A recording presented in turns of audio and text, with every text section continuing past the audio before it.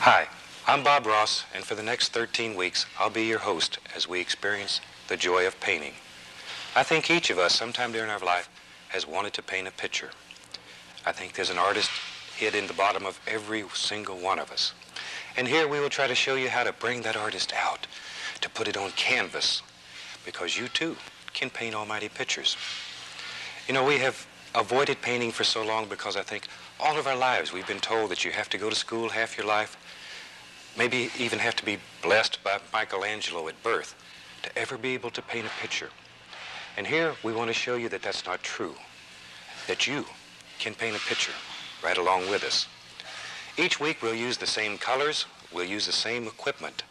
So if you have your brush and palette ready next week, you can paint right along with us.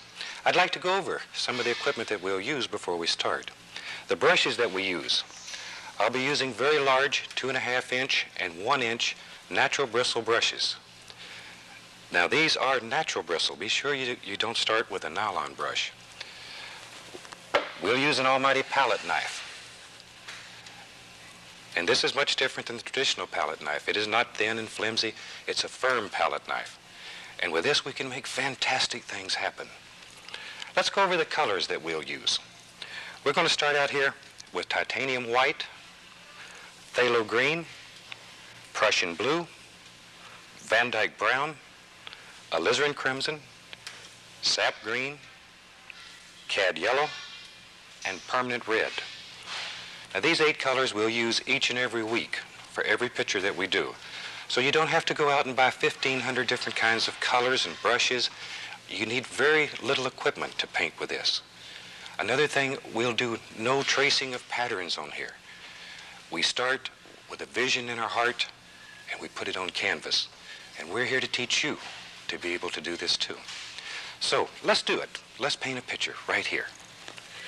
And we're going to start with a big brush and we're going to cover the canvas with a thin layer of magic white. Now this is a wet on wet technique, so the first thing we're going to do is get the canvas wet. And all we want is a nice, even, thin coat of paint here. There we go. Just cover it nice and even.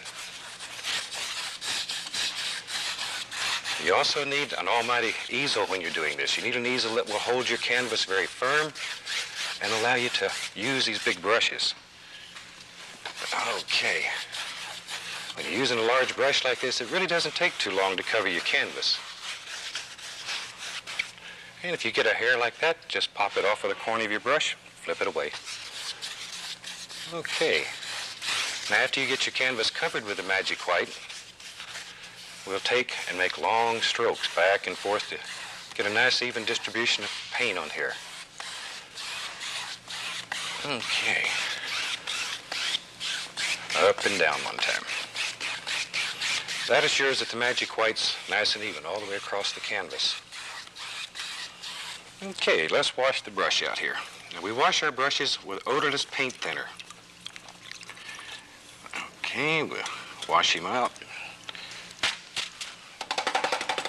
And I beat the brush just to dry the bristles. Now let's take a little bit of cad yellow here. And I think today we'll do a picture that's maybe like we're walking through the woods. And so let's start right here with a little bit of cad yellow with just the least little touch of phthalo green in it. And we'll add a little bit more of the green color and we'll begin making little X's. Just like so. Just work that around. Okay. Now, without cleaning the brush, I'm going to go right into some Prussian blue. Just add it right onto the brush here. Just go out here, and we're making little crisscross strokes, little X strokes. There.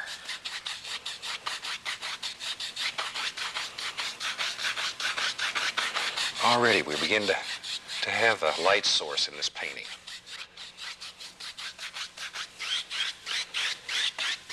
Okay, I'm going to clean the brush again. Once again, this is odorless paint thinner. We do not use turpentine. Now, with a nice clean brush, I'm going to take and add just a little bit of titanium white right here in the center. Just a little. And we'll begin working outward. There. By now, maybe you have recognized some of the equipment we're using as something you've seen before. And I learned this fantastic technique from a wonderful man that I think all of us had enjoyed for many, many years on TV, Bill Alexander. And Bill taught me this many years ago, and it is the most fantastic way to paint that you've ever seen. So join us, have some fun. And we'll just blend this out a little bit more here.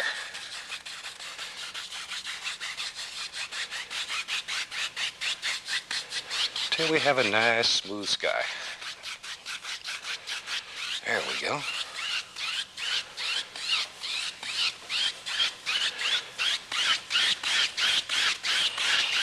Okay, we'll clean the brush one more time.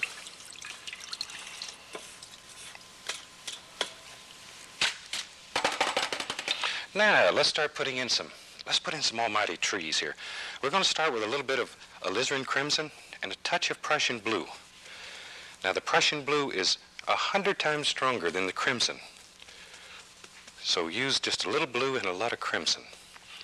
And here we're going to begin pushing in basic tree shapes. So just bend the brush. Bend the brush. Make those little leaves and branches just pop right out at you. There he comes. These little son of a guns hide in your brush, and you just have to push them out. This is your world, your creation. Let's put a little one right here.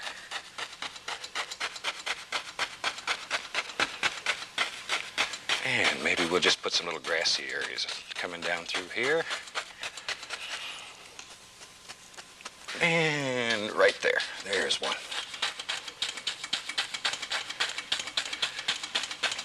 Now you're pushing quite firm here. This is why I say you need an almighty easel when you're doing this, an easel that's strong. Okay. Maybe over here on this side now, we'll add another one, maybe a bigger one over here.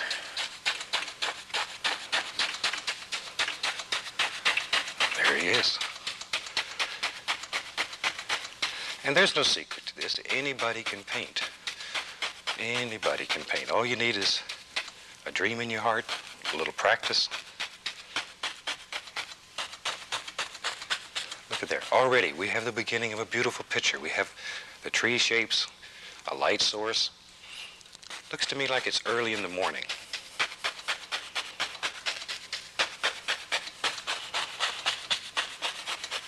Okay, now let's put some trunks in these trees. And for that, we'll take a little bit of Van Dyke brown.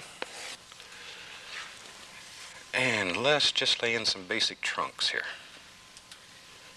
There we go. And maybe we'll put a little limb right here, like so. Maybe some little something right there. There we are. Okay, now this little fellow over here, he needs a trunk too. So we'll put one right in here.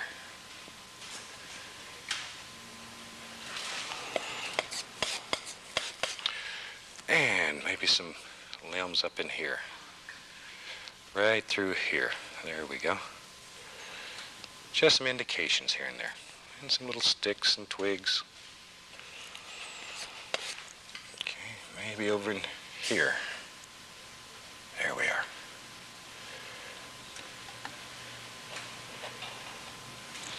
Okay.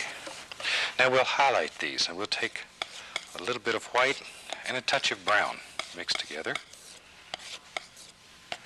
And remember where your light source is. So this tree will highlight right here. Like so.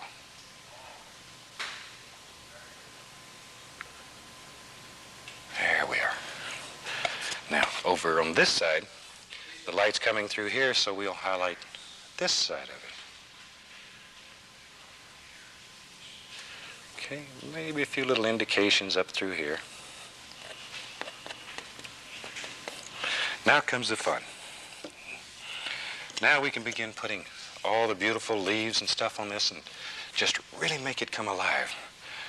So here we'll take a little bit of the magic white to thin our paint. One of the golden rules in this is that a thin paint will stick to a thick paint. So anytime you're painting over the top of paint, you need to have a paint that's just a little bit thinner.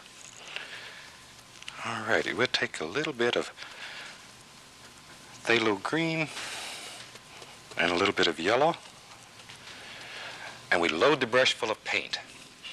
And our light's coming through here, so we want this side of the tree to be a little brighter than the other side. All right, and then we begin pushing thousands of little leaves on here. They hide in your brush. There they come. Just a little on this side over here, because not as much light's going to strike. Little's going to come through, but not as much.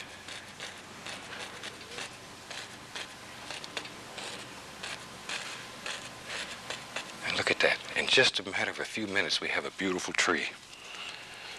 Okay, now maybe this little tree over here, we'll put a little highlight on him. And once again, we're using a paint that's a little bit thinner so that it sticks. And the first thing that you have to do when you're doing this is start with an oil paint that's very, very firm. Your base paint has to be extremely firm. If you start with a thin, loose paint, you're going to become a mud mixer. You have to have a thick paint on the base coat in order to get this thinner paint to stick. Now let's begin building some little bushes and stuff in here. All right, look at that. You can do it. I know you can. There, look at there.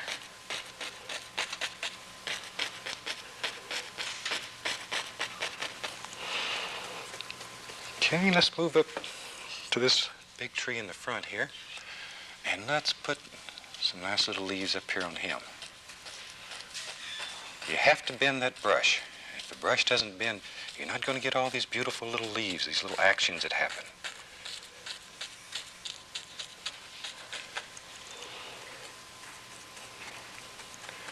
Okay, maybe there's a nice little bush that lives right here. You know, if you've ever walked through the woods early in the morning, all the little creatures are out here. They're all playing in the bushes and stuff. This is where they live, in all these bushes. Okay, let's put something on this side now. A nice little bush here.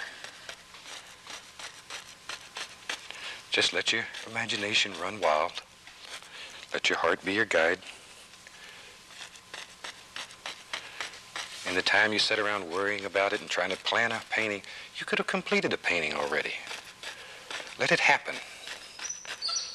Let it happen. You know, for so many years, I was a traditional painter. And I would spend sometimes weeks just working on a picture, drawing it out, getting all the little sketches and stuff. And then I'd go back and spend maybe a month trying to fill in the blocks.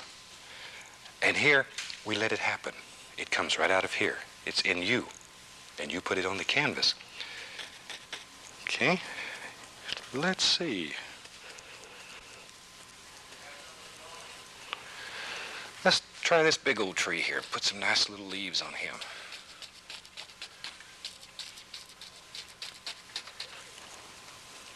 There we go.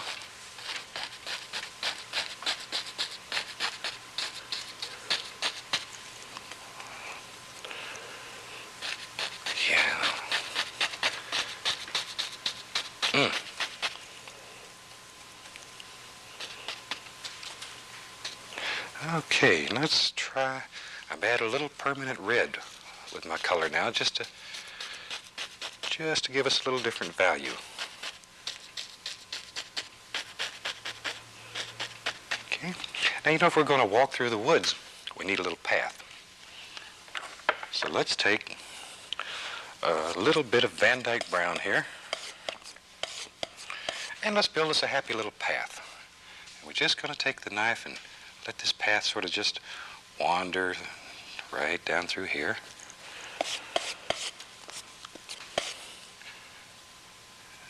go. Just let him wander around, play, have fun.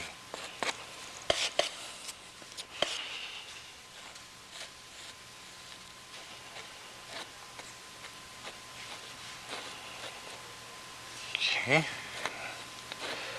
There, we got us a nice little path. Now we need to highlight that path, so I'll take just a little bit of white, and we'll just take and barely touch the canvas here. Just enough so we can highlight where the sun's sparkling through here. There. See how easy that is? Let that paint break. And now in order to set the path down into the painting, we'll add some bushes that project up over the path here and there. Just push them in. There we go.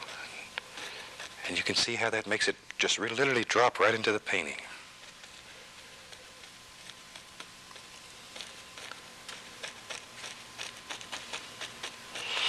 Okay, let's put some more land areas in here.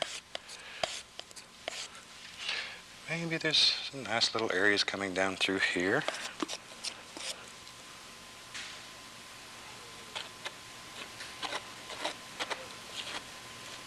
Just like so.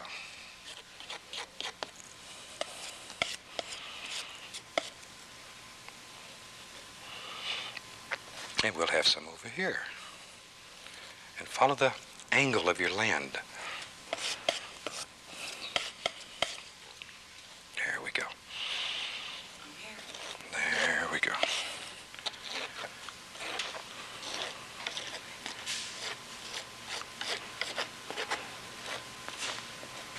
There. And maybe, as we're walking through the woods here, maybe it rained last night. Maybe it came a nice little rain and there's little puddles. You know, after it rains, you always have little rain puddles. So let's take a little touch of the Prussian blue here. It will just make us a little puddle. And we put some Prussian blue on the brush, and we take here and pull downward. Just pull downward, like so. There we go.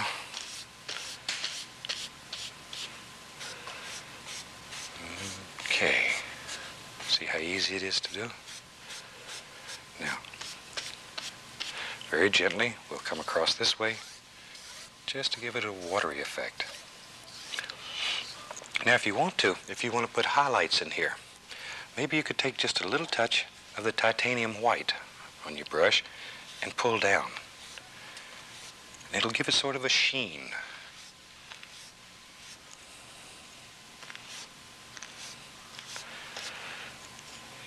There. And then, once again, just come across just enough to give it a nice watery feel. You can overdo this part very easily.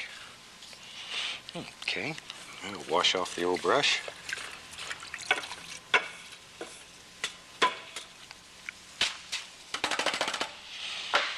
Okay, now we can take a little more of the Van Dyke brown. And we can just make little puddles out of this. Maybe it comes down like so, right through there. There we are. Okay. Little puddle. And we'll just make this a little separate puddle back here. Just like that.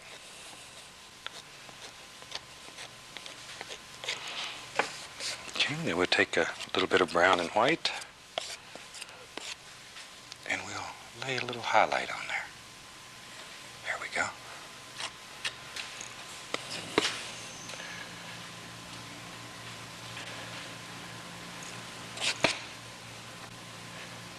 And in your world, you can do anything that your heart desires.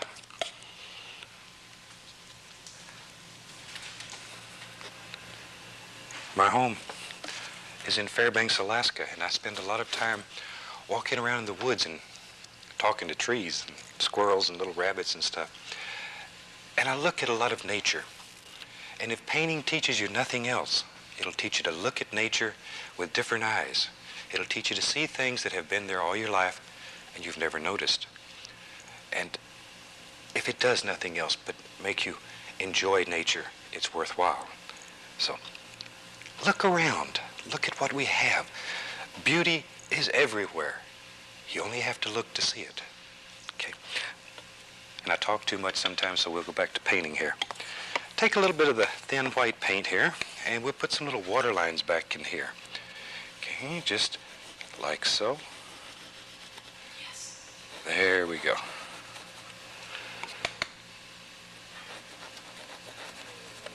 There. And maybe some little water lines right here. This is just the thin white paint, and you literally just cut right into the canvas with it. And let's smooth that out. There we go.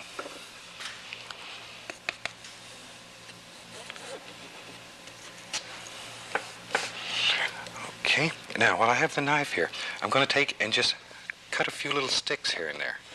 And all we're doing is just literally cutting right through the paint, so the canvas shows through. And it makes a multitude of little sticks. And these little sticks help create the illusion of distance in a painting.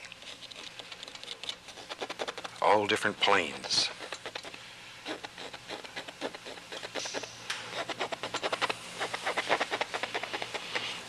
Okay.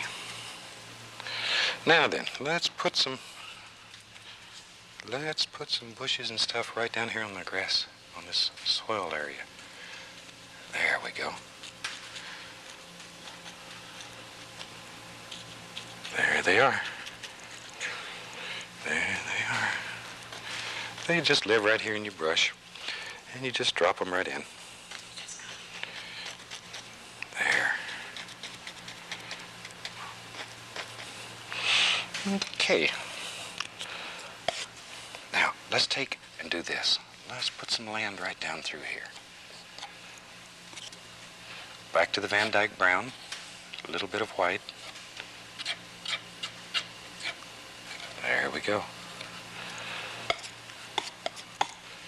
We'll lay a little highlight on here. There.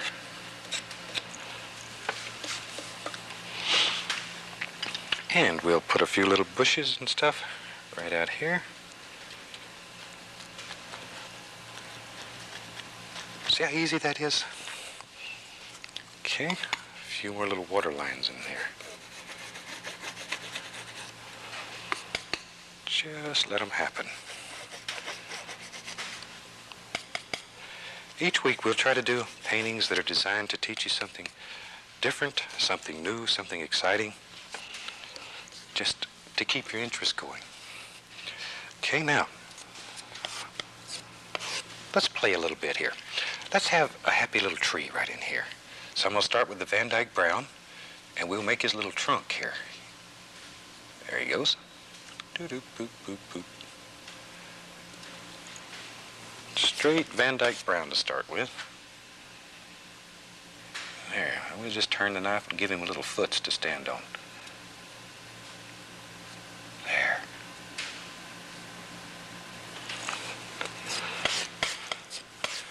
And maybe he needs another little arm out here, so we'll just give him one. This is your creation. You can do anything here that you want to do. Just let it happen.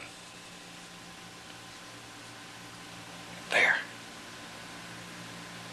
Now, and we'll give him some little leaves, and we'll use some more of the alizarin crimson, touch of Prussian blue.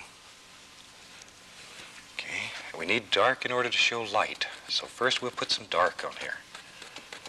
We'll put some happy little leaves here and there.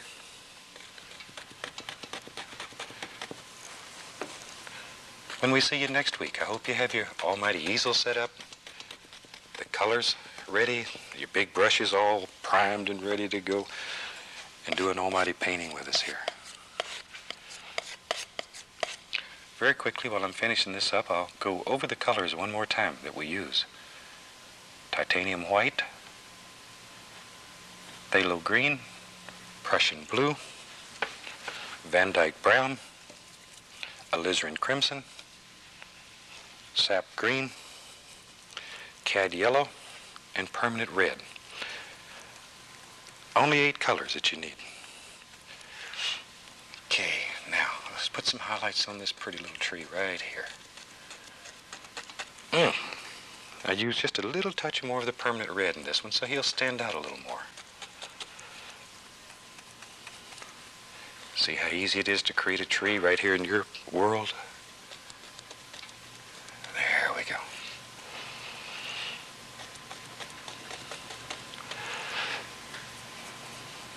And maybe down here, maybe there's some nice little bushes and stuff happening right in here. There we go.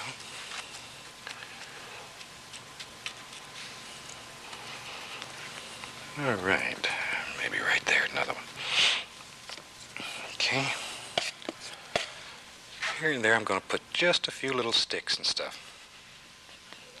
Like that. Just once again to build some distance in here. We want this to have a lot of depth in it. And we'll cut in a few little sticks here and there, like so.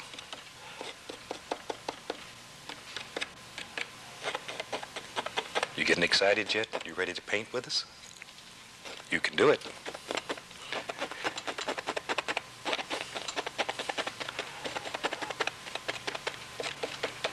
Okay. And I think this painting's far enough along, we'll just sign this rascal. And I sign the painting with a script liner brush, a little bit of oil, and I use red paint, but whatever color you prefer. Okay. And we'll just sign that rascal. I hope you've enjoyed this painting.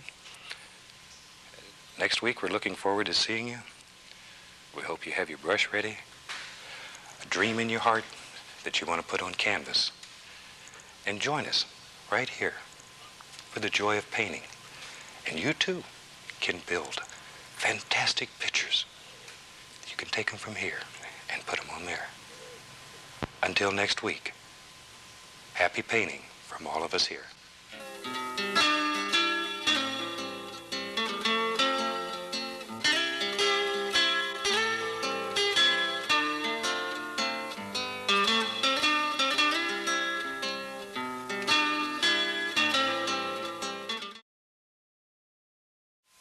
Hello, glad to see you again. Thought today we'd do a picture that's right straight out of Alaska. We'll do one of Mount McKinley, the most almighty mountain in the North American continent. And we'll start off today, and we use just a little bit of Prussian blue, maybe a touch of phthalo green mixed with it here. And let's dance in some basic shapes here. I've already put the magic white on the canvas to save a little time. So we're just literally mixing color right here on the canvas. Just let this brush dance and play and have fun. And all we're looking for is general basic cloud shapes here. We're really not trying to put anything in. Just let it happen. Just move the brush, keep it moving, working, playing, having fun. There we go. Isn't that something? There we are. Put a nice little cloud shape right there. What the heck? Okay. Keep the brush moving. Don't let it stop. And sometimes brush is lazy. You have to really push it a little or it'll quit on you. Make it keep moving. Okay, now we'll take the almighty brush here and we're going to swirl this. We're going to pull the color, move it, pull it. There we go. Try to avoid a pattern. We want this to go everywhere. We're looking for a sky here that has life in it, has movement in it. We don't want a sky that looks like at night you pull the curtain down and everything went black on you. So I want to keep this moving. There. And already you're beginning to see all the little things happening up here. Every which direction. Every way. There we go. Now you can blend this too much and take it all out. We don't want to take it out. We just want to mix it up. Stir it up. Okay, while we get some paint on the brush here, we'll add a little more Prussian blue and phthalo green, and we'll put us in some water. We pull from the outside in and leave a little area open here. That will create the little sheen of light that plays across the water. You could go back with white paint and put it back in, but you've already covered the canvas with magic white, so why not use it? This is a lazy man's way of painting. You let the paint work, you let the brushes work. Use what happens naturally, don't fight it.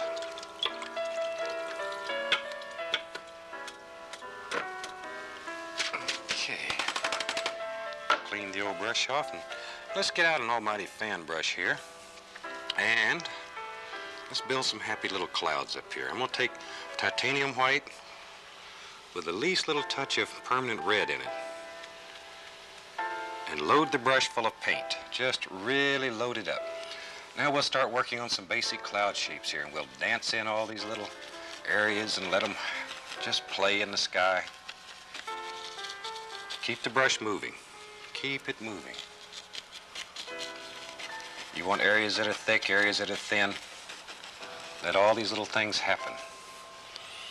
Okay. And we'll take the big brush here and gently, gently blend this together. Very lightly. And fluff it up a little and hypnotize it. And right there you've got an almighty cloud. Just that quick. But they're very easily killed. Clouds are delicate. Don't overwork it. Put it in, leave it alone. Okay, maybe we'll have another one here. We'll put a layer of these clouds some. Okay. And nature is so beautiful. Just let it go. Have fun with it. Very, very easy to work these to death.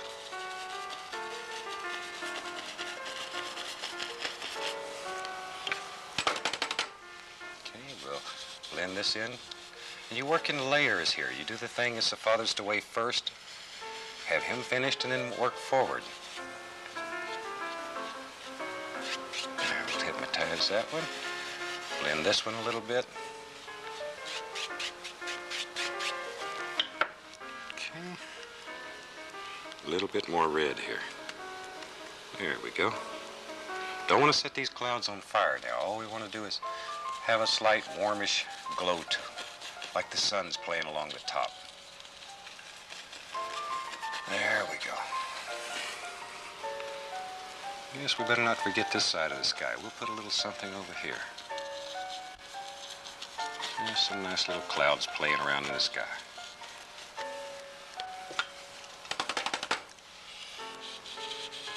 Okay, we'll mix these up a little bit.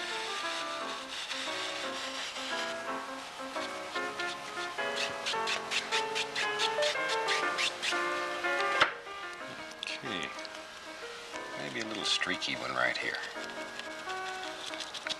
Got baby clouds too. If you didn't have baby clouds, you wouldn't have big clouds. There. And we can work on this one a little touch.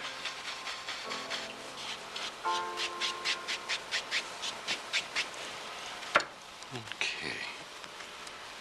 There, looks like a nice place.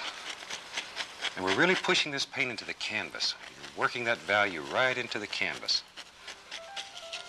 Just let it play. Don't kill all the dark areas. You can end up with great big cotton balls in the sky if you're not careful. Guess I'd be considered a UFO, big cotton ball in the sky. There, fluff that up. And work that paint. And look at there, in just a couple of minutes, you have a sky that has so much action happening in it. There we go. Okay.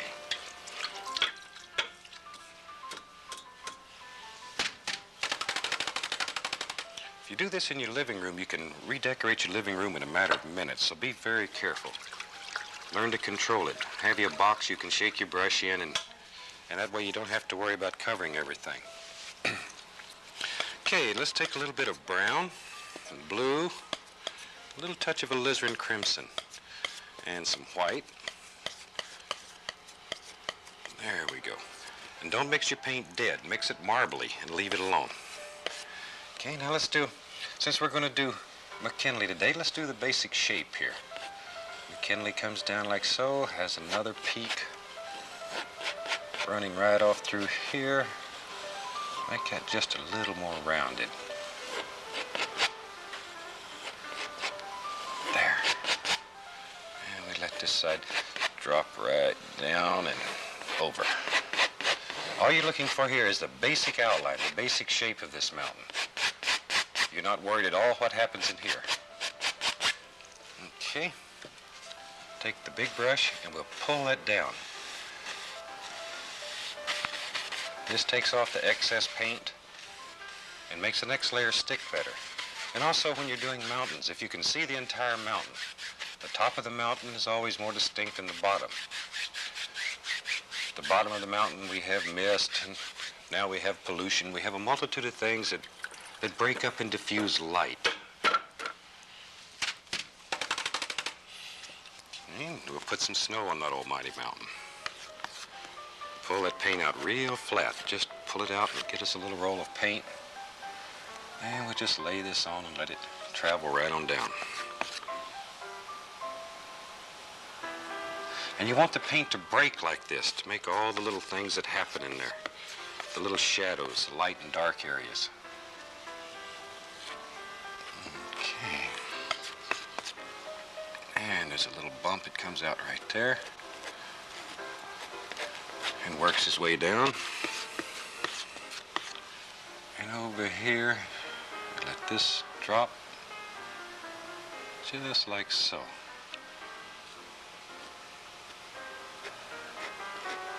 There we go. Now for the shadow color, we'll use a little Prussian blue and white. And once again, don't mix it dead. You want it to be sort of marbledy. Okay, now we'll start with the shadows. We'll just lay these in here. We want to bring these two areas here together. So we just sort of work it back and forth and let it come. There you go. Let it just come together. And maybe this shadow comes right down through here. Every highlight needs its own private shadow.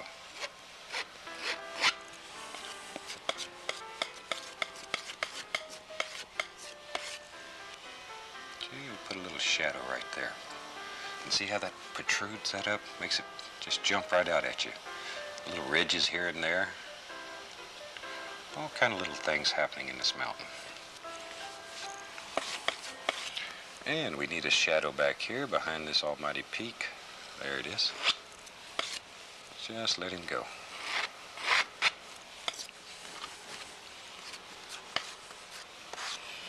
Okay, and we want a peak that comes right up through here and just begins working its way back down.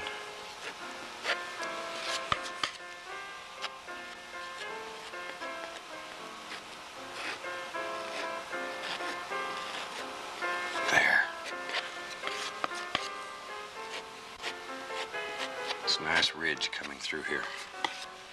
And we can bring these together.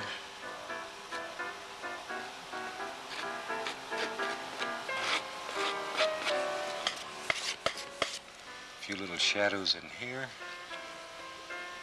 Just here and there.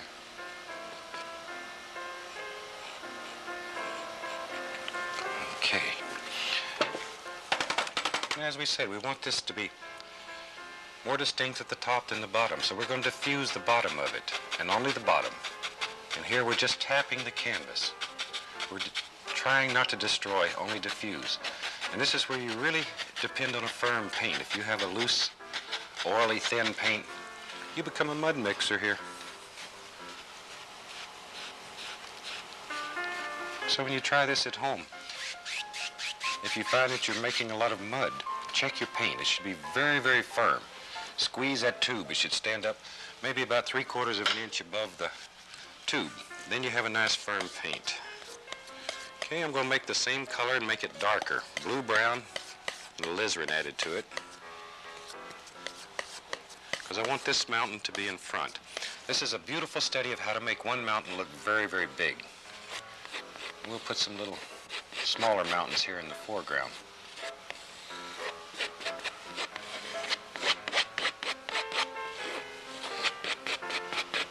Okay, a little peak here.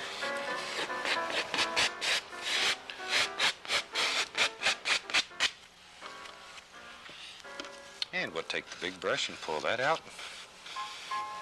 Son of a gun. Just comes right out. That's the beauty of painting wet on wet. You can move paint on the canvas. And we'll put some little happy little snow here. Just let that run. There we go.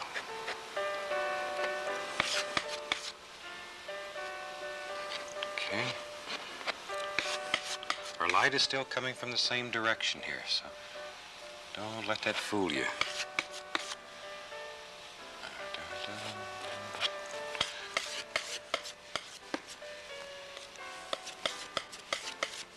Okay. Now we can work in some shadows here. Let's push that one into the background. Just come right on through, and that'll push him back. Scary to have this much power that you can move mountains.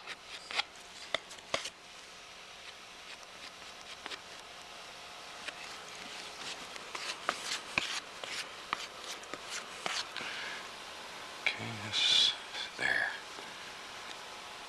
We can swing this around and bring these two right together. Just make a nice little ridge out of that. Okay, now we've got an almighty mountain. I'm going to take a little of the blue-brown, alizarin crimson, add a little touch of sap green to it. Looking for a dark color here, very dark. We'll load up this 1-inch brush and we'll push in some little dark areas here. This will be our little trees that are way back in the distance, bushes and trees and all the little things happening back here.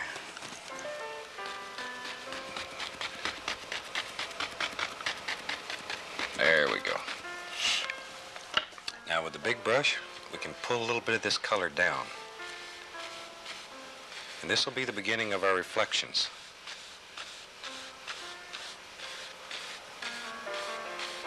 Okay, and we'll just give it a little bit of ripple to make it look watery.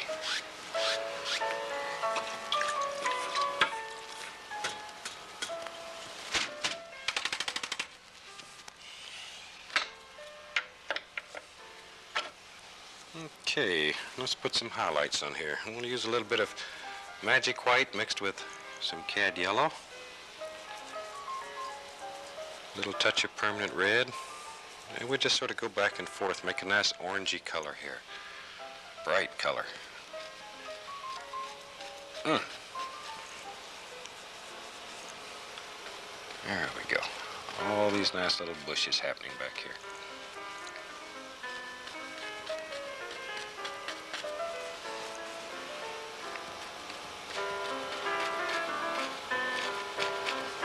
And then we'll reflect some of that right down into the water here.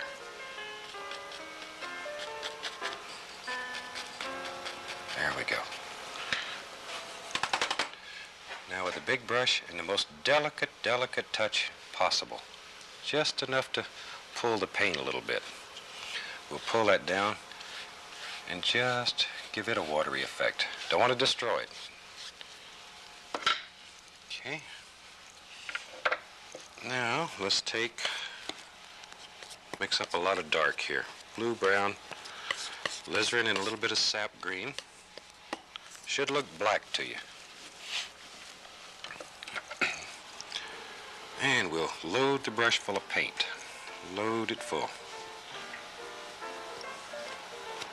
A lot of paint. And let's make some little evergreen trees that are growing way back here in the distance.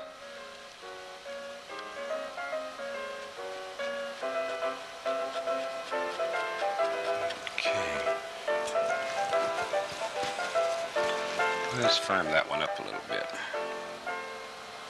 Needs to be a little stronger. There we go. Maybe he's got a friend that lives right over here. Just drop him in.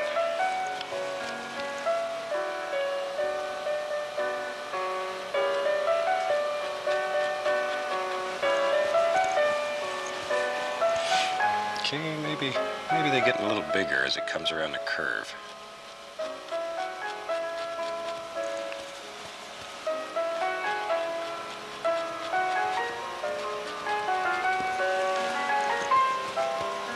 Maybe a little baby one back here.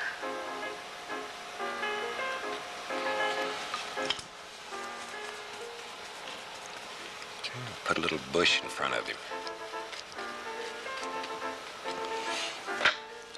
Okay, take a little touch of magic white, a little bit of brown, and a little touch of yellow, just to make a nice sandy looking color. And we'll lay in a little water line back here.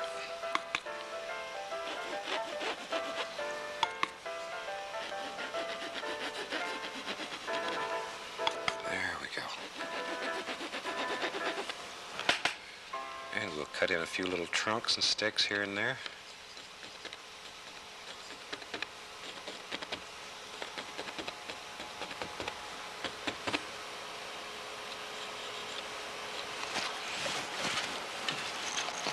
Okay.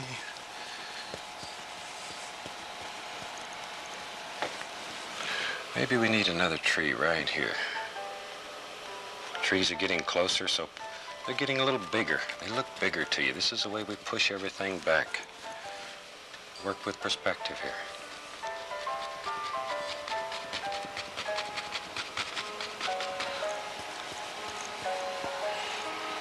Okay, let's move it to the other side of the picture while we got a brush full of paint here, and we'll put an almighty tree right here.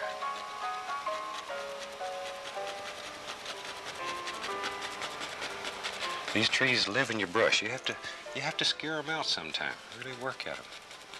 Little son of a guns will try to avoid you.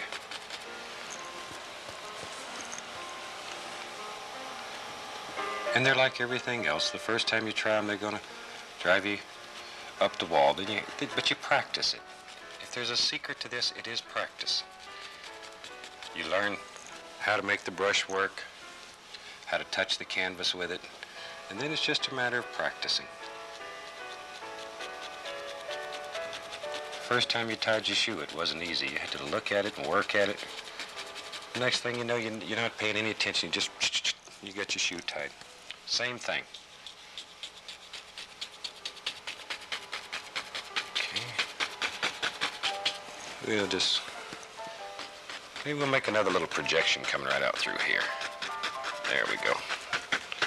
Put a reflection in here. And we'll pull that down.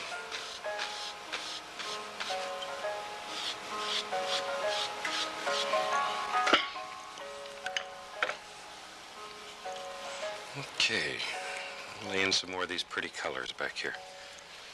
There's a nice little bush right there.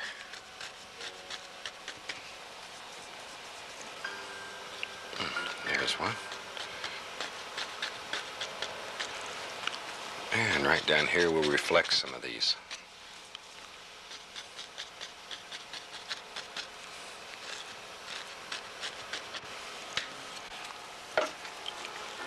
Okay, delicate touch again. Very, very light.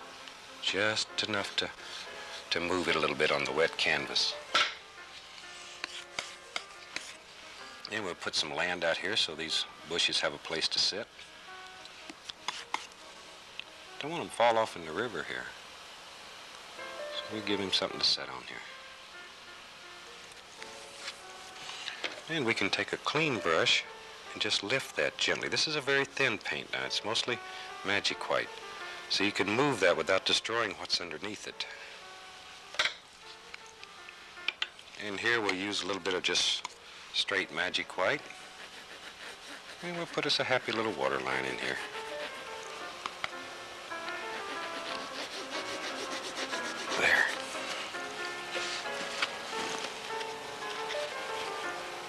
Okay. Now then, you can put some more little bushes right in here, like so. And we'll drop some reflections into the water.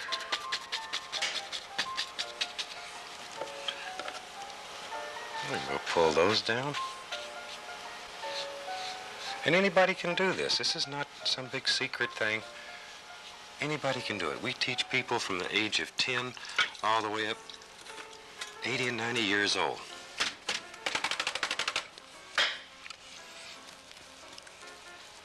And young people really like this. They learn it very easily, very quickly, and they see results very quickly. I have a son that's a young man right now, and he's been painting since he was about 12 years old. Been selling his work. So it's not just for the older person. It will also work very well for the young person. The only trouble, like my son, he's quite lazy. He'll only paint if he needs money. If he needs money, he'll paint. But it is a nice way to put a happy buck in your pocket. And to make good things happen in your heart. Okay, we'll just have this come right on down through here. Fill that in.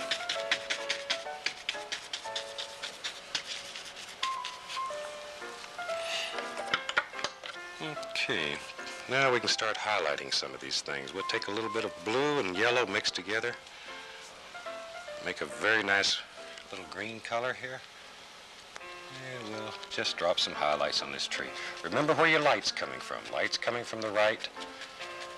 So you want the right-hand side of this tree to be a little more distinct and bright than the left side. And if you're right-handed, you'll probably find it's easier to have the light coming from the right. If you're left-handed, it will sort of vary from person to person. Okay. Let's put some little highlights over here on these little trees. The sun wouldn't forget that. There we go.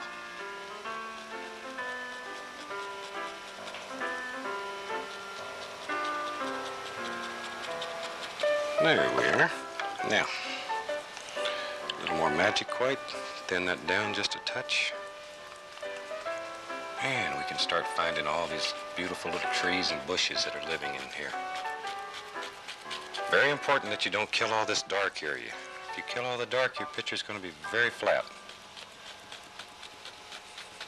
Well, we might as well just reflect that right into the water there. Okay, there we go. A little bit right in here. And we'll reflect that right on down. A little touch of red over the top. Okay, there's another nice tree. I see him. Little rascals live in your brush. You guys got to push them out. And let's put a touch more of the magic here. There, nice ochre color.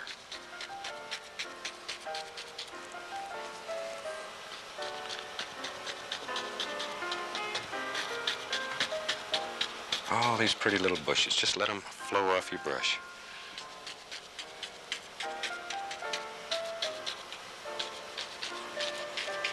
And some little grassy areas coming down through here. Let's turn that into a nice reflection. Just like so. Okay, now, let's give him a little bit of dirt. There we go. This is straight Van Dyke brown. And onto that, we'll take a little brown and white and give him just a little touch of highlight. Make him look like little stones and rocks playing through here. Okay. Let's put a few little sticks here and there. Here we're just cutting through the paint using the point of the knife. But it shows distance. It shows all these different planes. Okay. We'll put just a little bit of magic white under here, give us a little water line.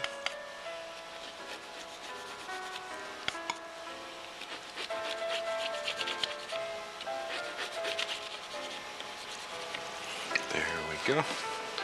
And a few little sticks over here.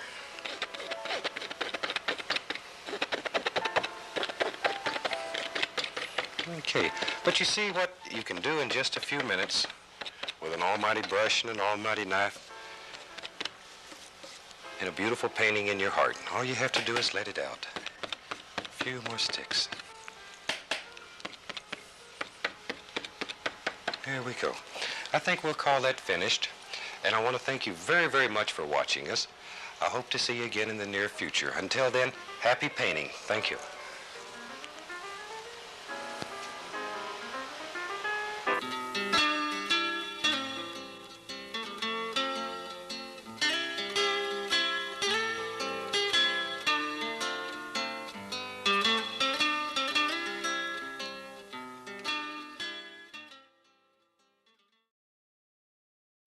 Hello again.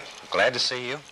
Thought today we'd do one of these almighty black canvases. It's time we got into doing something on a black canvas. I'd like to show you how you can do a beautiful, beautiful landscape on a black canvas.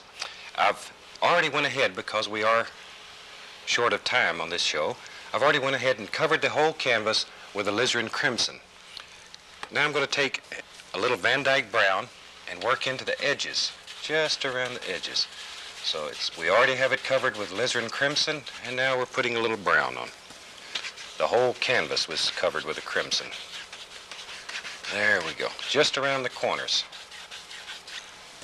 Thought today we'd do a beautiful little sunset, and maybe we'll have a little sunset like the sun's gone down behind the hill back there, and we just have a beautiful glow in the sky, and then we'll go from there.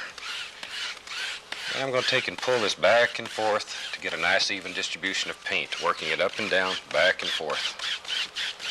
There we go.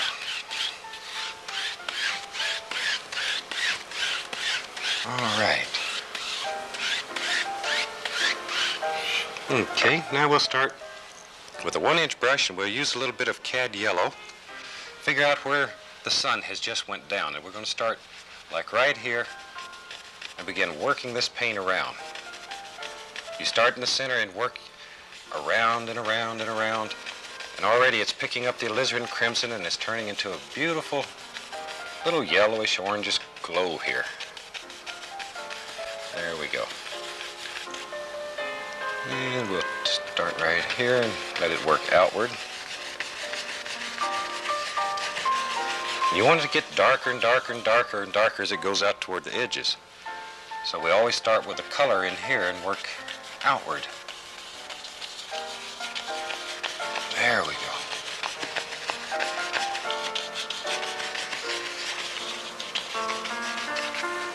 Okay. A little bit of color here. Work it out.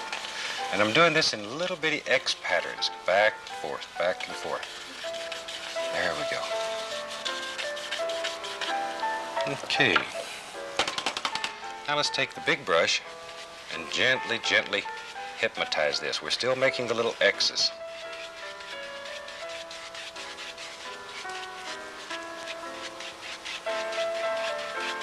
There.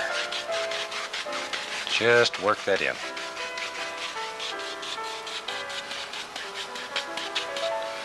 And then just enough to take out the brush strokes. Okay.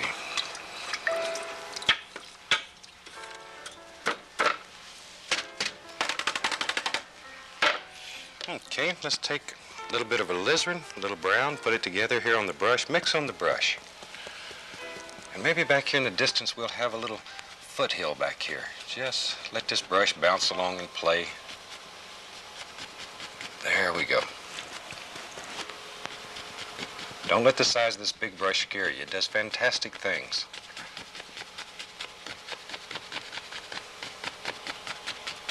Okay.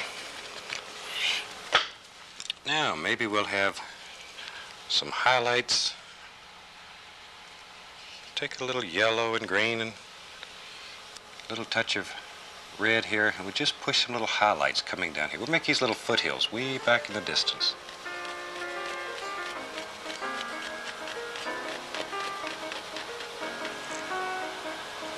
Okay, put some back over here. There we go.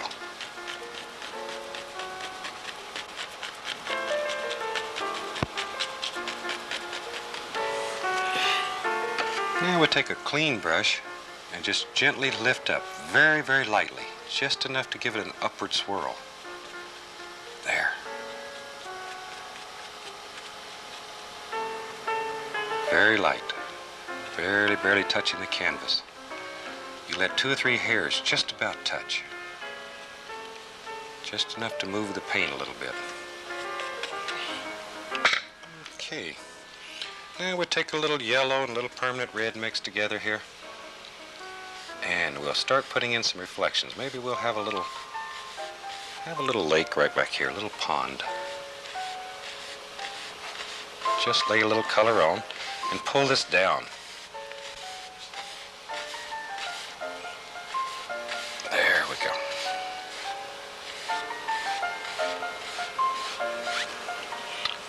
Then just enough to give it a little watery effect. Just ripple it a little. We don't want to destroy it.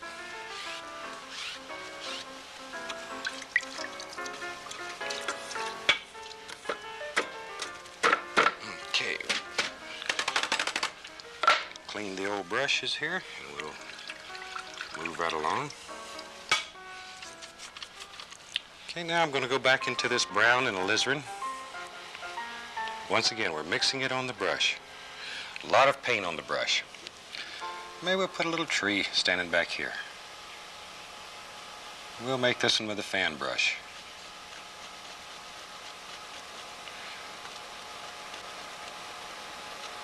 There we go. And trees get lonely too, so we'll give him a friend. There.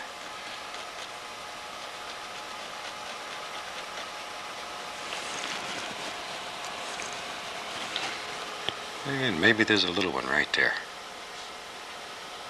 Got 2 big ones, so invariably sooner or later it's going to be a little one. There he is.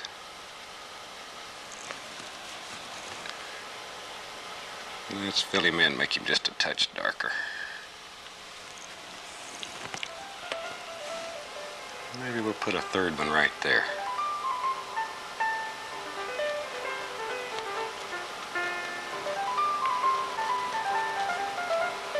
Work that in a little bit, create a shadow behind the tree.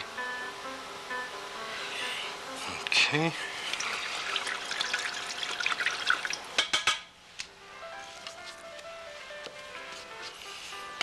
Now we'll just, with a knife here, we'll just make a little water line running back through here.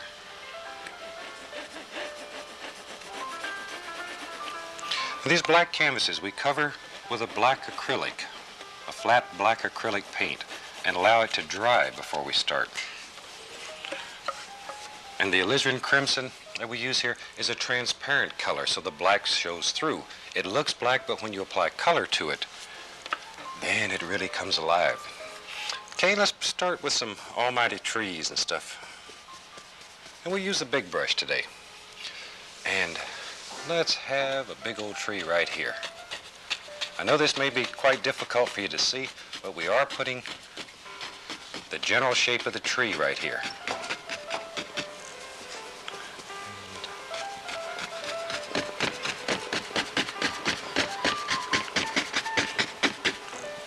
These black canvases make some of the prettiest pictures that you can imagine.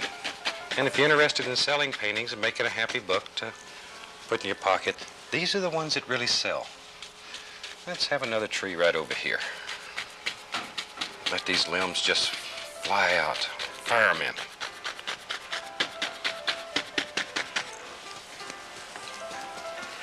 Maybe a big tree up here. And as you can see, we're really hitting this canvas. We're really pushing the paint into it. You need an almighty easel. The little tiny Tim easels will let you down. This easel is made out of a platform stepladder, and they work very, very well. They're very strong, very simple to build. Okay, we've got that filled in. Let's put some tree trunks here and there. Okay, and we'll put some dark paint right along here. There we go. Just in your mind, wherever you visualize there might be a little trunk, just drop one in. Yeah, mix just a little brown and white so we can put a little touch of highlight on this and make it stand out a little. Like the light's playing through here and touching it. There.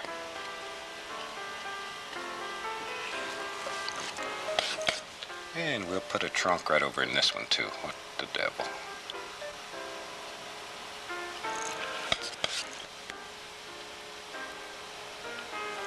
Okay. Now, if the sun's here, the light's coming from this direction, this one will be highlighted on the other side.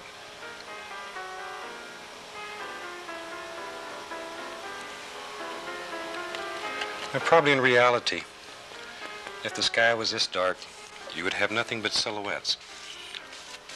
But that would be a boring picture. This is a lot more fun.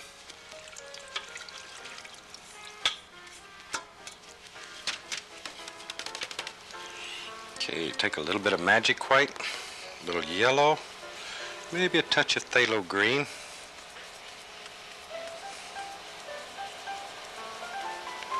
And we can put some nice little leaves on all these little bushes. Look how that color stands out against this black background. It just jumps out at you.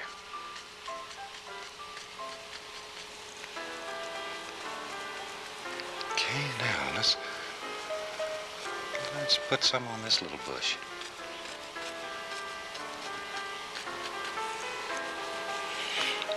And some little things growing down in here. Use your imagination, let it go. Let it go. Remember, this is your world.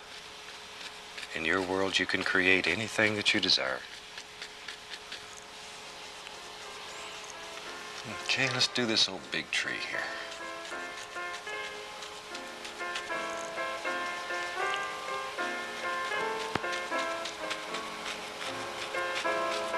What's so very nice about these black canvases?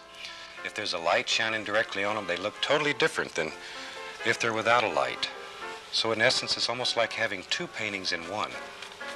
Especially if you hang these after they're finished over a light. So at night, if you turn the light on, it shines up on this. It's remarkable what happens.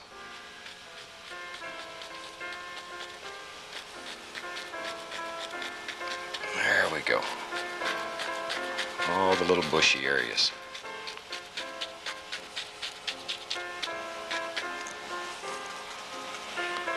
Maybe some little touches out here.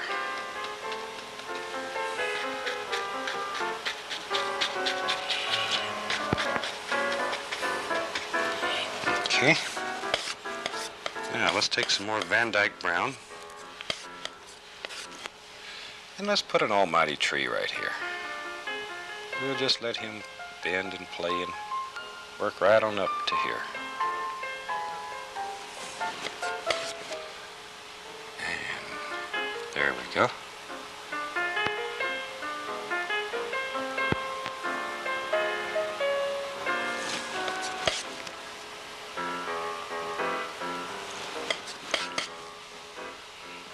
There.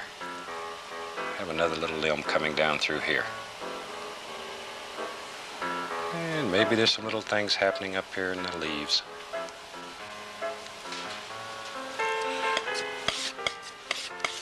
And we'll have a little light playing across here.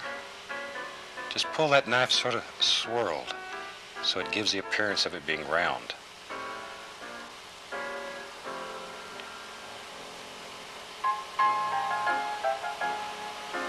There we go. Now we're ready to put some highlights on these little leaves out here. Okay. And just let the light play through this tree.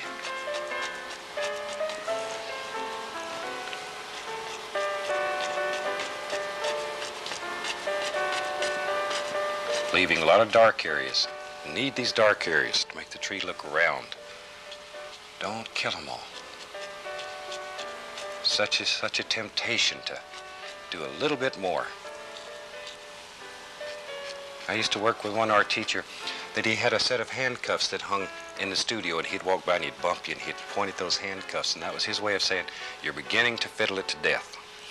Well, we don't have any handcuffs here today, but stand back and look every once in a while. Don't overwork your picture. You'll fiddle it to death. Okay. This looks like a super place, maybe to have a little path that runs up through there.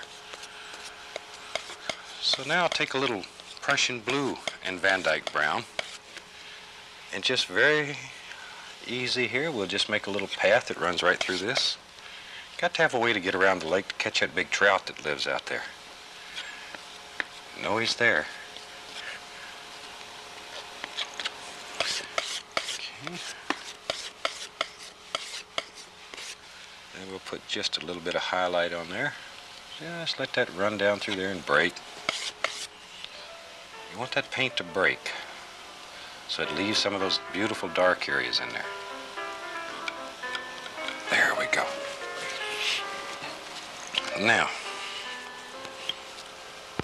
a little bit more magic white here. Just want to thin that paint so it'll stick on top of all of the other paint. Now we can start in here. We'll start putting some nice little bushes that are hanging over the path.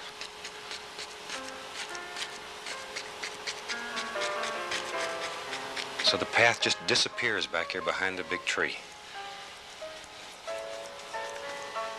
Okay.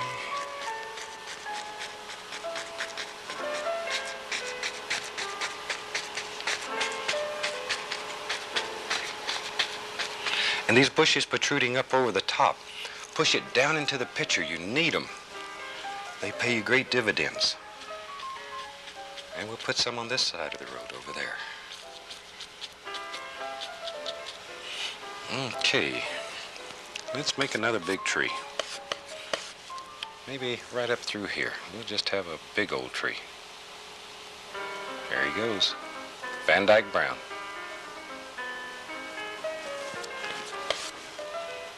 Van Dyke brown's a very nice color. It's almost like a chocolate brown. Very warm. There.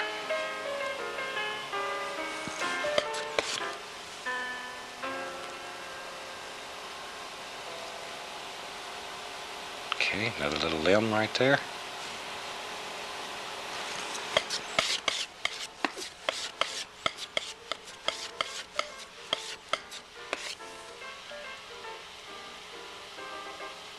Now, one thing I'd like to mention while we're putting the highlights on here, if you have questions or comments or anything you'd like to know about what we're doing here, please feel free to drop us a line in care WNVT, and we'll give you the address at the end of the show.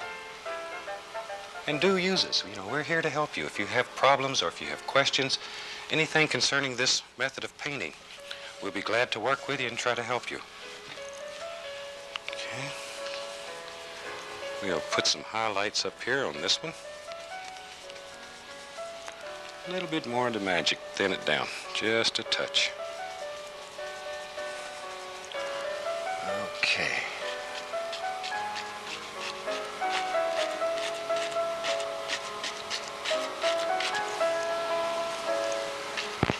Thousands and thousands and thousands of little leaves.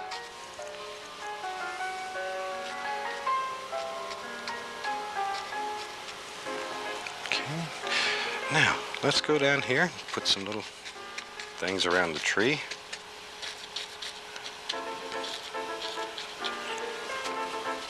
And maybe you can right here say, let's put a little stone.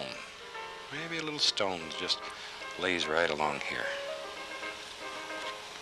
Of course, he's a happy little stone. We don't have any other kind.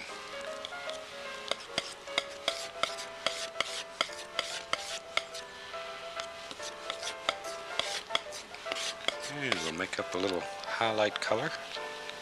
Just lay right over there. Like so.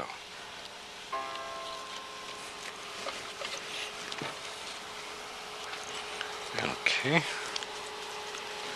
Now, let's put some... nice one there. Nice one there.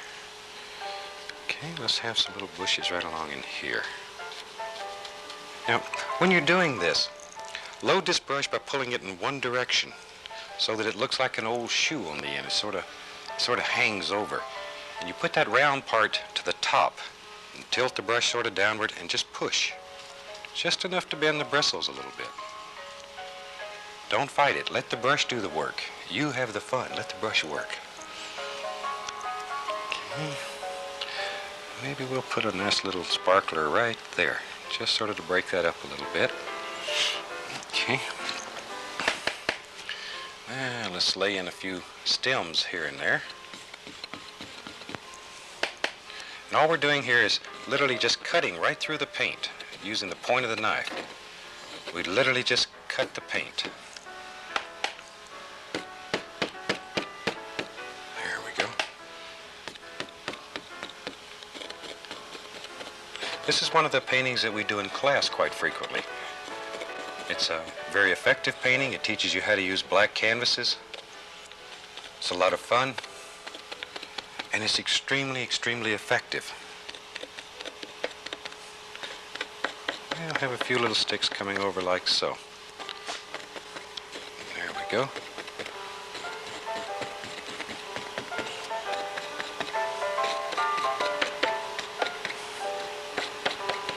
And once again, these little twigs and these little sticks show different planes in the picture. It produces the illusion of distance. Use them to your advantage, because the woods are always full of them. And let's see, maybe back here we can just put a little indication of a trunk here and there. Some little sticks. There we go.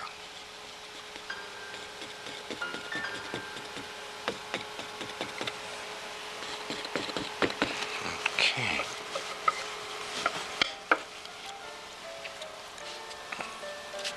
Alrighty, I think this one's just about ready that we can sign it. So I'll use a very thin oil here, and we'll just take and use the liner brush, and you mix this paint till it's like water. And if you mix it very, very thin, curl that brush as you pull it out, twist it so it brings it to a point, and it's just like you were writing. You don't have to wait till the painting is dry. Okay.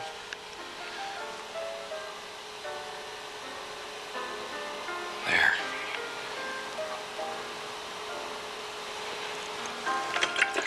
This same technique is also very good if you want to put some nice little sticks and limbs in that you wanted to draw in.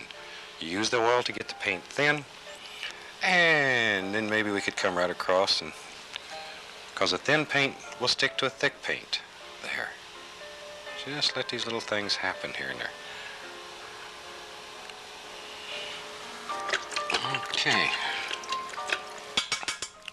One of the things that we're trying to do as we travel around and teach this almighty method is we're trying to gather up an army of teachers. And soon we'll have teachers that travel this entire beautiful country teaching this fantastic method of painting. And if you would like to have some information, drop us a line. Once again, we'll show you the address at the end of the show. And soon we'll have information on teachers that are all the way across this country. Teachers that we can guarantee that can teach this fantastic method. Okay. I think now we'll just put a couple little things here and there. Put another little stick or two.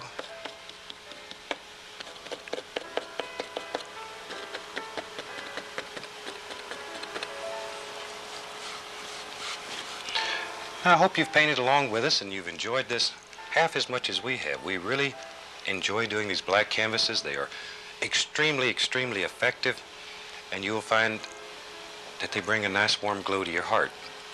These can be done in a multitude of colors. You can cover them with any color that's transparent.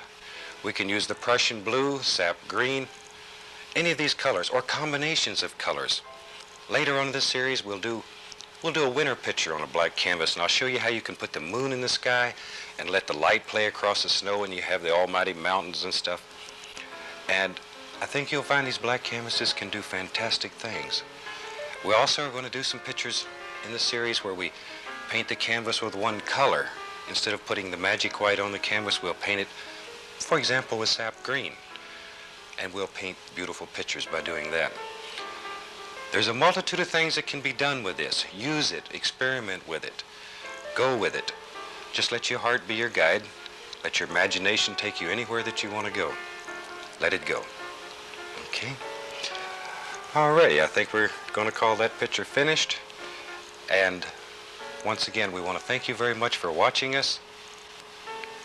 And from all of us here at WNVT, happy painting. Thank you very much.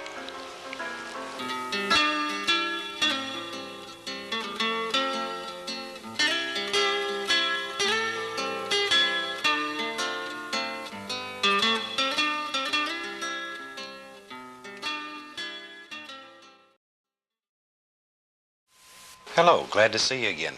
Today I thought we'd do an almighty winter picture, and I want to put a great deal of emphasis on the sky and how we make big billowy fluffy clouds that just roll and lay up in the sky here. So I've already covered the canvas with magic white, and I'm going to start with sort of a gray color here made by mixing a little Prussian blue, a little brown, and a little white, and we're just going to start gently working this and let it go. There we go. We'll just sort of work it around and around here. This is a winter sky. Bad weather's coming in. Okay, here we go.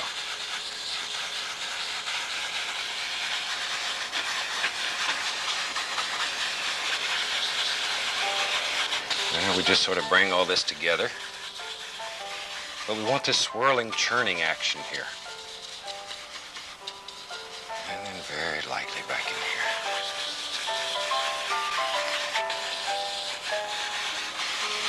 Okay. Now we'll take our fan brush with a little bit of white. And I'm going to put just a touch of permanent red with it here. Okay, a little bit of magic white. Now we're going to start way back in the back. The cloud farthest away first. And we'll start working this. There we go.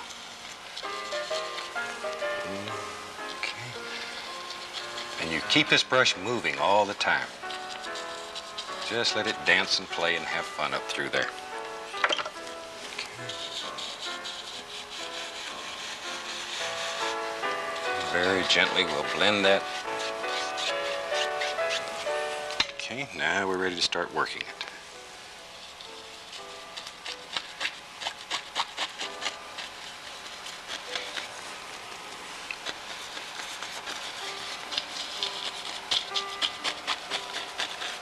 Always doing the thing that's farthest away first and working forward.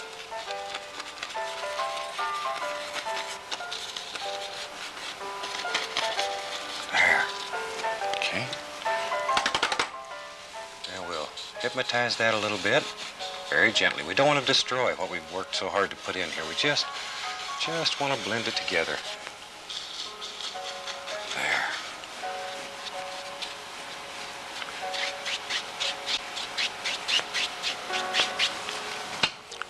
Okay, and today I'm using two fan brushes. One so I can work with the darks, the other one with the lights.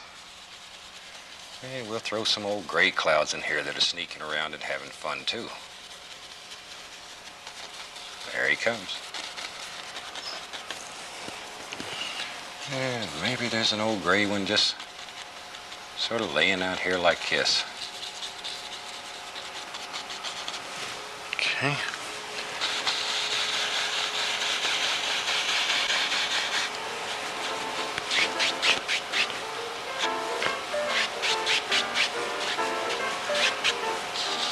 Work this one just a little touch.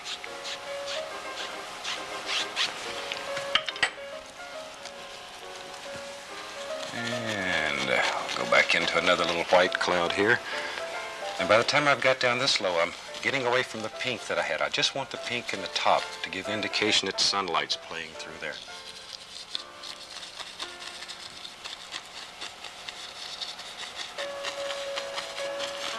And all these beautiful clouds just happen right up here in the sky.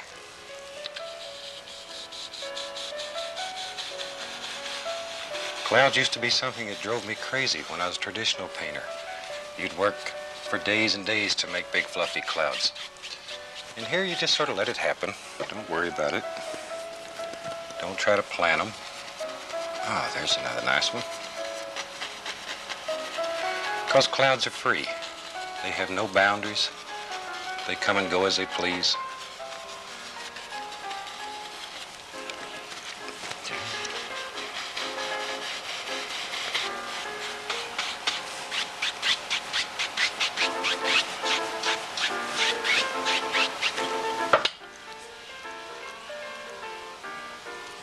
Let's see.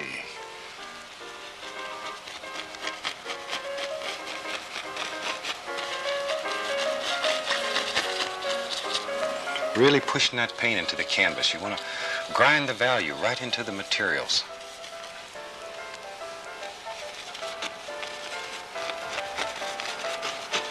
When we're talking about canvas, one of the things to look for when you're buying a canvas to paint this technique is look for a canvas that's acrylic primed. That'll hold the magic white on there longer. Keep it wet longer. And we depend on this being wet throughout the painting.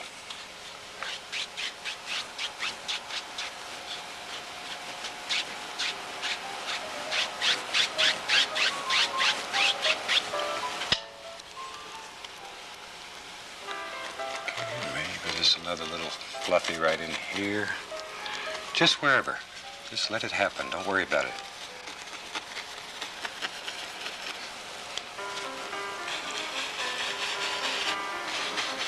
There we go.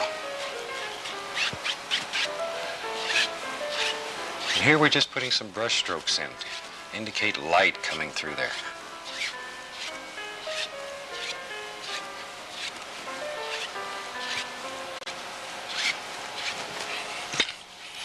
Okay, maybe laying up here in the clouds, we have some little mountains that are just laying in here.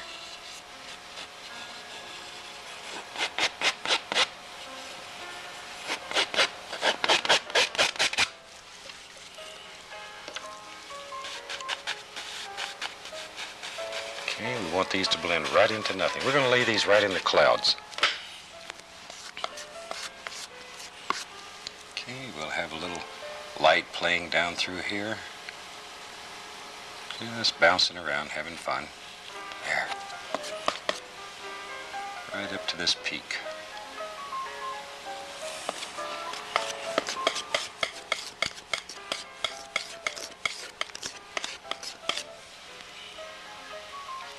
I want these to be far, far away, just about disappearing right into the sky. And we're going to diffuse them by just tap, tap, tapping right along, always following the angles here, just tapping. And then we'll gently hypnotize them so they just disappear right on back into the picture.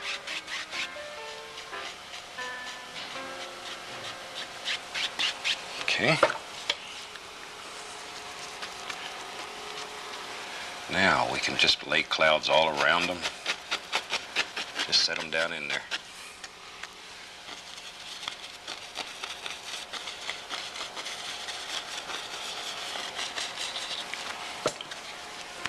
Okay, we'll work those a little bit.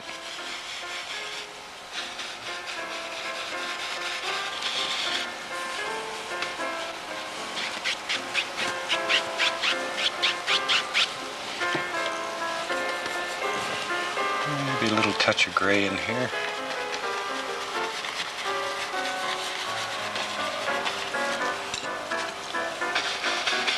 Okay. Now, when you're at home doing this and have unlimited time, you can put a great deal more detail in here. This is just to give you an idea of how it's done. Okay. Let's have an almighty mountain. Let's come all the way down. Hot tag. He just comes right up through here.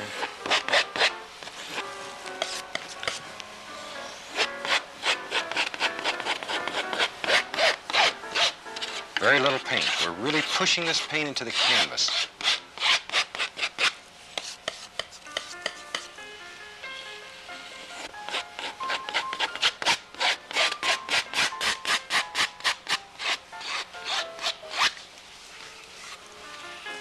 Okay, and we'll pull that down. This makes the next layer of paint stick better.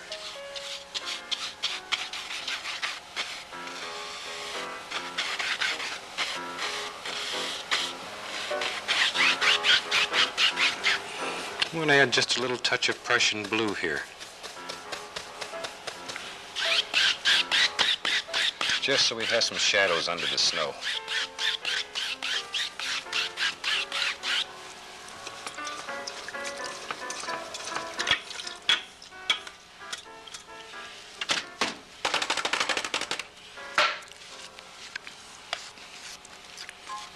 Okay. Now we can put some almighty snow coming all the way down through this mountain here. And we're just going to let it run and play. Just let it go. There.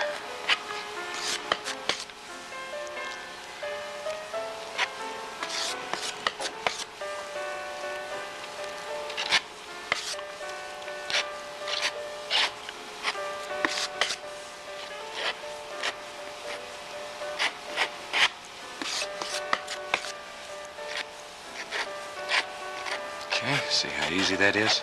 Just let it flow in there. And we'll run some right along this mountain peak. And maybe here, since our light's coming from here, this one's going to be highlighted from the other side. We'll create a little valley maybe right down through there.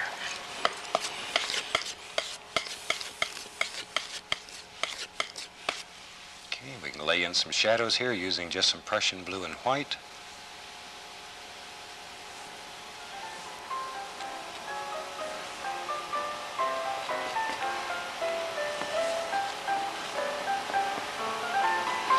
There we go. So you see any place you want a ridge to stand up, all you have to do is lay a shadow underneath it, and automatically it's right there. Okay, some shadows running down behind this one.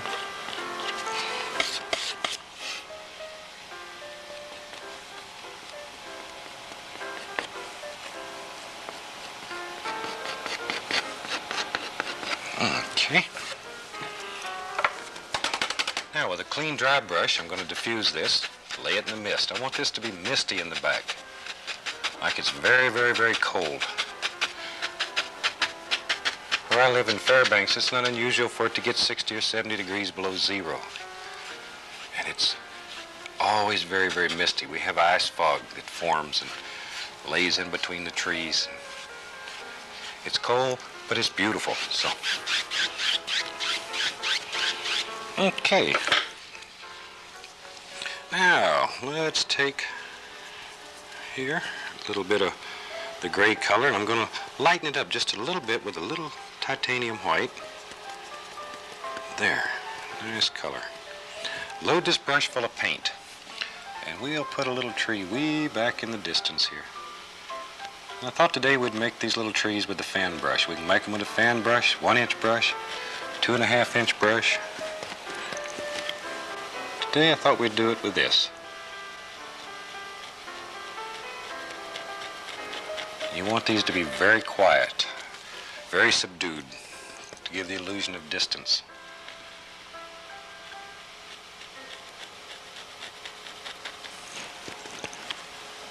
Okay, maybe there's another one right there.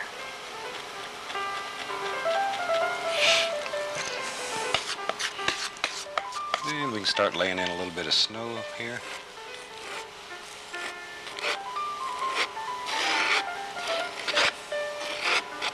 You see how that color comes through, and we use that to make the shadow effect.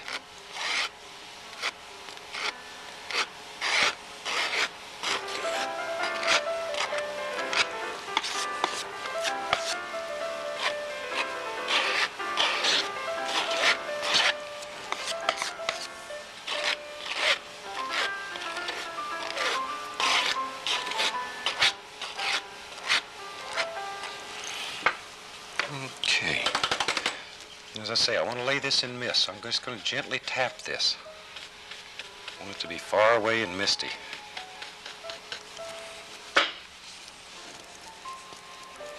Now we'll come forward just a little bit, drop in some more little trees here.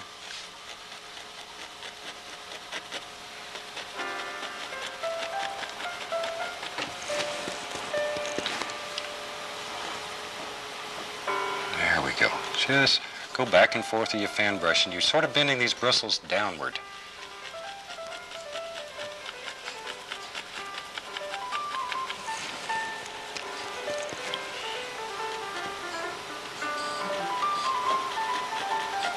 And however many trees you want. This is your world, so you can put as many trees in it as you want.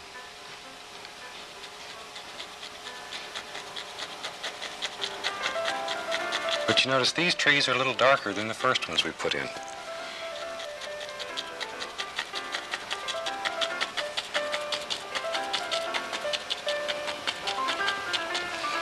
Okay. Now, let's mist these up just a little bit. All I'm doing is just tapping. Then I'll lift it a little.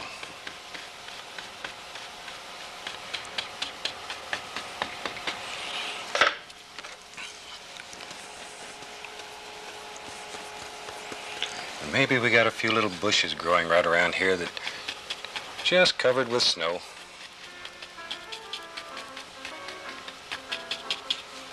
Okay. So we'll put some magic white and some titanium white. Mix them together. Thin paint will stick to a thick paint. And then we'll just put these little sparklers here, just little snow-covered bushes.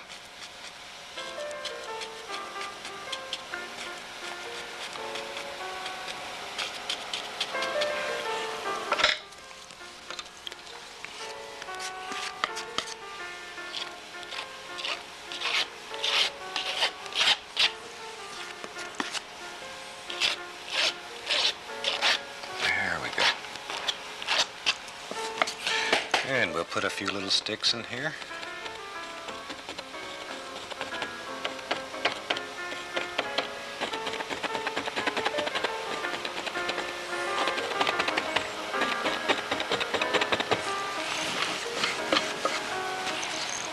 Okay, let's move over to this side and see what we can put in here.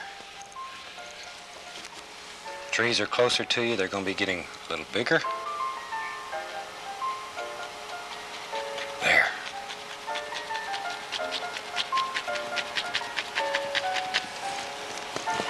And you need to, when you're making these evergreen trees here, you need to leave spots open in between the limbs. Birds have got to have a place to sit, and wind's got to get through. So don't kill all those. Get away from the little Christmas tree things we used to make when we were kids in school.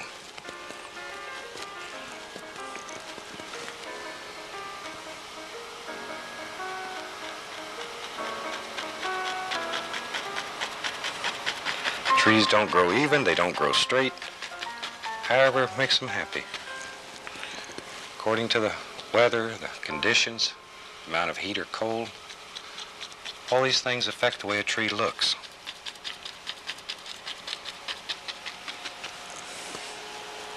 Okay. Maybe we want one right in the front. I just made this a little darker so he stands out. Little baby tree right there.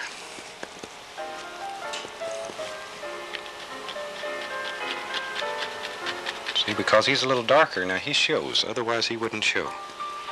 He'd just lay in there and be quiet, and you'd never know he was there. Now we know he's there.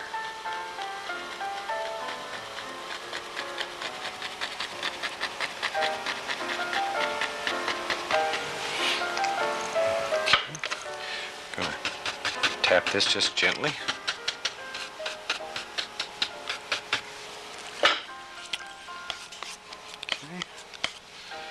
And let's have this come down like this. We'll just make another little thing coming right down through here.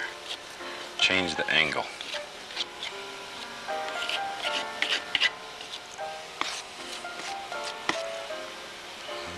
Okay. Pull that right through.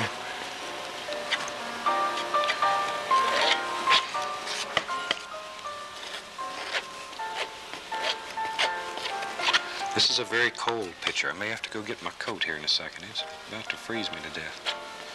There we go.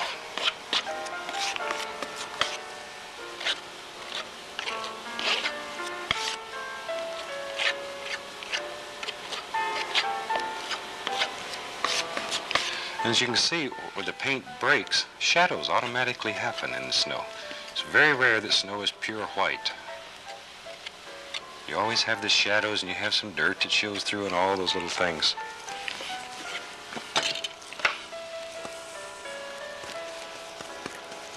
Okay, we'll have some of those nice little snow-covered bushes on this side too. Don't want this side to get jealous.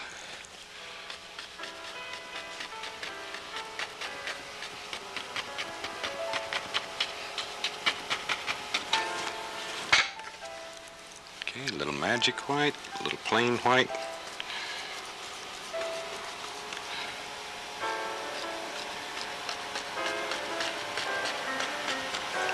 There we go. Nice little snow-covered bushes.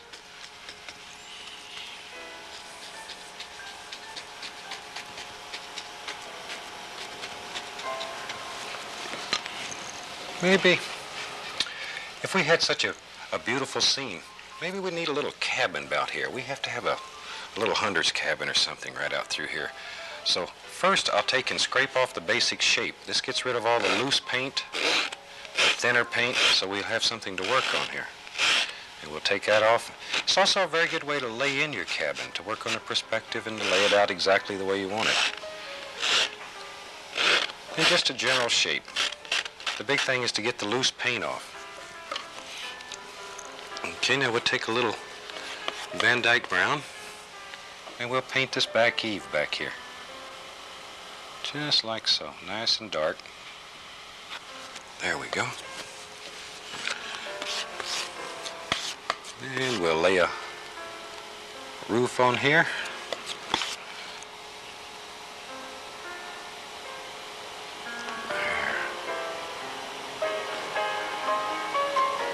Just a little bitty cabin out here in the woods. A little snow on the other side. Maybe the snow's pretty thick, so we'll lay it on there nice and thick so it looks strong. And we'll put the front on.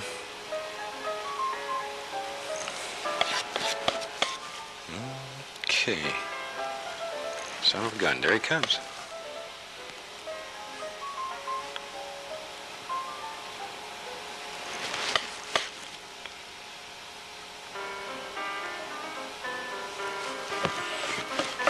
Okay, let's make this an old cabin. So we'll just make it weather-beaten old boards.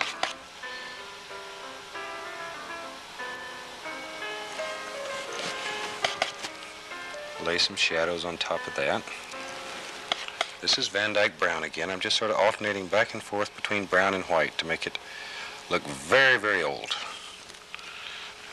This old hunter, he went out after a moose that was too big, and he ran off with him. So the old cabin's just standing here abandoned. Better put a door in it, though. Maybe a passing hunter would like to stay here overnight. There we go. And we'll make this an old slab cabin. We'll just put some boards right in there.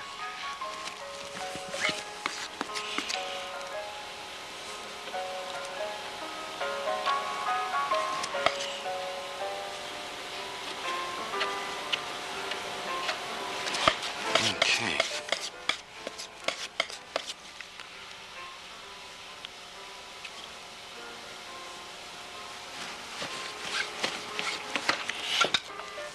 And you can, if you want to push this back a little bit, we can put a darker color on here first.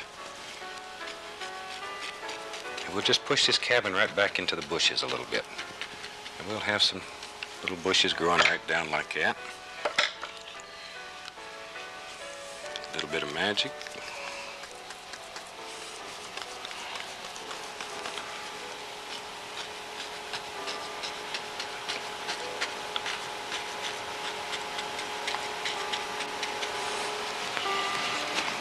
Okay.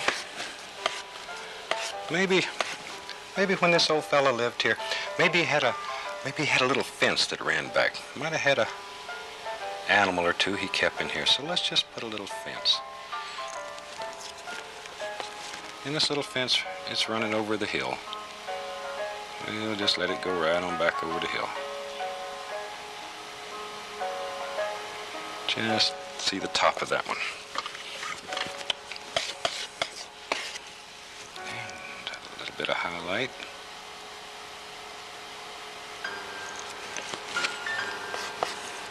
Then a little bit of snow on top of the post. There we go.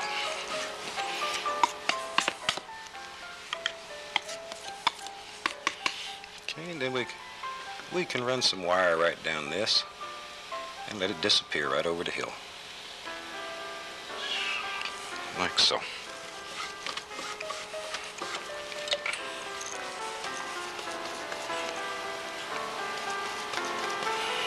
Okay, maybe a couple little bushes out here in the front. And I think we need some icicles. So we'll do just straight magic white, and we'll pull down some little icicles here. Using the liner brush. This is a number 2 script liner. Whew, it's getting colder already.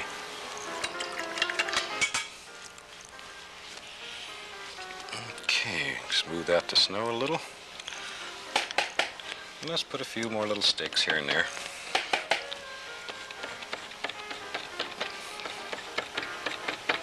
Okay. This is truly an almighty mountain. There we go, a few little sticks here and there.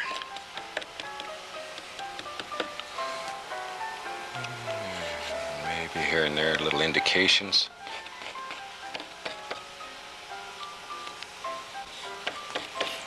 Okay. Just here and there. We don't want to overdo. We want this to look very soft, very misty, far, far away. Okay. Take a little thin oil here, and we'll just sign this happy little picture.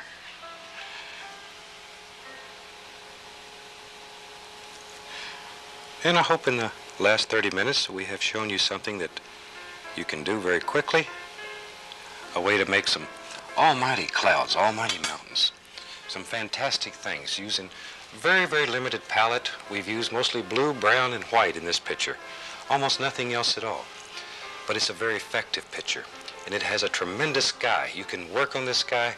Once again, you have unlimited time at home. You can take this sky to points that are almost unbelievable. You can work it, you can alternate between darks and lights in the sky. You can make skies that almost look like religious skies, that things are going to come through. Practice it, work with it, don't give up on it. All you need is a dream in here that you want to put on there. And we thank you very, very much for being with us today. Once again, if you have questions, if you have comments, feel free to drop us a line. We'll be glad to answer any question that we can. From all of us here, happy painting. Thank you very, very much for watching.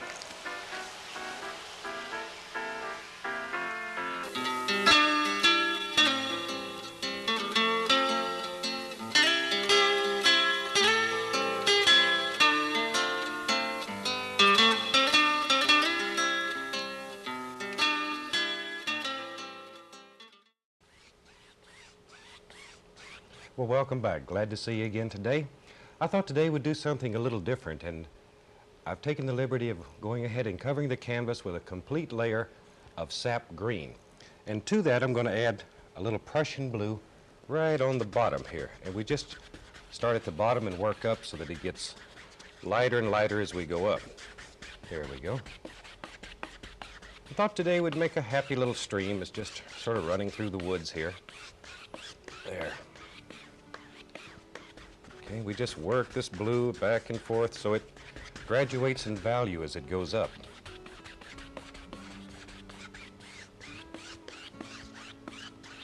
Okay. Now, let's take Let's use this brush. And we'll take a little bit of cad yellow and let's make a light source in here. And we'll just do this by making little X patterns. There we go. Just work it around, around, around so it gets darker and darker as it goes out from the center.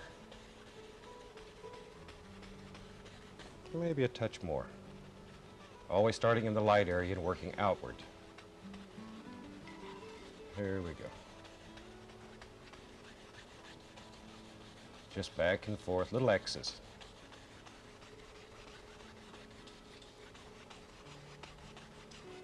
Okay, now we'll take the big brush and very gently we'll hypnotize this. There. Just let it blend outward.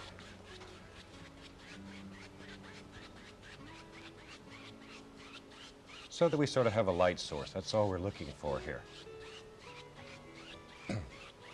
Now, still using the big brush, we'll go right back into the sap green. And we'll do some basic tree shapes here. And we push the paint into the canvas, just really push it. There we go. You need an almighty easel when you're doing this because you're really pressing the paint into the canvas.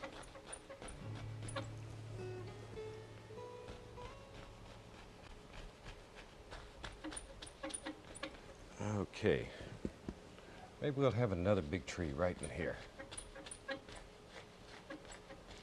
Okay, there it is.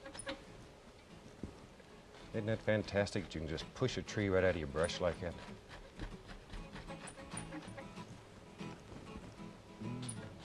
Maybe we'll have another tree here.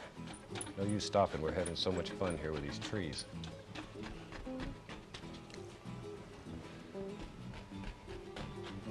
Okay. And already we have a basic shape to work with. We really don't plan these paintings. We let them happen. We just sort of decide where we want basic shapes and work from there. Okay, let's take the almighty knife, little Van Dyke brown and white mixed together. And we'll put some trunks in these almighty trees. And all we're going to do is touch and sort of pull a little bit. Let them get wider as they go down. There we are. And maybe we'll have another trunk hiding back in here somewhere. Just make all kind of little tree things happen here. This is sort of different than the paintings we've done previously because this painting has no magic white on it. All we do is start with the sap green, completely cover the canvas, work the Prussian blue from the bottom upward to make it darker in the foreground.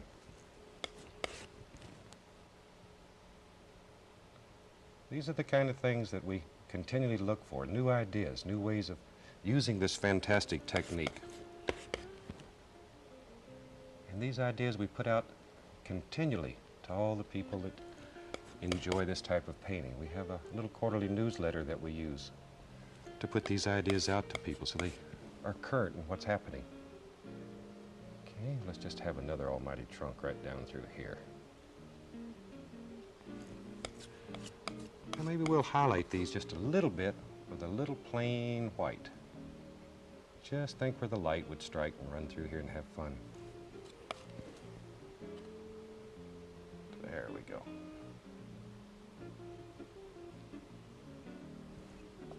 Okay, over on this side now, the light's going to come from the opposing direction, opposite direction. Just a little here and there.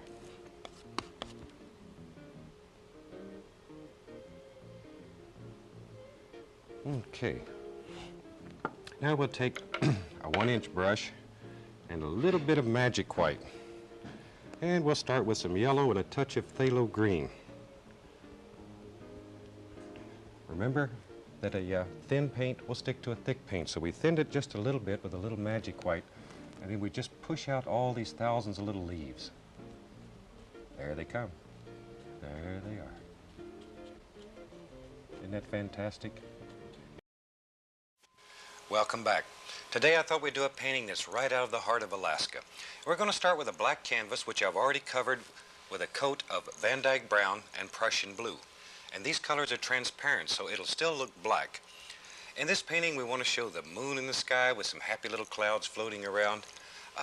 We'll put some almighty mountains, some beautiful frost-colored bushes, and we'll see what happens from there. I'm going to start with a little titanium white, and we'll start right up here where we want the moon to be, and just make little X's, and just start working them around.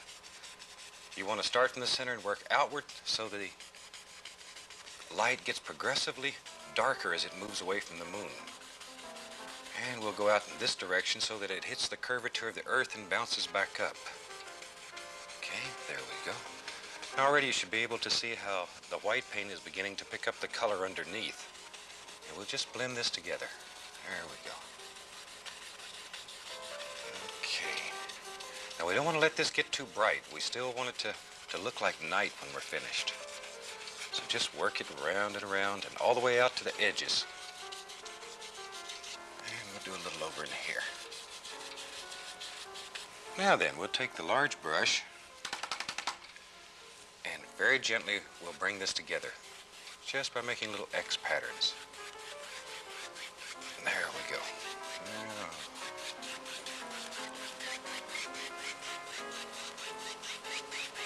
Makes all the little actions in the sky. Across.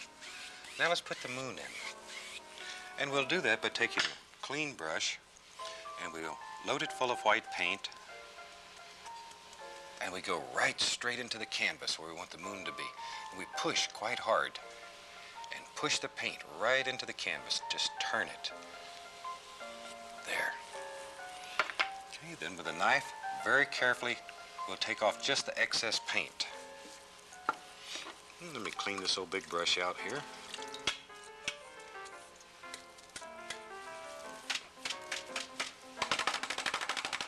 There we go. Now, very gently, we'll bring this together. Just work it back and forth. And create the illusion of a moon sitting up here in the sky. Okay. Now then, let's put some happy little clouds in here. And we'll use the almighty Fran brush, and we'll just use this blue and brown color. And load it full of paint, and we'll take, just using the corner, and we'll put in some happy little clouds. Just let one float right across the moon here. A lot of paint on the brush. Okay. There we go. Now, maybe you can... Let's say right up here, we'll put another happy little cloud. A little sneaky cloud running around here at night. There we go. And you're pushing this paint into the canvas. Really work it into the canvas. Maybe down here we've got some little delicate clouds that are just floating around. Very small little clouds. There we go. Just lay them in.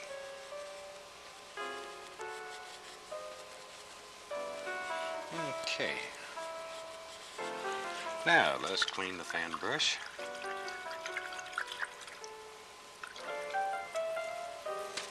And wipe him dry. And we'll take a little bit of titanium white mixed with just a little bit of the same color. And we'll push some highlights in here. Just take the fan brush and just work the corners. Just the corner of the brush. Just push some paint right in here. There. A little light playing across the top of this cloud. Maybe right along here. This is your world, so wherever you want light to strike this cloud, let it happen. Okay, and let's put some highlights right along these little ones right here. And we're pushing quite hard with this. We want to, once again, we want to push the color right into the material if possible.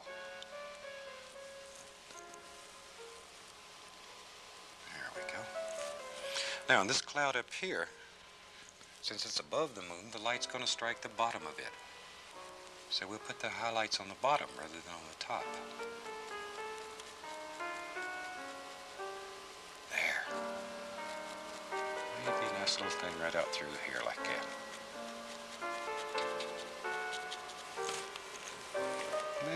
light striking around up in here. Just a little something playing.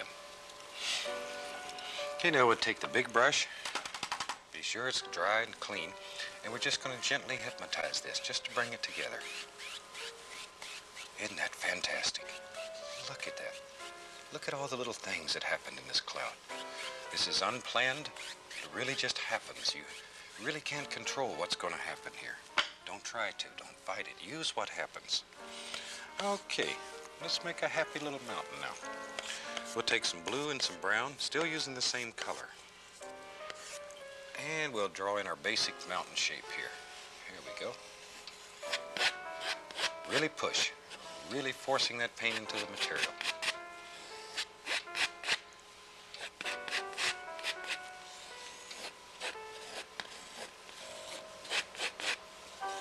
Maybe we'll make this one come up a little higher so we can see clouds behind it.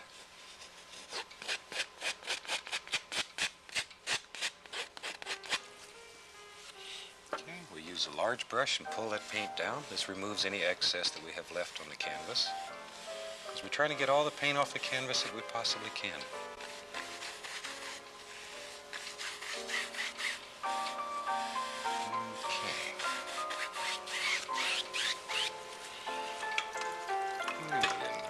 Clean the brush. Once again, we clean the brush with odorless paint thinner. Now let's put some snow on the mountain. We'll take some titanium white and just a little touch of blue. Just a little blue. Okay. And let's let some snow just run right down this mountain. Just let it break and play. This is a very delicate touch. Very light touch. You're almost touching the canvas with a knife. Oh, here's a nice little ridge. Just let this little ridge just play around like that. And there we go. And we'll put a little bit of light right on this little peak. Let it just break and play. Now we're going to use blue and white mixed to a darker value for the shadow. And we'll start right here and let this just follow right along. Let it go.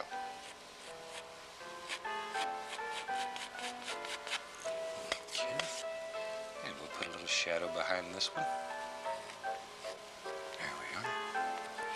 Maybe all the way over here, a little shadow. Each highlight needs its own private shadow. And we can bring this down a little further. As you work on these mountains, you begin seeing all kinds of little things happening. Use what you see. Don't plan it. And maybe we'll put a little ridge right here. Oh, there's another one. I see him right there. There he is.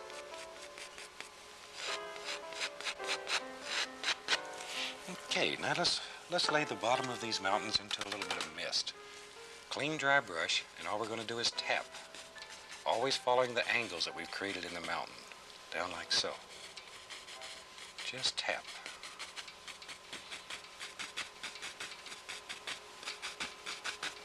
Okay, over here we'll follow these angles and tap in this direction.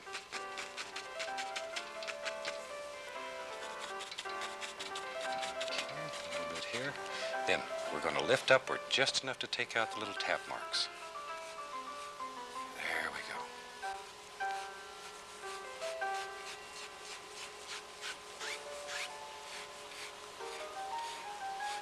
Okay, now we're getting a nice little misty effect over here.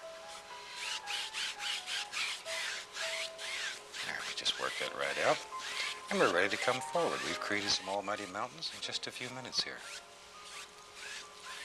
Okay. Now we'll take a little more of the blue and brown, and back to one of our golden rules. You need dark in order to show light. So we're going to start by putting some dark on here. We load a lot of paint into the brush, and we just push some little bushes right out of the brush. There he comes. There he is. Just putting some dark on so we'll have some light showing.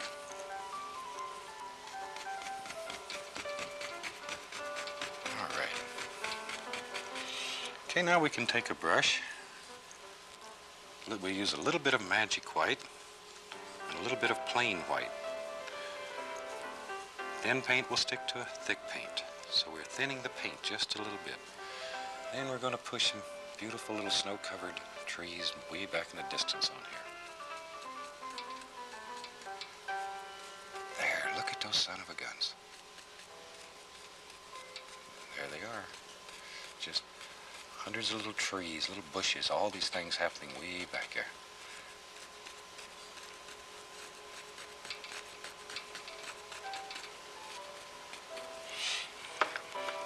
Okay, now we'll take the big brush and clean it up a little bit. And when we have all these nice bushes here, we need some reflections. So we take a clean brush, just a little bit of white paint on it, and we'll pull that down. Just grab a hold, pull. Make these nice streaks. This is mixing with the color that we have underneath, the blue and the brown.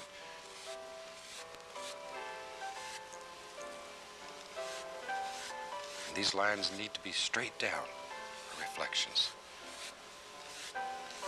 Isn't that a fantastic way to make reflections?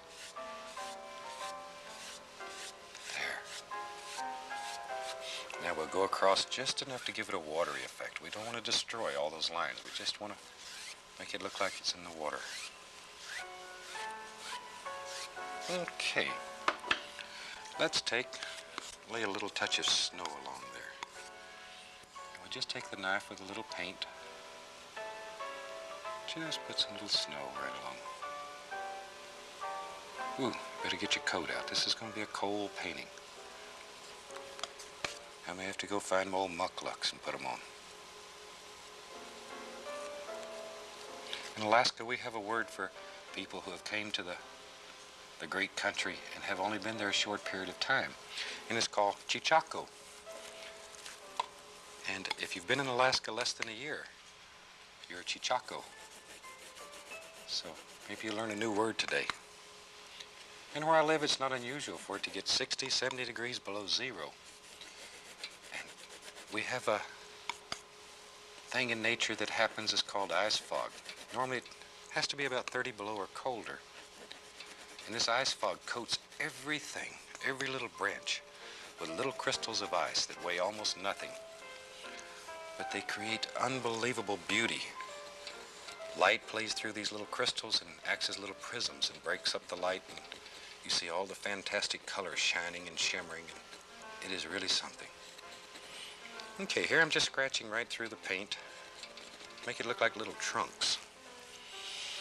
Alrighty, let's take the almighty fan brush. Now, during this series we have made trees with a 2.5-inch brush, with a 1-inch brush, and a fan brush. So all of these brushes you can use to create almighty trees. Today we're going to try the fan brush. Load a lot of paint into the brush. Figure out where you'd like to have a beautiful little tree, and just touch. And just using the corner of the brush, just begin building some little limbs on here. There we go. And we're still using the blue and the brown. Come right down there. That looks like a good place for a tree. And we'll push some paint right into the canvas.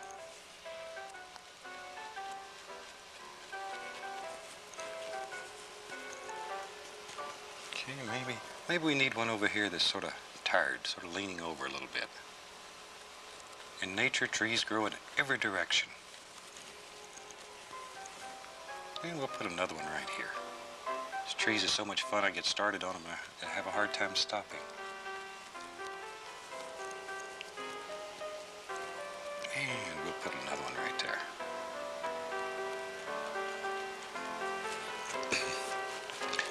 As we work forward, we want these trees to begin getting much larger to show distance in this painting.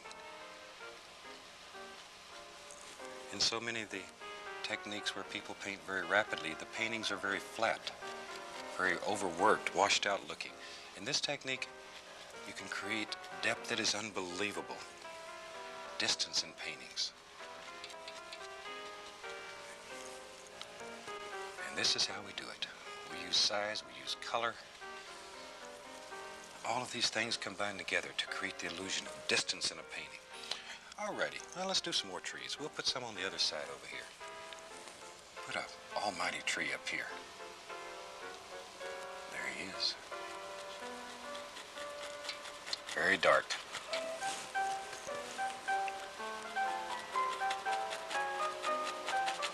Okay, just let that tree just come right out of your fan brush. Trees live in your fan brush, but you have to scare them out.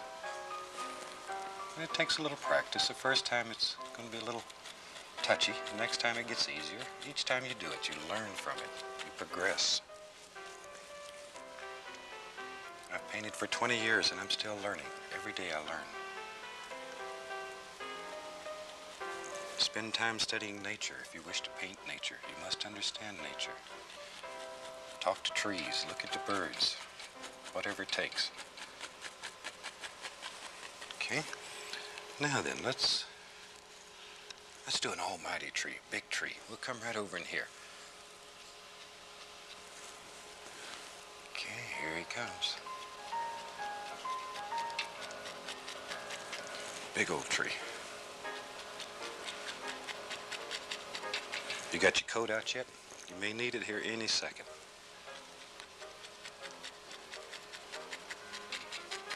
Now, the paintings like this on the black canvas, you can do a multitude of things with this. Multitude. You can use all different colors. All you're looking for is a color that's transparent so the black shows through. Use this black to your advantage. I'll have another tree right there. There we go.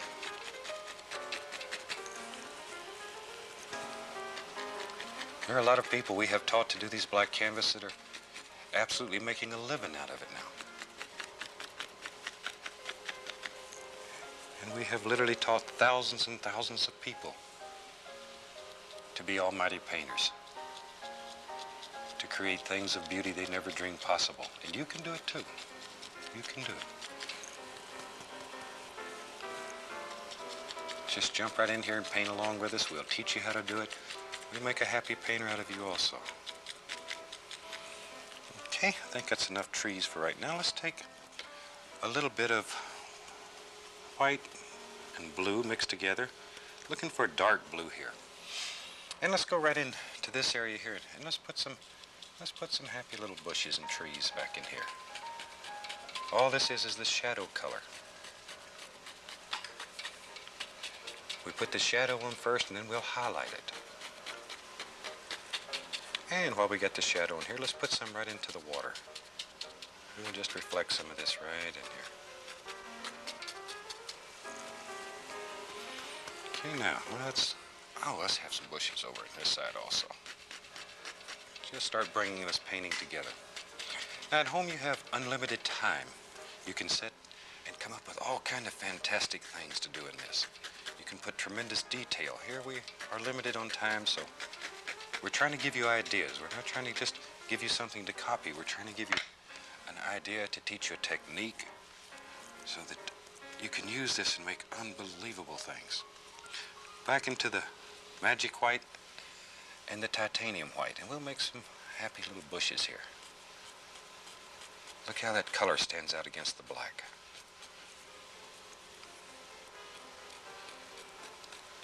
There we go. And as you work more and more with this, you will know just by pulling the brush through the correct consistency of the paint, if it's too thin, if it's too thick. It's only a matter of time where you can pull the brush through that paint and almost tell what brand it is.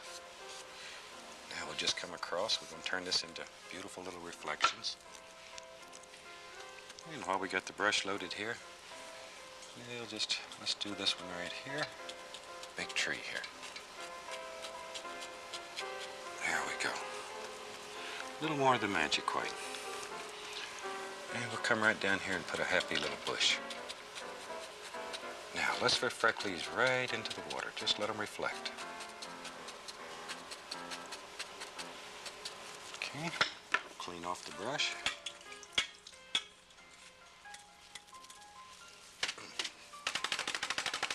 That's the most fun of painting, is beating your brush. It's a good way to get rid of all your anxieties and hostilities. Look at those reflections. But it's a very gentle touch. Now we take a little bit of white paint. We'll just put some snow in here for all these things to sit on. There we go.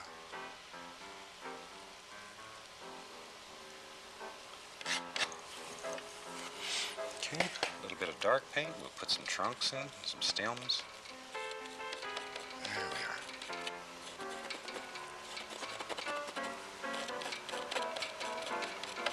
This sort of gives the tree body, gives it shape, and it also shows distance in a painting. Use these to your advantage. Okay, take a little magic white and make us a water line under here. Just use a thin paint to make your water line. It'll flow off the knife.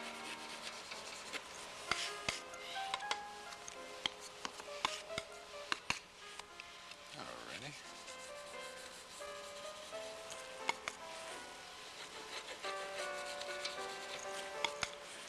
There we go. Nice little water line. Okay, let's put some happy little bushes over here on the other side now. And we'll start right here. Put a nice one there. Leave a lot of these dark areas showing. Be careful that you don't cover them all up. Your painting will get very, very flat. Look at all the snow on those. Okay. And work them in layers so you have distance in here. Do one bush at a time. Okay, we'll put a few little sticks in here.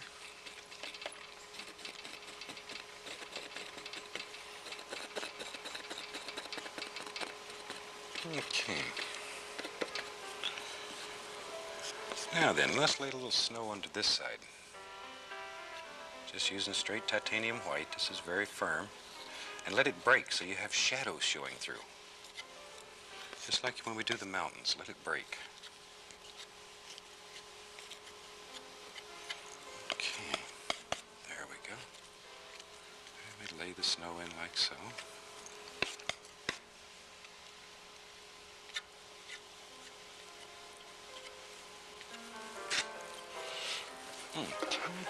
Now maybe there was an old trapper that lived out here, and one day he went to check his beaver traps, and maybe he fell into the river here and drowned, but his old cabin's still here. So let's draw an old cabin, and I suggest you scrape it with a knife first. Scrape out the basic shape. It gets rid of the thin, loose paint underneath. It's also a good way to lay out your general shape of your cabin, get your perspective right. There we go. Just very basic shape, that's all we're looking for. Big thing is to get rid of all that loose paint. Now we'll take some Van Dyke brown, and we'll do the far eave out here first.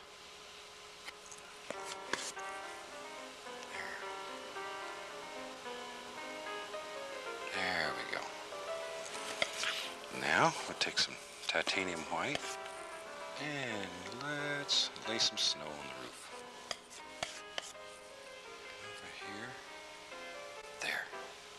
Just bring us all together. There we go. Now we need to have a little snow on the other side of the roof, so we'll just take a little white on the knife and lay it in like so. A little more brown, and we'll begin putting all this together.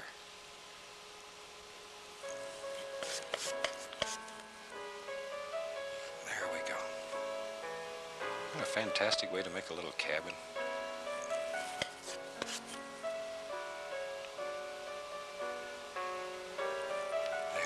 And if you want to make it look even older, you can take just a little bit of the white paint and let it just sort of bounce along here. Very gently. Just let it touch and bounce. A little more dark to create the shadows on top. Ooh, look at that. Look how old that wood looks. It's a super way to make old buildings and stuff if you ever want to try it. Okay, I think we need a door in here now. Somebody might come along and need to stay in this old cabin, so he's got to have a way to get in. There we go. And we'll take and put some highlights around the door just by using the knife. And probably when this old trapper lived here, he's just like all the rest of us. He ran out of room.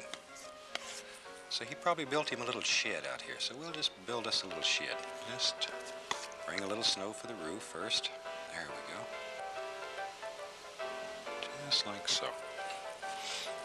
Take a little bit of dark paint. A little brown.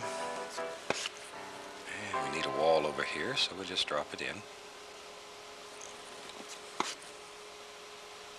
There. Okay, let's make this an old slab cabin. So we'll just cut in some slabs here with the point of the knife. There we go. And we can take a little white and clean this all up. By now you should begin having a painting that's beginning to take shape, beginning to look well. Should be very happy with it. And I think we've said it before, but painting should do one thing for you.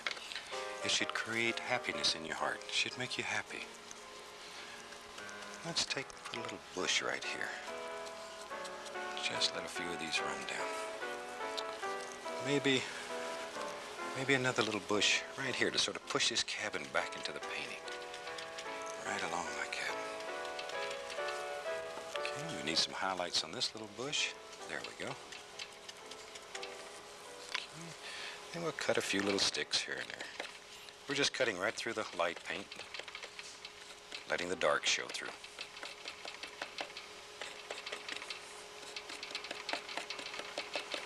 All right. This painting's beginning to get close to being done. Let's take the fan brush here. Now normally I would leave these trees very dark. I want to take a little bit of blue and just tap a little so you can see them a little better at home. Just to give you an idea.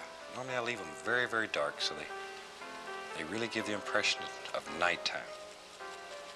Like so. Okay, just here and there. Just a few little highlights. There. And just a few over here. Like so.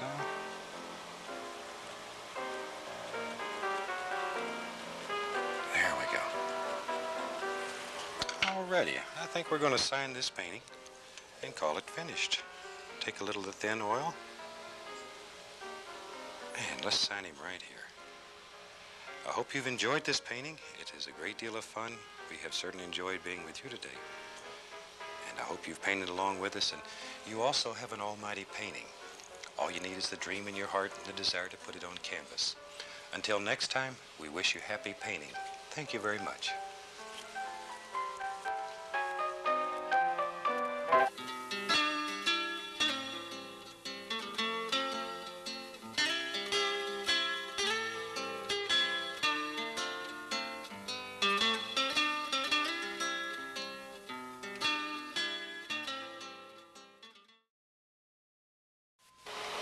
Hello, welcome back.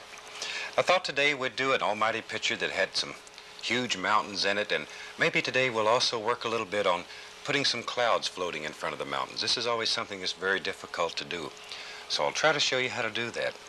And I hope you have a canvas set up on your almighty easel and cool drink at hand, and let's go here. I'm going to start with a little bit of alizarin crimson and a touch of Prussian blue, and maybe we'll just make a sky that's sort of a lavender type and sort of test it. There we go. I already have magic white on the canvas, so we're just literally mixing paint right here on the canvas. Okay. And we'll just bring this down to about like so. There we go. Now I'll go into just a little Prussian blue. We'll lay this right in like so. There we go.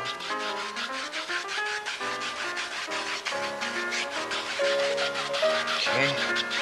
And while we have the old brush dirty here, I'll take a little phthalo green and Prussian blue, and we'll lay in some water here.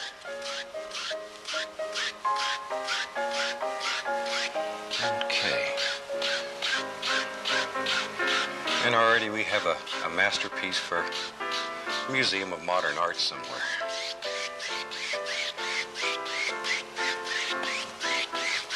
Okay, now we'll clean the old brush.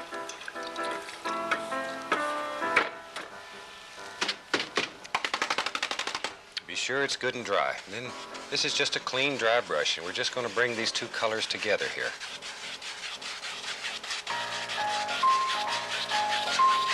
Okay. Just so you have a nice blending. You don't want to be able to tell where one stops and the other one starts. And we'll hypnotize it and sort of blend it out.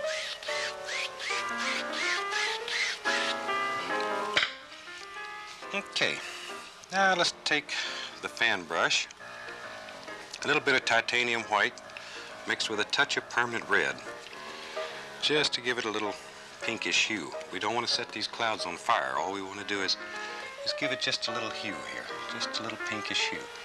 And we'll push us in some nice little clouds here. You're pushing very hard just to push the value right into the canvas. And maybe we'll put a little cloud floating around right here.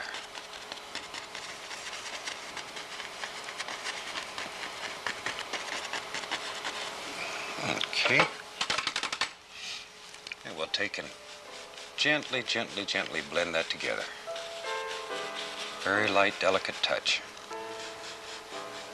Don't overwork these clouds. Very, very easy to overwork them. And we'll hypnotize them.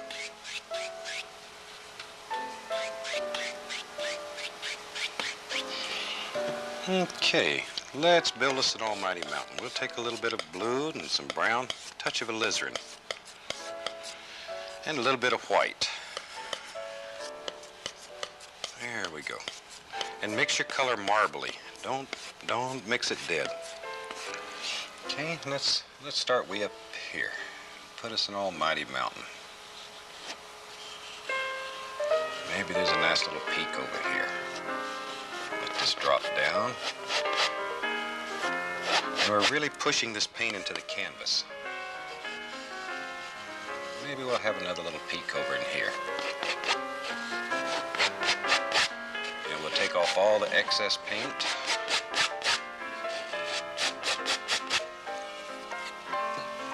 Take a big brush and pull that down just to make sure we've got all the paint off of it that can come off. All we want to leave is the value in the canvas, the color.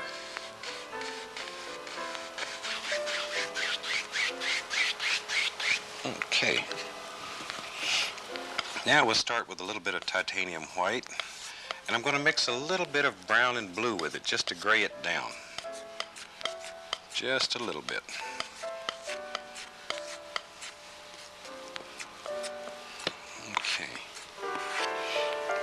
And we can start putting some highlights on this almighty mountain.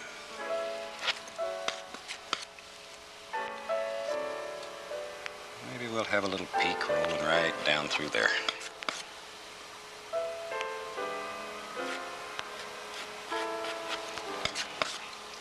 Okay, maybe a little lights hitting right up here.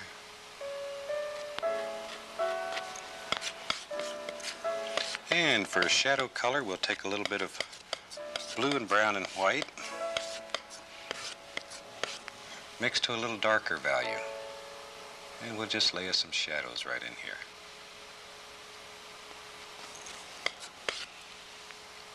Okay, and each little highlight needs its own private shadow.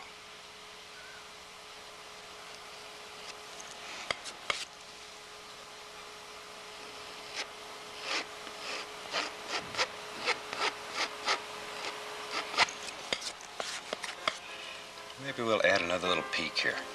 This is your mountain, so you can add what you want to on it.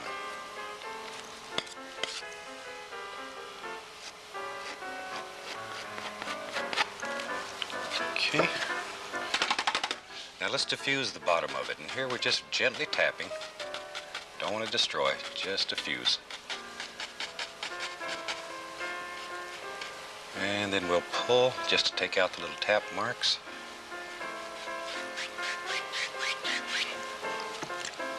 Okay, now we'll lay some clouds on top of the mountain. And I've added a little bit of magic white with my paint just to make it a little bit thinner. Because you remember our golden rule here, a thin paint will stick to a thick paint. So maybe we'll have a little cloud here that just floats right across the mountain.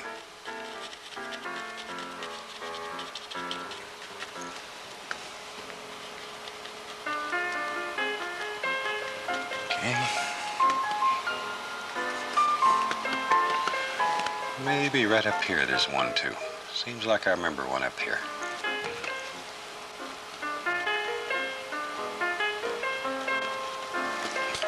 Okay. Now very carefully we'll blend this in.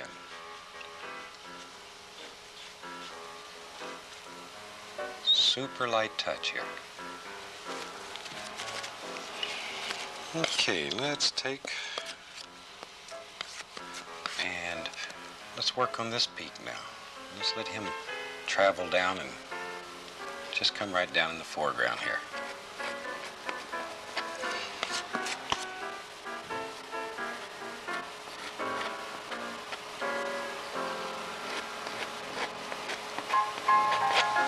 Okay, give him a few little shadows so he stands out as an individual. And maybe a few little shadows in here.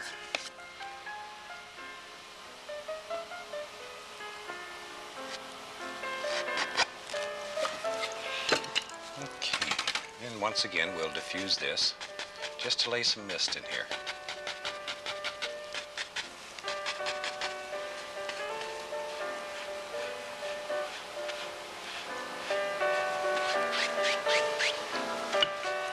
And now maybe another little layer of clouds. And we'll add a little more magic white to keep the paint thin.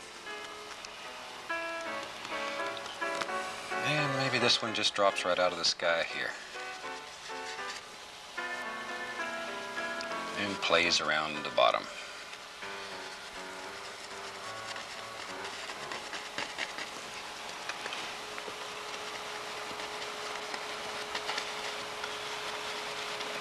There we go. Just nice soft little clouds.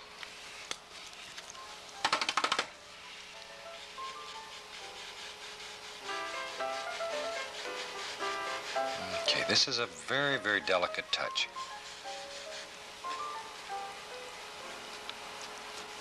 There.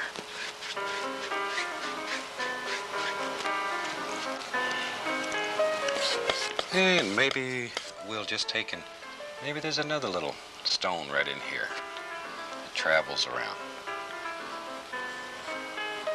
Just to show you how to continually bring things forward here. And we need this to be a little darker than the background back here.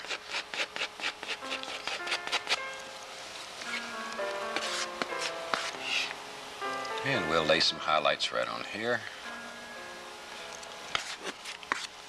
Let that paint break. Let it break so you have all these little holes in it. Let some of the dark show through.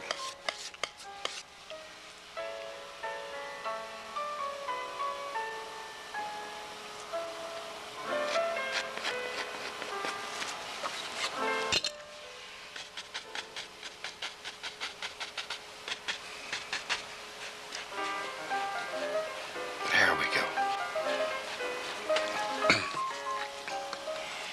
And maybe just a few little clouds, little misty areas floating around in here. This creates a tremendous illusion of distance. Makes things far, far away. Okay, now we'll just hypnotize this a little touch.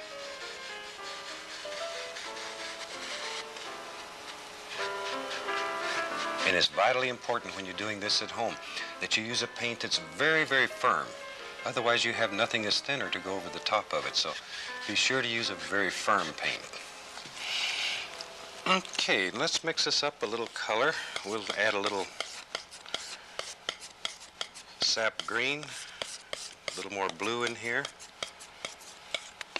Maybe just a touch more alizarin. There we go, nice color. And don't mix it dead. Remember not to mix it dead. And we'll take this old big brush and let's put us some little foothills right in here. And don't let the size of this big brush scare you away. Use it. It does fantastic things. Okay, now I'm going to give it just a little upward sweep to make it look like little trees way back in the distance. There we go.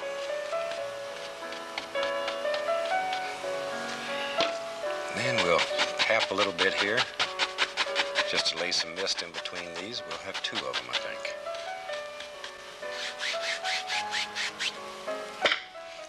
Okay, now we'll add a little more of the brown and a little more of the blue, just to darken it up a little bit here. All the same colors, blue, brown, little alizarin, sap.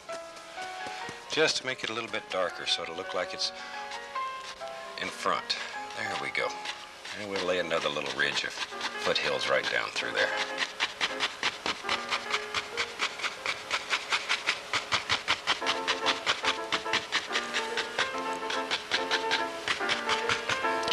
Give those a little upward swirl, just barely touching the canvas here.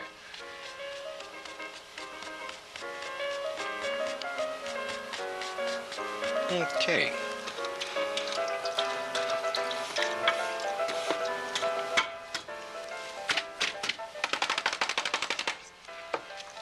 Now we can start coming forward. And we'll take a little bit of sap green mixed with a little bit of alizarin.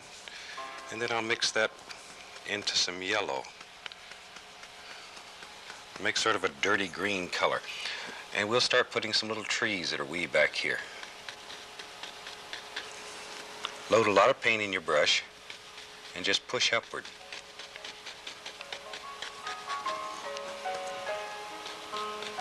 There. All these little things happening way back in the distance. And maybe just a little touch of yellow right here. And just let this blend right with the color that you have. Let it go.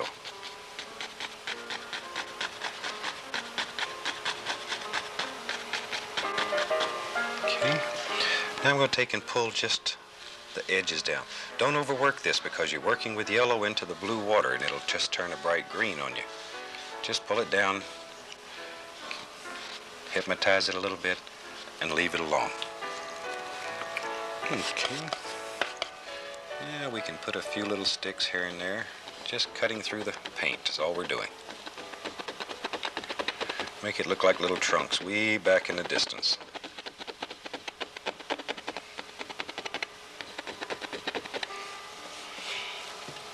Okay. We'll take just a little touch of phthalo green mixed with a cad yellow and a little bit of permanent red. And we'll put some highlights on these trees. Just where the sun's running through there and sparkling on top of them.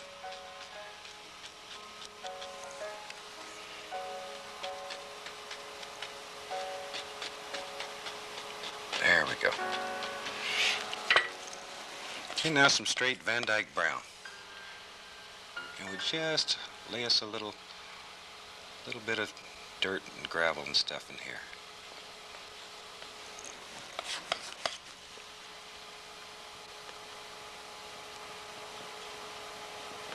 Okay.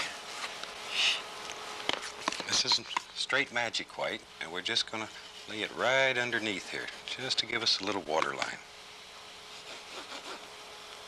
Now, when you're doing this at home, you'll have a lot more time than we do here. You can take your time and put in all the little fantastic details that you want to back here.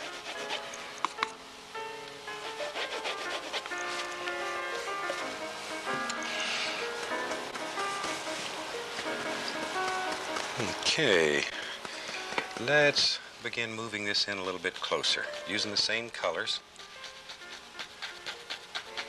And we'll just start coming forward. Maybe we need a nice, tall little tree right here.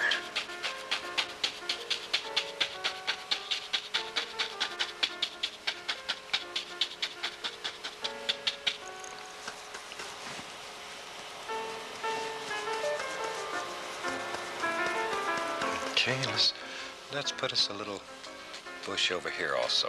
Can't leave this side out.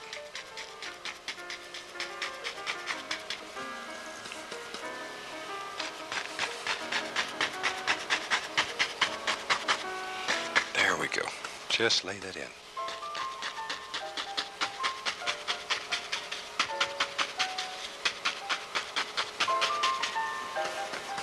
You know, we'd love to hear from you and love to hear how you're doing with all this and if it's helping you. So we'd like to know what you want to see on these shows. If you want to see different things painted, different techniques, we'd also maybe like to in the future bring some of the better instructors that we have met across the United States, and maybe we'll have them demonstrate some unbelievable techniques that can be done. But we need to know what you want, so let us know. Okay, now let's take a little bit of the brown and we'll just lay some little trunks near in there.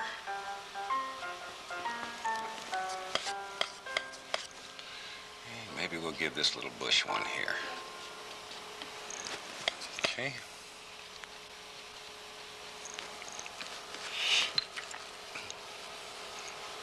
And we'll put some highlights on that.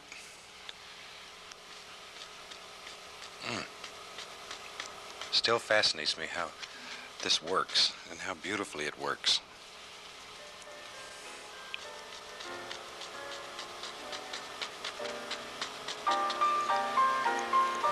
Okay, let's see. Maybe we need a little... There, that's it.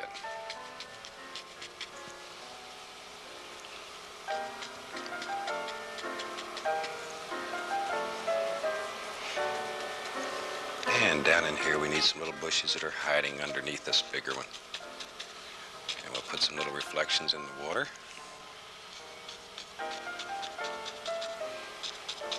There we go. Little red fireball there.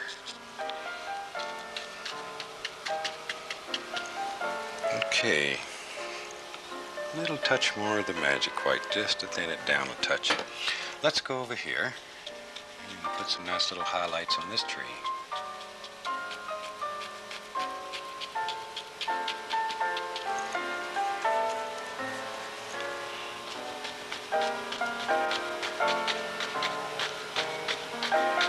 There we go.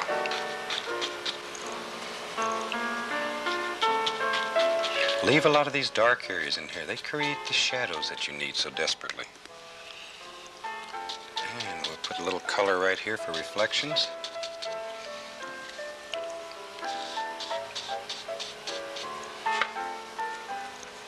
Then we can lay a little color right on top to give us nice, beautiful reflections.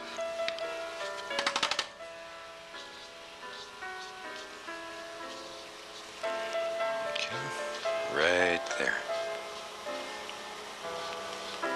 Okay. Now, let's take a little more of the straight brown.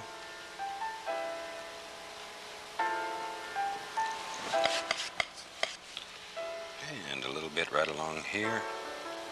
We'll just draw in some, little bit of shore, little bank here. Okay. Lay a little highlight on top of that. And a touch here.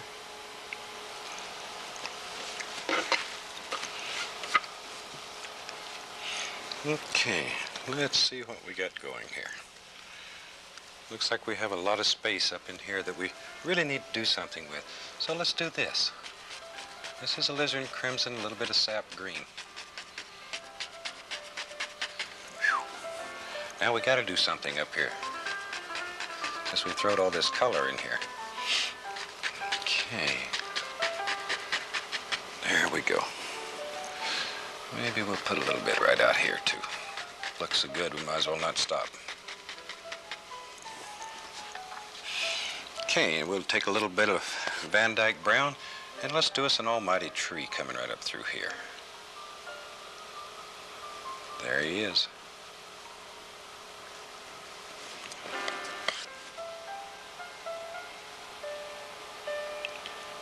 Okay, and you're just sort of pulling this sideways to lay the paint right on the canvas. Let it pull off the knife.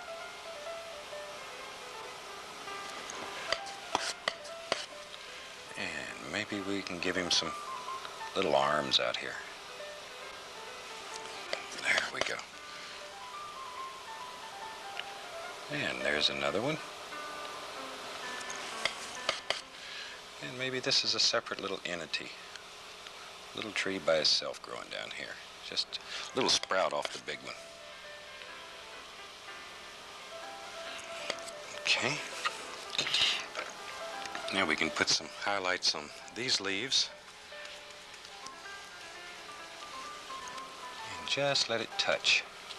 Bend the bristles just the least little bit.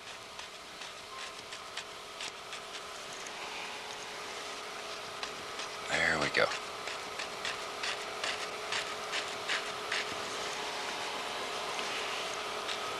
A few over here. Isn't that fantastic that you can create an almighty tree that fast?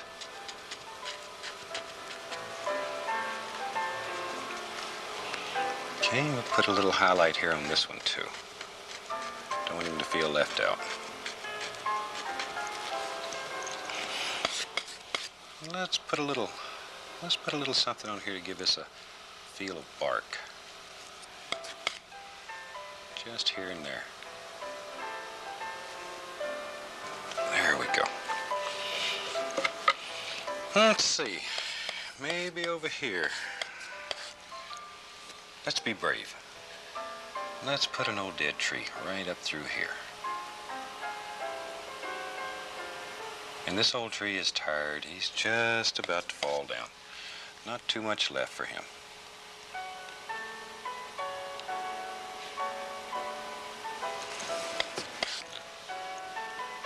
Okay, we'll give him a little tired arm.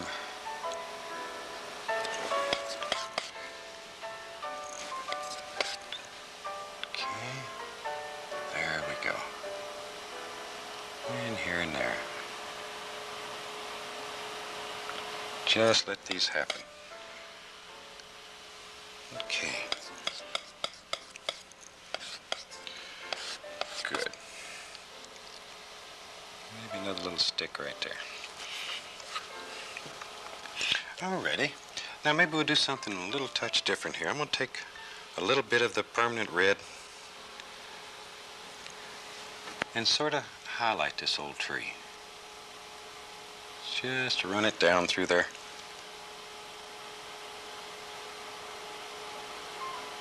There we go.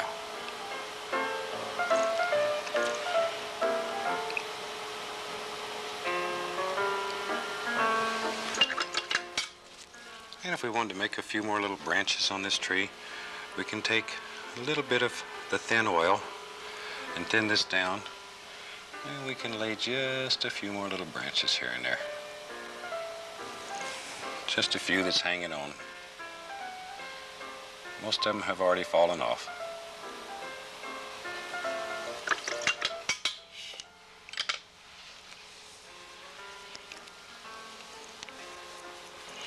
Okay, now we'll put something here to cover up his foot so it pushes him back down in there. Let's do the same thing over here. Need to push him back into the picture. And maybe we can take a little more of the sap green and the alizarin combination, and let's do this. Maybe we'll just project this right on out toward us here.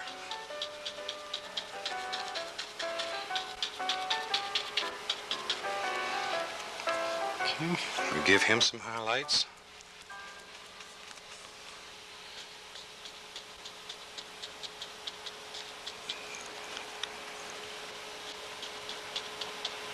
Okay, there we go.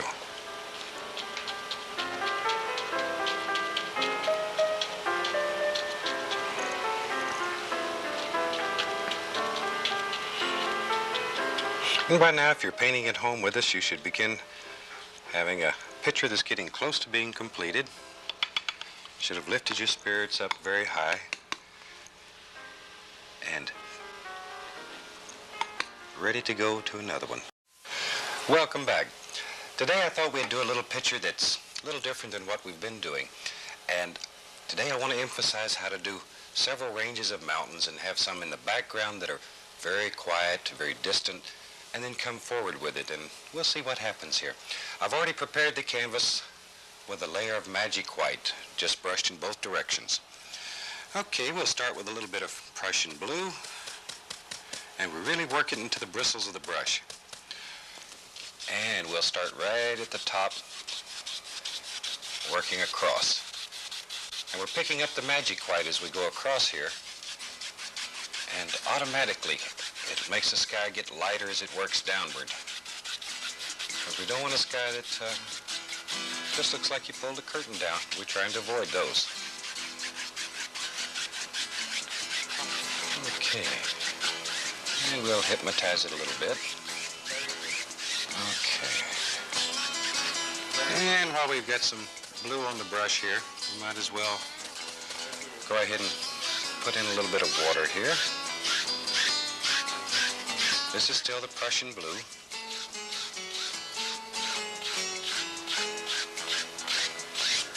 And we'll just hypnotize this a little bit, bring it all together.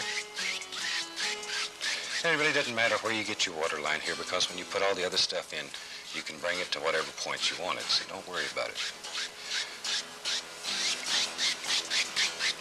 Okay. And we'll wash this old brush.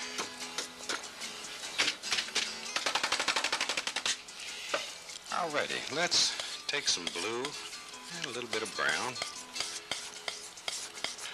and a little bit of white, just to make sort of a gray color, blue-gray here. And maybe we're going to have this mountain come way up on the canvas. What the heck? And just let it roll around. Maybe another little bump right there. And let it wander right on off. Very little paint, and we're pushing that paint right into the canvas. Just really push it. And we'll put a little bump right there, another little hill.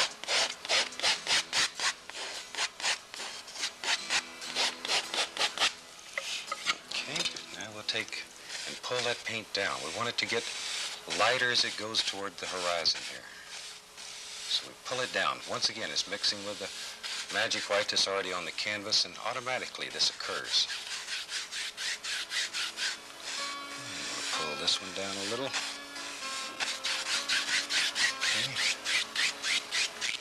Like so. Now this time we want very little paint. Very little paint. All we want to do is give little indications back here. Just a little. A few little highlights.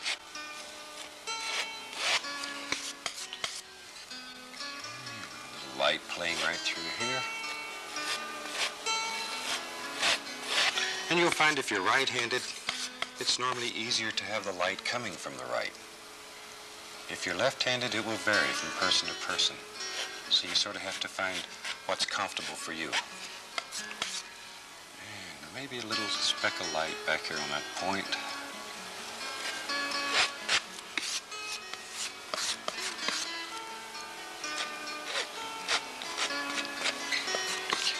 Maybe we'll just let these two sort of work their way together here. Just make an almighty ridge running right through there.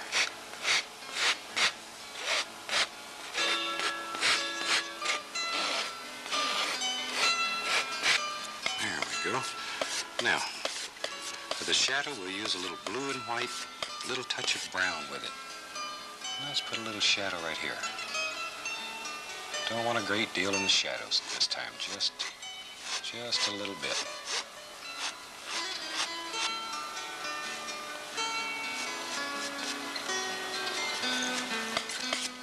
Maybe a little touch over in here.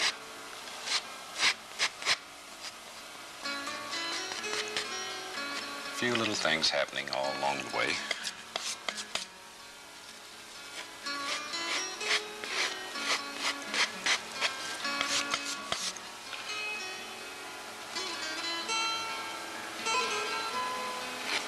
A little bit too straight, so I'm going to break that up a little so it doesn't look too round. Don't want it to look phony. I want it to look real. Okay, now I'm going to really diffuse this one. I want it to just about disappear.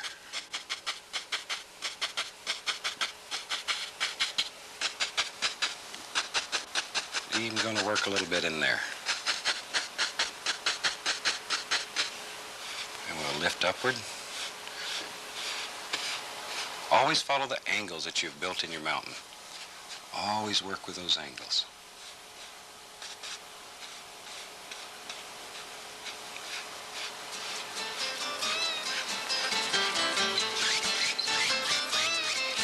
Okay, now let's build another one a little closer.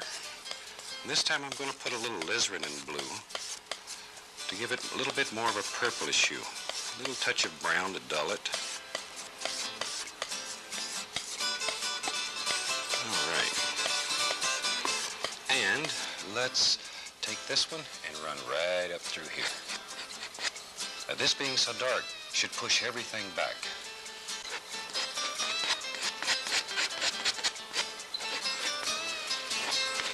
Maybe a little bump there. I want this just to be a nice, slow, rolling little hill.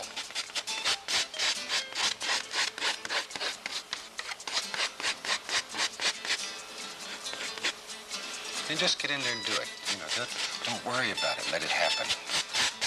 There.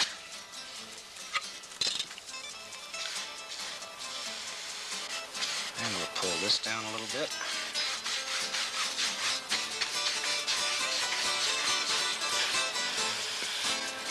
One reason we do so many mountains in this series is to teach you to use the knife. If you can make mountains, you've made friends with a knife. Then you can do just about anything you want to do with it. Okay. Maybe we'll take a little blue and white here. Maybe there's a few little patches of snow laying on this, just here and there. Just let those work down here and there. There. And maybe there's a little snow laying right in here somewhere.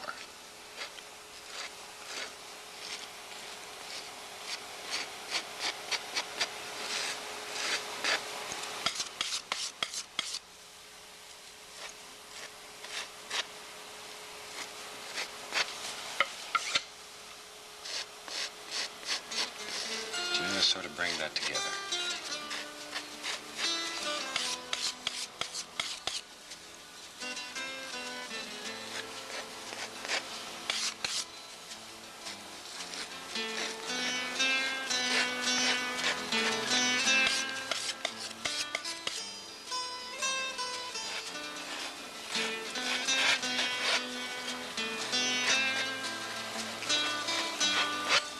Okay.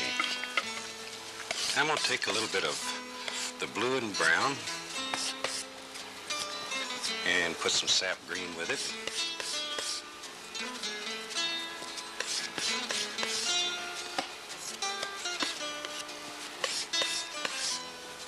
There we go. Very dark. It should look black.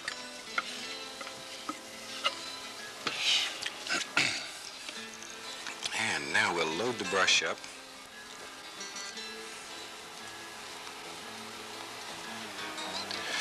And let's just do some little things like this. I want some little indication of trees way back in the distance back here.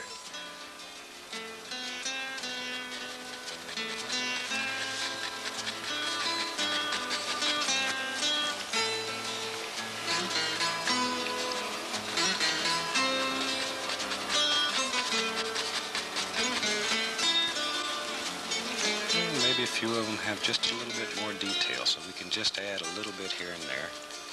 We're only looking for basic shapes as far back. You would not see a great deal of detail. And here and there, a nice little tree that's got a little more shape.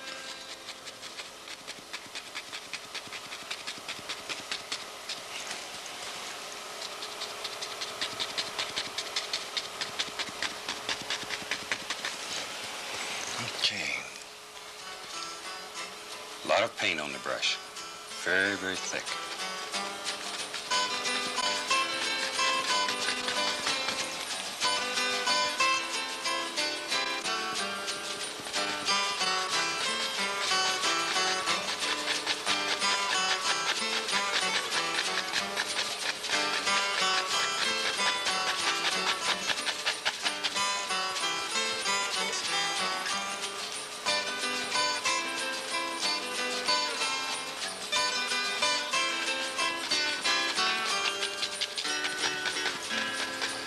Just like so.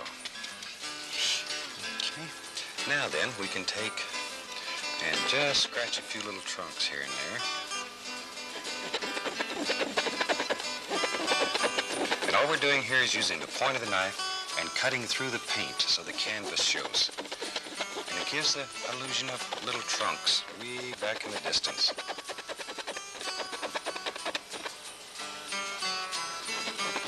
And you don't have to worry about cutting through the canvas with this knife. Canvas is very, very strong. And we recommend that you use stretch canvas rather than canvas boards. The canvas boards have cardboard in the center, and they have a tendency to absorb your magic white very rapidly and leave you with a dry canvas. And we depend on this being wet through the whole picture. Okay, now let's take a little green, a little yellow and red all mixed together here. And let's start putting some land coming down through here. And all we're going to do is just push.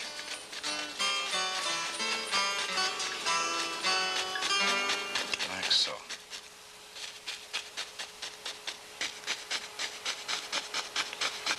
All the little grassy things happening here.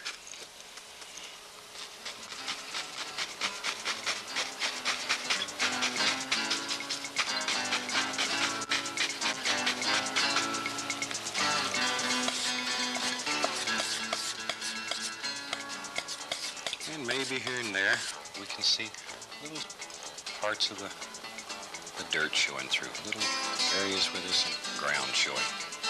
So we just lay that in. And then you can just go back and sort of push it down into the picture. Put things that are projecting over it. A little more magic here. You have to have a thin paint to make it stick on all this.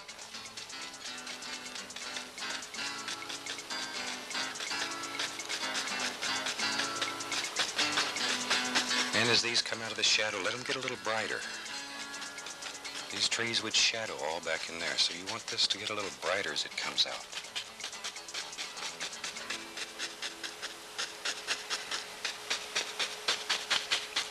There we go. Now let's take and pull just a little bit of this down into the water.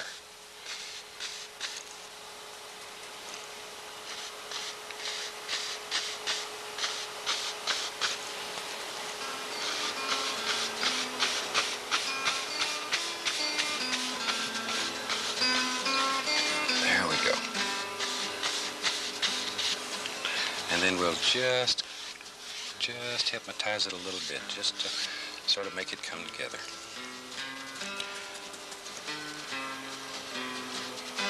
Here I'm adding just a little bit of dark. We have two light areas, so we'll put a touch of dark in here just to separate these.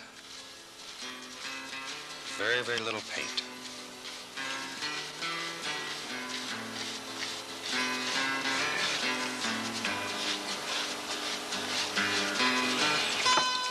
Okay, now let's take a little Van Dyke brown. And we'll just go right along here and build us a little shore. Here, all we're doing is touching the canvas.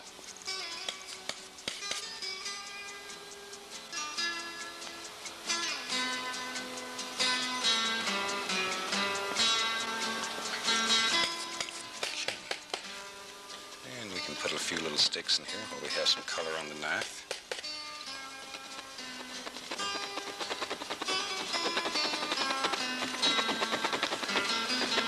You know, when people see all these little sticks and stuff, they think you spent days and days with your one-haired brush sitting here doing all these little rascals.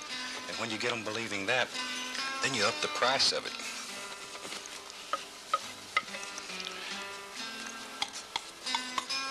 For a long time, I painted this way in the secrecy of my home and charged unbelievable prices, which a lot of painters are doing now.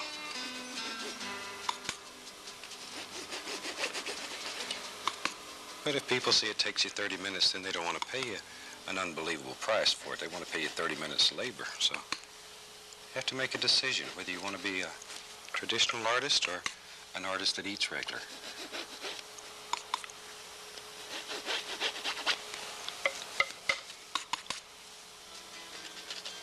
And we'll lay some little ripples along the water here.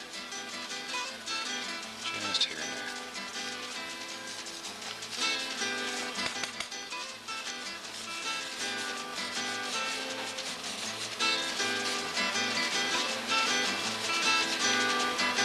Okay.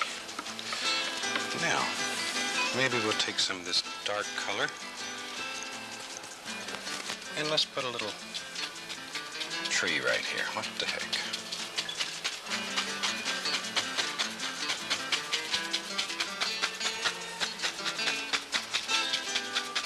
Like so. And we'll take and pull some of that paint down, make us a little reflection.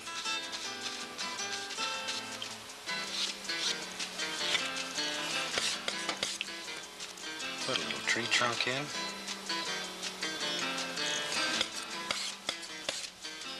And we'll lay a little highlight right along here. Just so he stands out.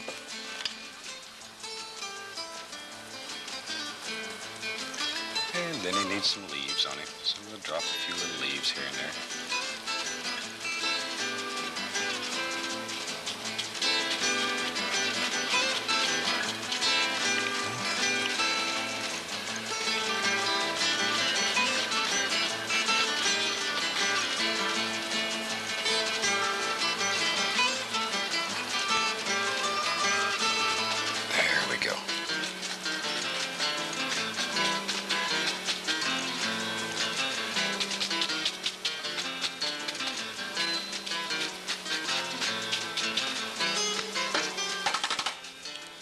Light touch.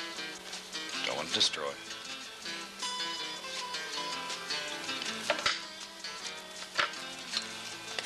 And we'll use just a little bit of the Van Dyke here.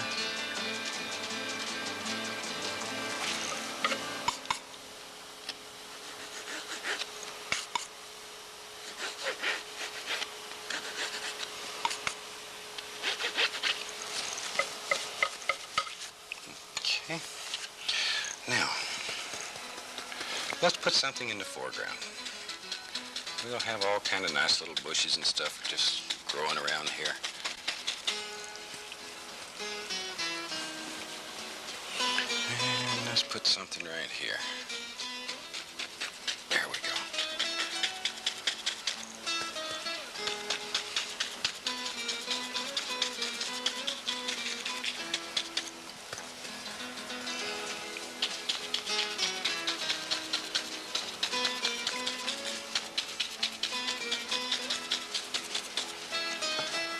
And we'll highlight these real quick.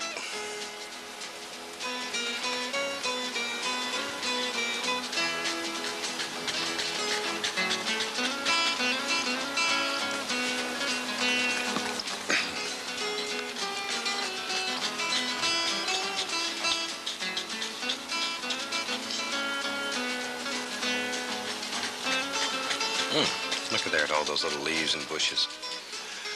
And you can do it. You can do it. Just practice a little, load a lot of paint into the brush. Remember, a thin paint will stick to a thick paint.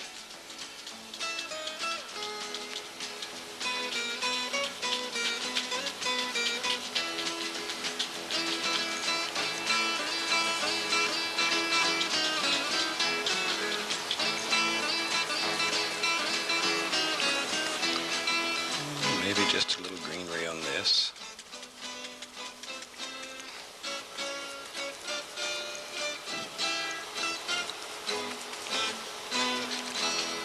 A little something right there.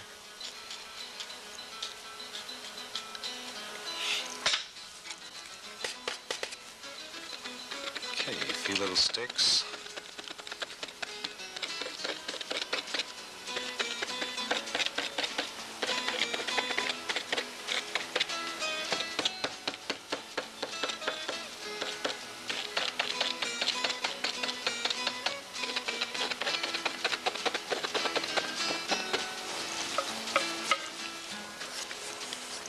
Now let's get brave.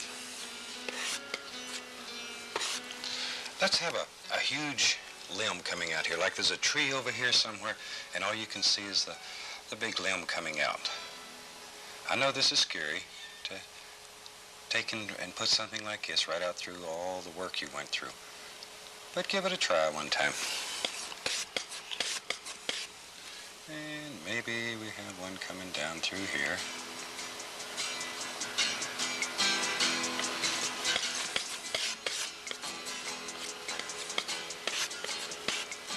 Okay, and then we can have some littler limbs coming off these.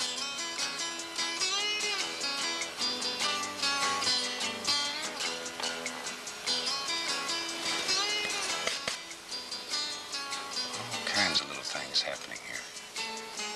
Wherever you want them, just drop them in.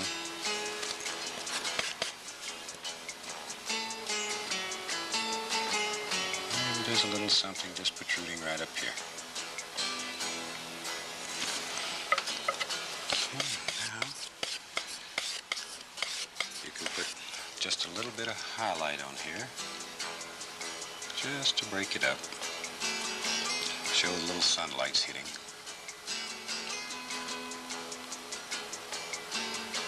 There.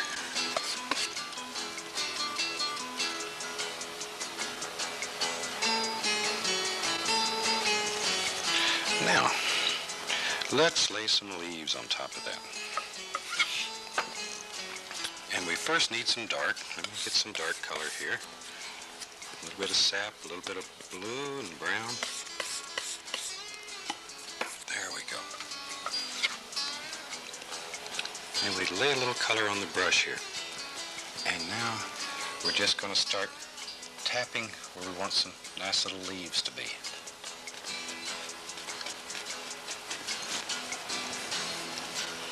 Just let them fall in there.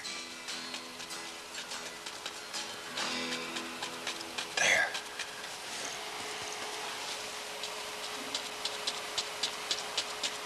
This sort of helps make a nice composition of your picture and push everything back. I think you'll like this once you try it.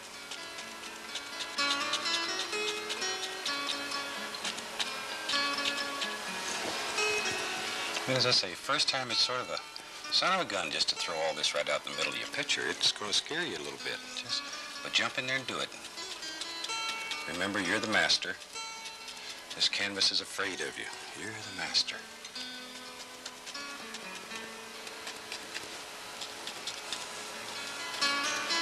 Okay. Now we can take a lighter color green, a little more magic in it. And we'll load this brush full.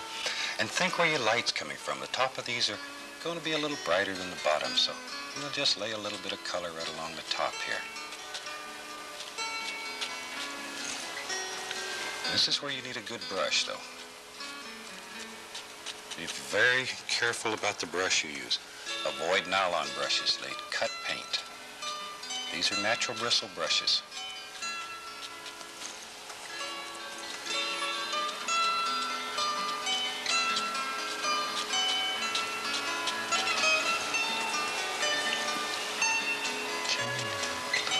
Right in here.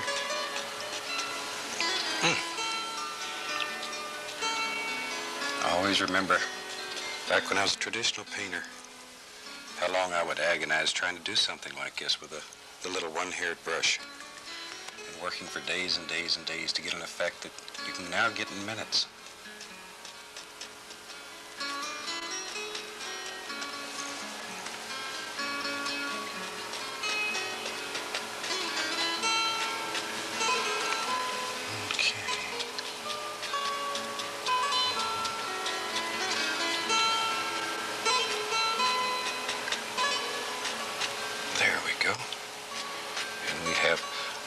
Limbs projecting right out in our picture. And it makes it look like there's a tree over here. Okay, maybe right in here. Let's do this. Let's have an old tree that's falling over. Coming right up through here. If you got all your nerve up and done this one, shoot, we might as well just keep going with it. No use letting you stop now.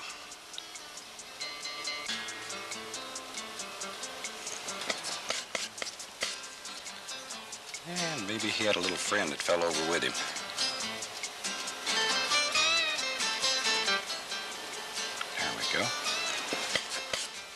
Don't laugh. Trees need friends too. Everybody needs friends. Okay. Take a little white and a little brown here. Maybe we'll put just the least little touch of sort of an orangey color in it. And we're going to just work that right down here and make him look old and tired, just barely touching. Just pull that right on along, like so. Let it go. Okay, now we'll take and put a few little bushes in front so he has a place for his foots to set. And we'll take the liner brush, a little bit of thin oil, like so. There we go. And we'll put a few little limbs hanging on here that are just about gone. Just here and there. Let them go every which way, whatever makes them happy.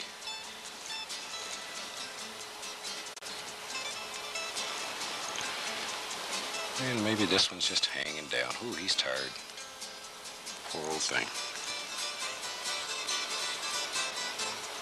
There. This old tree's just about gone. It's going to fall over here in the pond. Maybe a little limb or two left up here.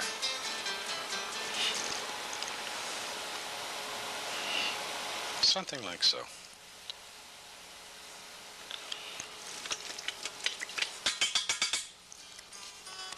Okay, I think we'll sign that one and call it finished. And there we go. And I'd like to thank you very, very much for watching us today. I hope you've enjoyed this painting and that you painted along with us. And until next time, happy painting. Thank you very, very much.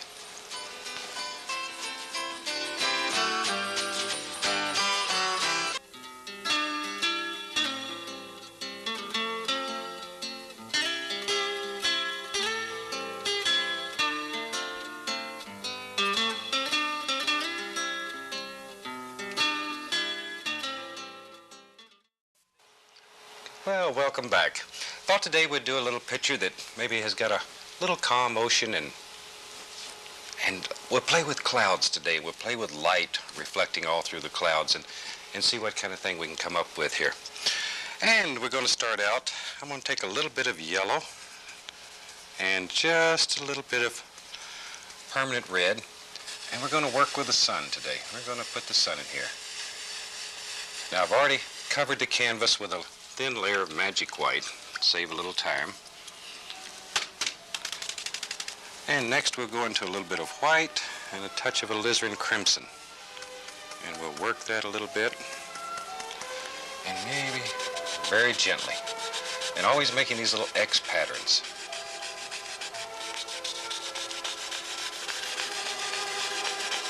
There we go. Just work it right on back up into here. And then I'm going to go into a little alizarin, a little touch of Prussian blue and make sort of a, like a little lavender color here. And we'll just work that from out here inward. We'll play with some crazy colors in the sky today.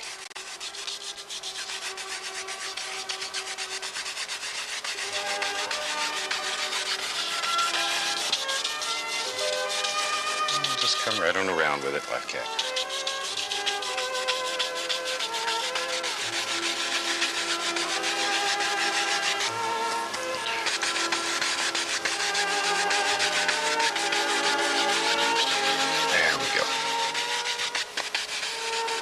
I know somebody's out there saying already, sure don't look like the sun to me. Okay. Now let's take the big brush and we're going to start bringing all this together very gently.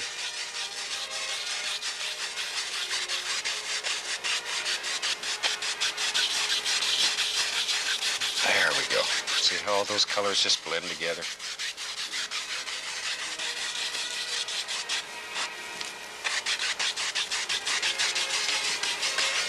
Okay.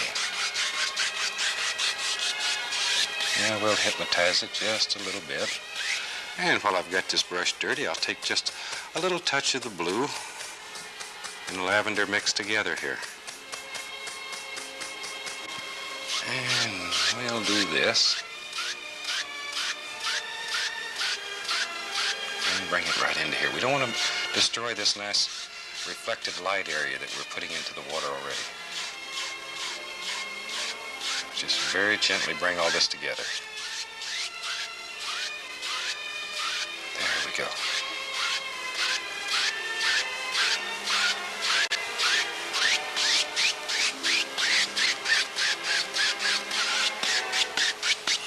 Okay, clean up the brush.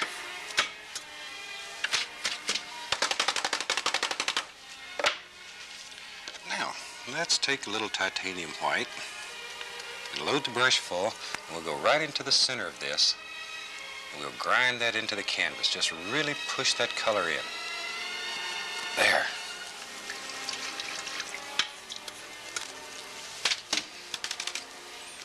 And we'll take the knife and take off the excess paint. The value remains in the canvas. And now we can work with that a little bit. There we go. And the first color we put on turns out to be the aura that's around the sun. Okay, now we can take and play with some almighty clouds here. And we'll take a little, let's take a little brown and a little blue. And make up a nice little color here. Sort of a gray color. And let's build some almighty clouds. And we'll just let these run right across the sun. Be careful not to put too much blue into this. You want it a gray, otherwise when you hit that yellow, it's going to turn green on you. There we go. Nice fluffy little cloud. Just laying around here in the sky being lazy. Okay, maybe we'll have another little cloud up here. Just let him play.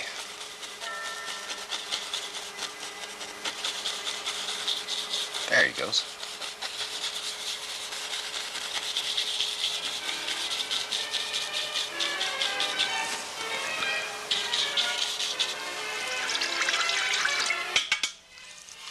Okay, now let's put some highlights on these clouds. And right close to the sun here, I want them to be quite bright. There. A little bit more into the orangey type pinkish hue. There we go. That's better.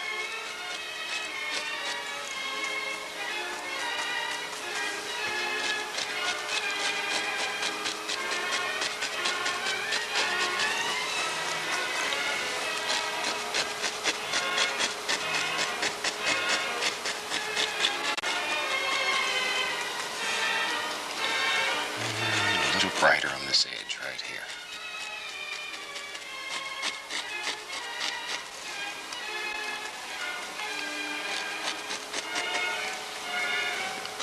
Maybe, there we are. Okay, just lay these on.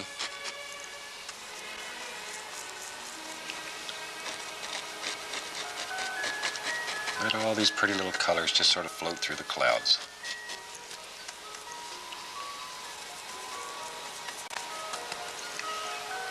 And mix the color on your brush. That way you have a multitude of colors all in one brush. Okay. Now, on this cloud, the light, as you can see, is coming from the other direction, so it's going to hit the bottom of the cloud more than the top. And we'll put some little sparkles here and there.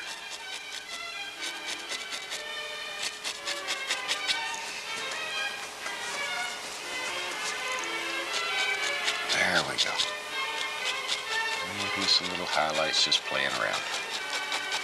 Okay. Now we'll take the big brush and very gently, super, super light, just enough to bring this together.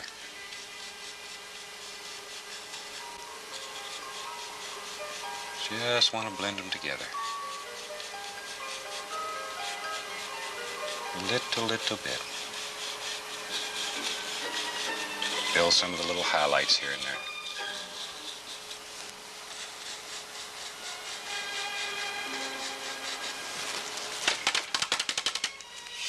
Okay, now we can hypnotize the whole thing.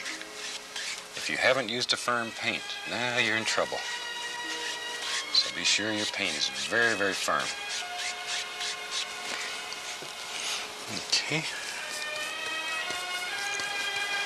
Now, let's put some little small clouds just laying along here.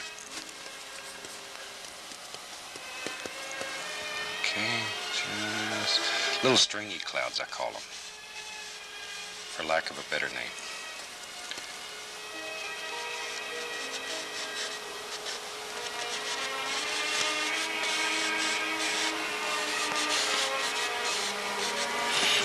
Okay. Now we'll take a little bit of color and highlight these clouds just across the top. Just like the sunlight's bouncing along here and playing and having fun.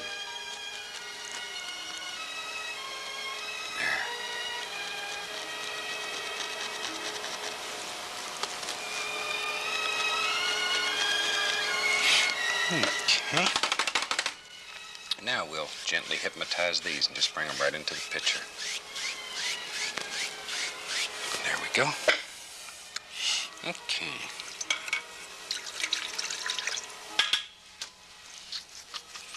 Now we'll take just a little touch of magic white. We need a thin paint. Thin paint here.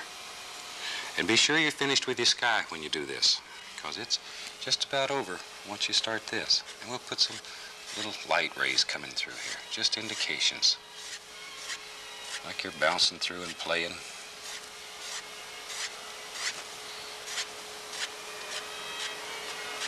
Okay, just enough to give it a little indication back here. Now, let's see, way back here, very lightly, let's just make us a little water line back in here.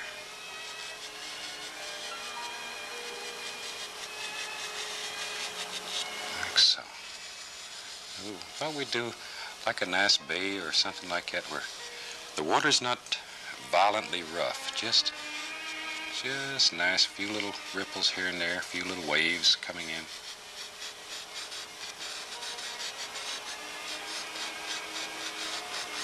Okay, just work those around. Okay, now as we get up closer here, let's have a little wave in here. Just like so. Put us a little darker color in so it'll stand out.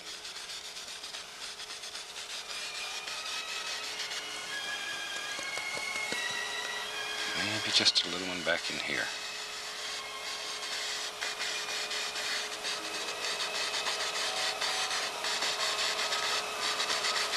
A little dark underneath these. Okay. Now we'll take a little bit of white.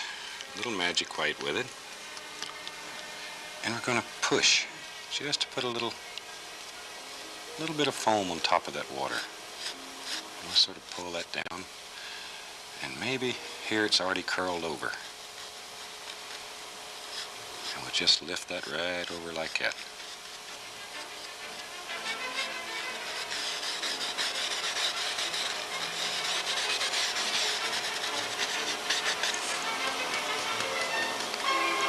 A little bit in here.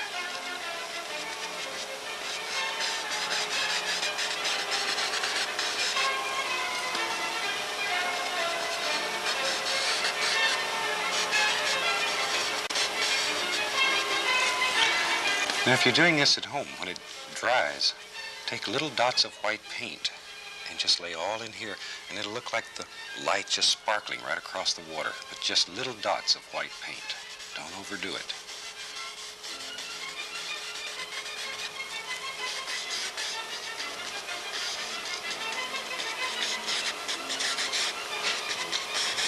Just some little foamy things happening all out through here.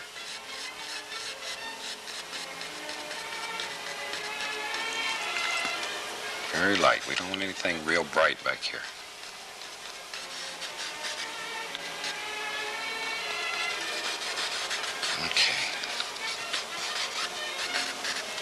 Okay. Now then, I think I'll take a little alizarin crimson and sap green mixed together to make a nice brown color. Warm, warm brown, since we've used the alizarin in here. And brown is such a nice color. It's a very warm, peaceful color. Maybe we'll put some little things like this in here. There we go. Put some little grassy things laying here on the beach.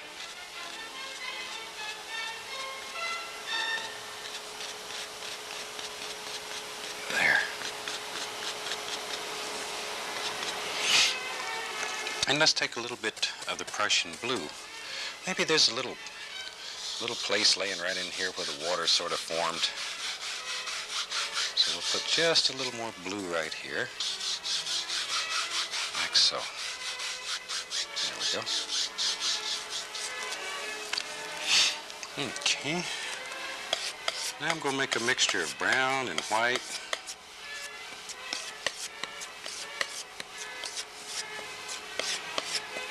And we'll make some sand here on the beach. And we just let this knife work right down through here. Very gently.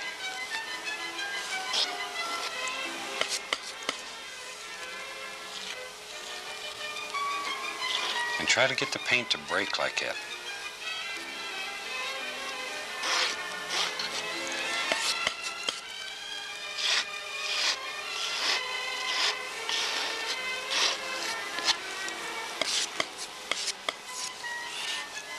Maybe we'll go back and right over here. Maybe we'll have this coming right down through here.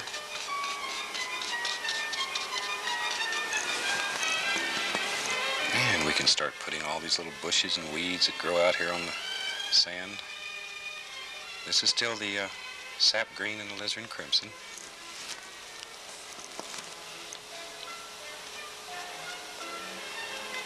There we go.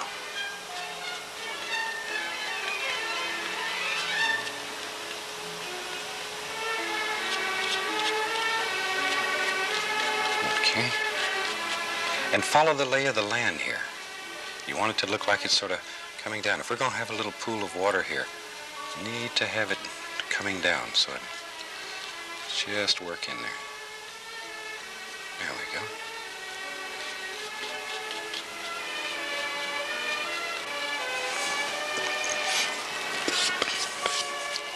And we can take and lay a little bit of sand right down through here.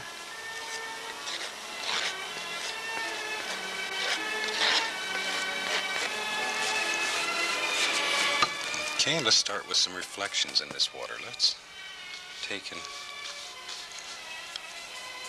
little touch right here. Let's build some nice little reflections in this little pool that's laying here.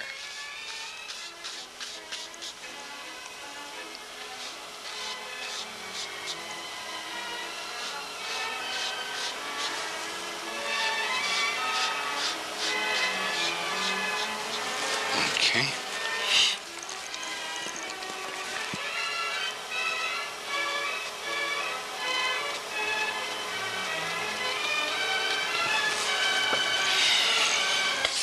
Okay, now we can come ahead and decide where we want the dirt to come. Maybe it'll come right out like that.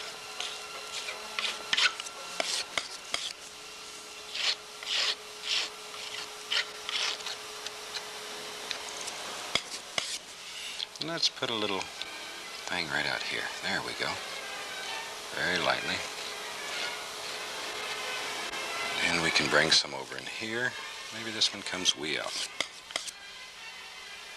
It would if I didn't run out of paint.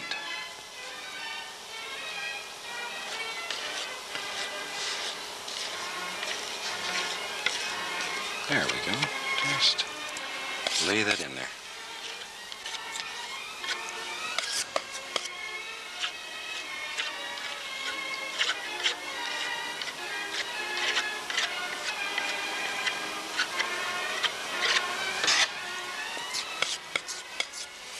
Okay, now we'll take a little bit of magic white and we'll put some little things happening around the water's edge here.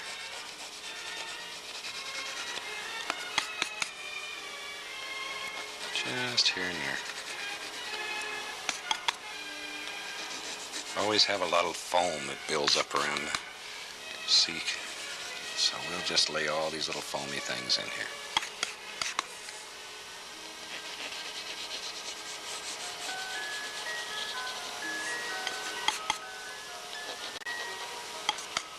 A little bit over here, so it looks like that just sort of slips on into the background there. And off and away. Okay. Now we can put a few more little things in here just to build this out. Still following the lay of the land.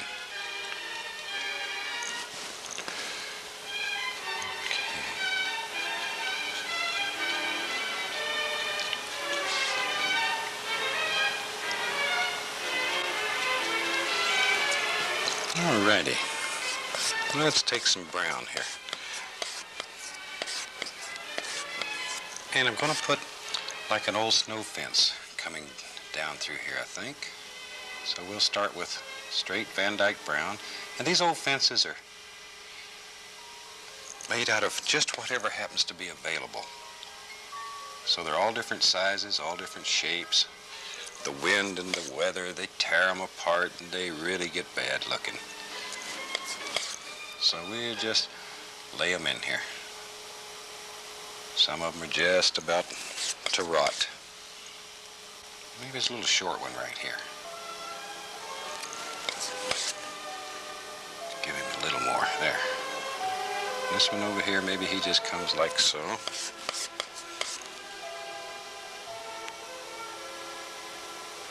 Every which way. Every which way.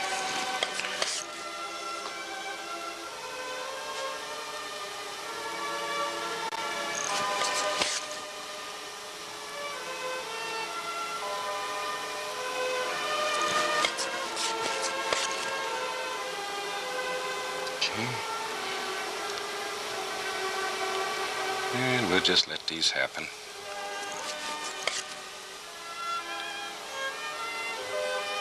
Sometimes they're close together, sometimes they're far apart, so wherever you want them. There.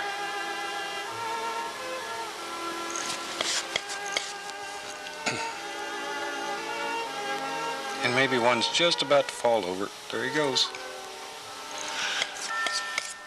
Okay, now take a little touch of the light color here, and I'm going to just put a little touch of light just right on the edge of these, just here and there. This is just brown and white, just a little bit.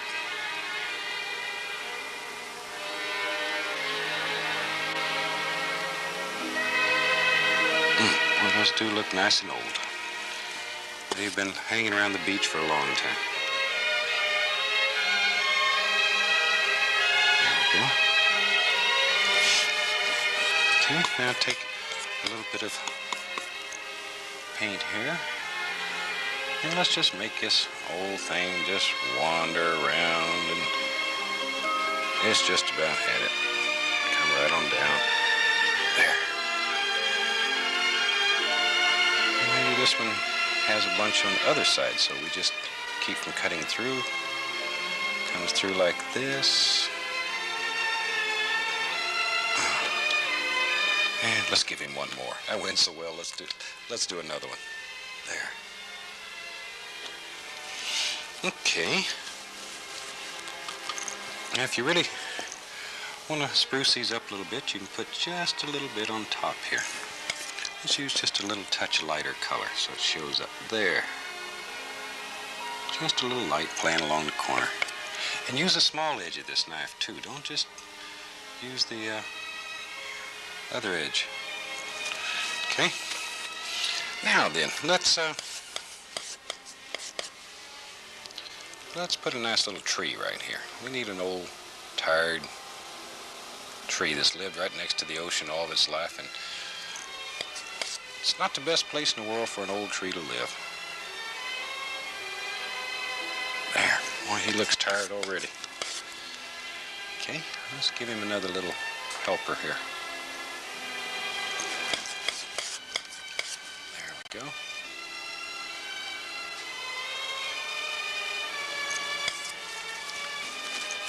Okay, let's use the little liner brush here. And just put some highlights right along here. And let those sort of fade back.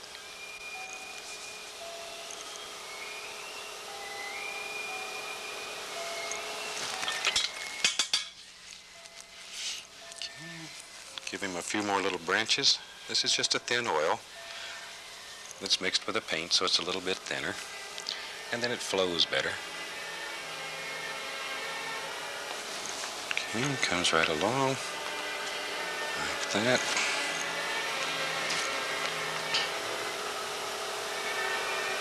And we just put a few little limbs at random, and then we'll put some leaves on them. Maybe right in here, maybe there's one that's just tired. He's hanging down.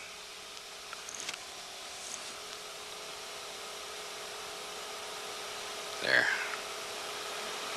Poor old tree. Okay. And we'll take a little bit of the alizarin and the sap green again. Maybe dull it down with a little bit of brown. We don't want this very bright. And that's all right. That's nice. Just put some little leaves out here.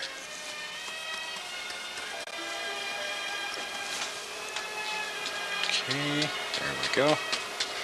Just drop them little rascals on wherever you want them.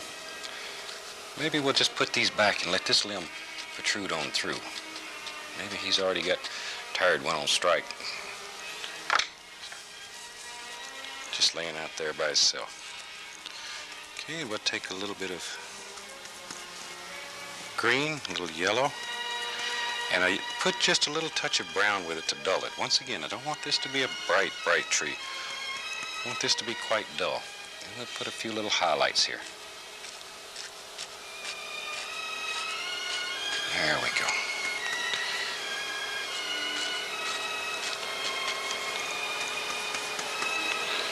Just here and there. Okay. All right. Now, we can go back and fill in some more of these little bushy areas just to give him a little character. There.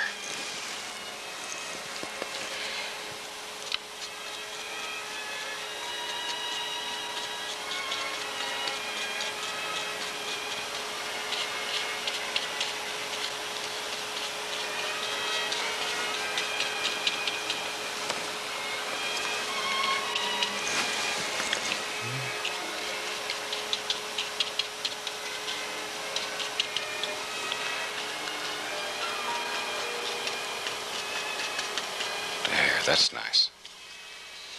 Now, let's take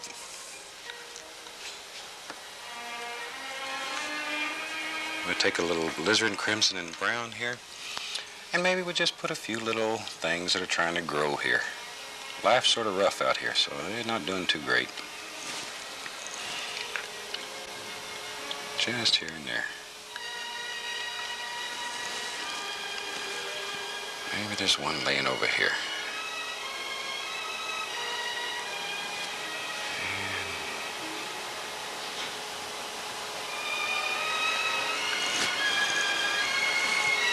Okay. This is a very quiet little seascape. Something you can do, and it's just a little practice, and I think you'll enjoy it. It's probably the most fun is working with this sky. And there's a multitude of things you can do here. There's no limit to the different colors you can use. You can change them to any color that pleases you. Feel free. We're not trying to teach you to copy here. We're trying to teach you a technique. And how you use that technique is strictly up to you. You're only limited by your imagination. So let it go. Have fun with it. Practice. And you too can be an almighty painter. Okay, I think we'll very quickly sign this picture. And we'll call it finished. So we'll take a little bit of thin paint here. And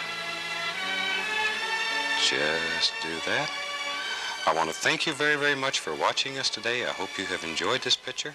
It's a little different than what we've done in the past, but it gives you some more ideas of what you can do. So, until next time, happy painting.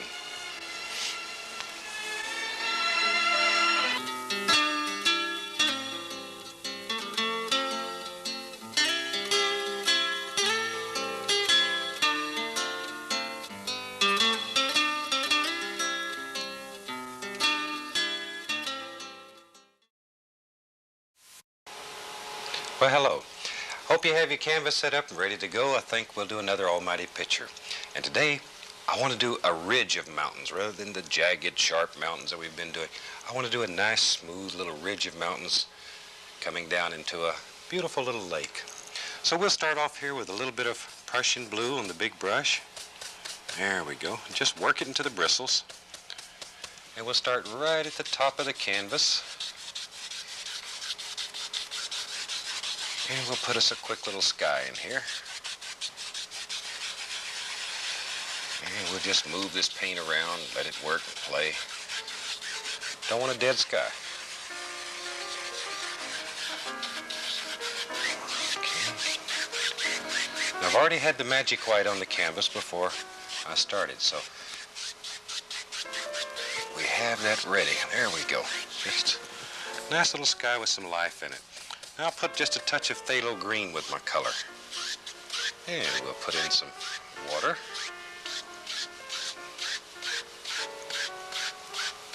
There we go. And sort of bring all that together. And we've left a little area open right here in the center so that it'll look like a sheen of light coming across the water. Okay.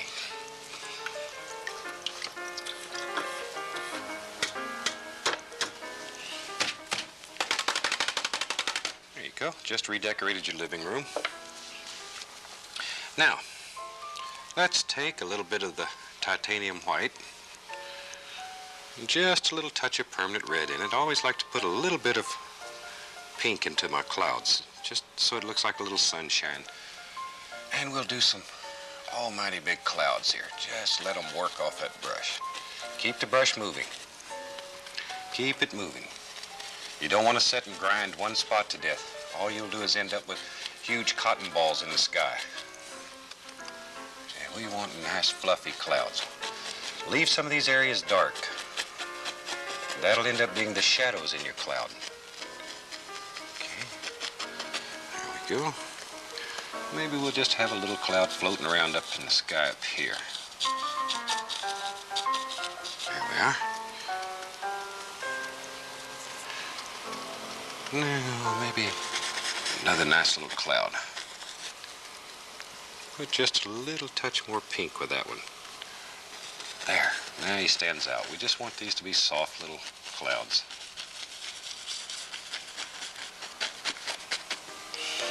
Okay, now we'll take the big brush and very gently hypnotize this. Just work it a little bit, leave it alone.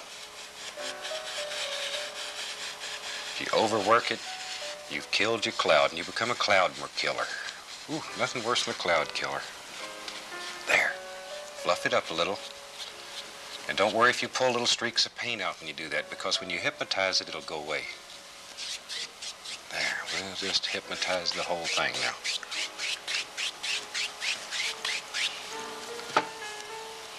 Okay, let's clean the brush. There we go. And let's put one more little cloud in there. We'll just have him right here. Just let him work around. If you're going to separate these two clouds, you need the dark area in between. So don't kill all your dark area.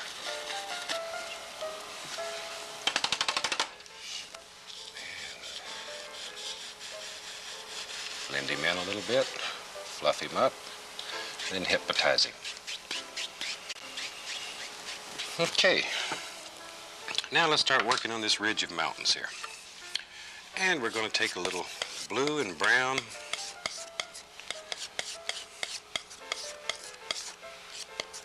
And want to make sort of a gray color here. Blue, brown, and white. Now your blue is 100 times stronger than the brown, so use it sparingly. There we go. Now, let's just take and lay us in a nice little ridge here. And we're really pushing this into the canvas. Work it hard. Work him hard. Push. You're not going to hurt that canvas. Just a few little bumps here and there on top.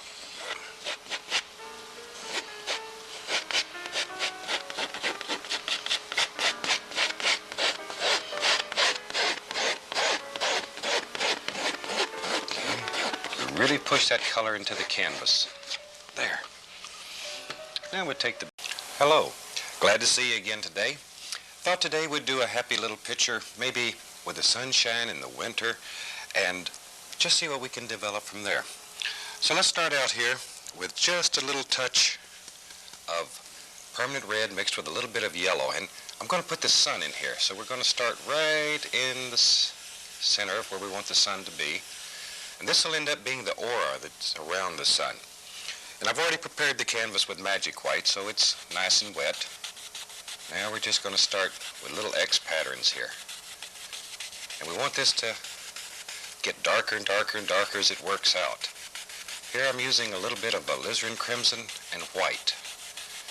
But work your brush back and forth. Keep it moving. It's much, much easier to blend these colors when they're like this than in drawing a big circle. Now we'll take a little bit of alizarin crimson with a touch of Prussian blue into it. Make sort of like a lavender color. There we go. And just work it around.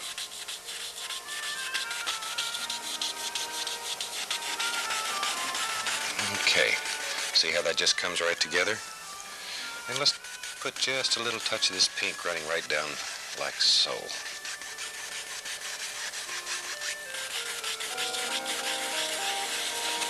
And we'll just bring all this together. Maybe a little bit in here. Maybe we'll have a little touch of water. Okay, now let's go into a mixture of Van Dyke brown, Prussian blue, and a little bit of white to give us a gray effect. And we'll work that also starting from here and working downward so that it gets lighter and lighter as it gets toward the sun. Too many times in paintings we try to avoid the sun. And the sun's a beautiful thing to paint. It's part of nature. You see it just about every day. Sometimes we don't see it every day, but just about. Okay, now we'll take the almighty brush here, and we're going to begin hypnotizing this, and do it in little X strokes, back and forth. There we go. And we just want to blend this color out so it's a nice even distribution of color by the time we're finished. Always working with a clean brush from the lightest area outward.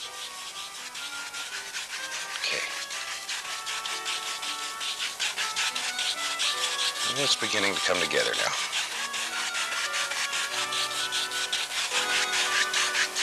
And while the brush is dirty, we'll go ahead and put in a little bit of water. And I'm using the same gray that I used in the sky. And you don't want to cover up this area if you want a nice pink reflection coming across the water. You want to leave this area open.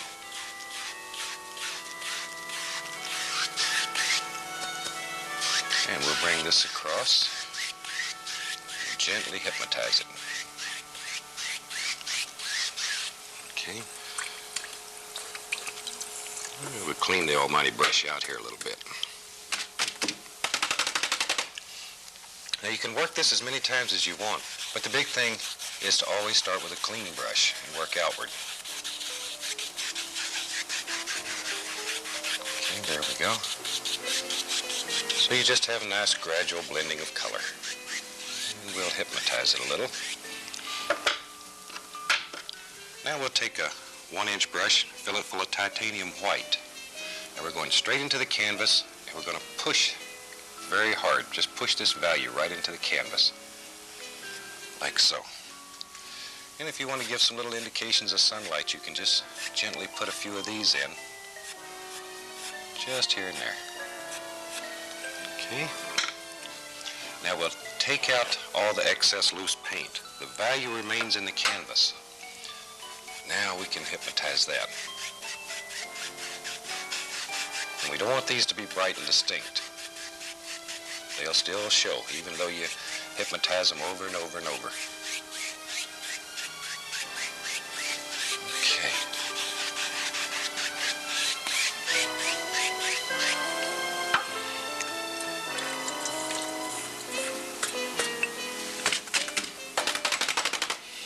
Okay, now if you got that done, we can move right on along here. We'll take a little bit of the alizarin crimson, a little blue, mix it together here. And we're just going to make an indication of some nice little hills and mountains way back here in the background. There we go. Just lay them on with a knife. We're using very, very little paint. Scrape off all the excess.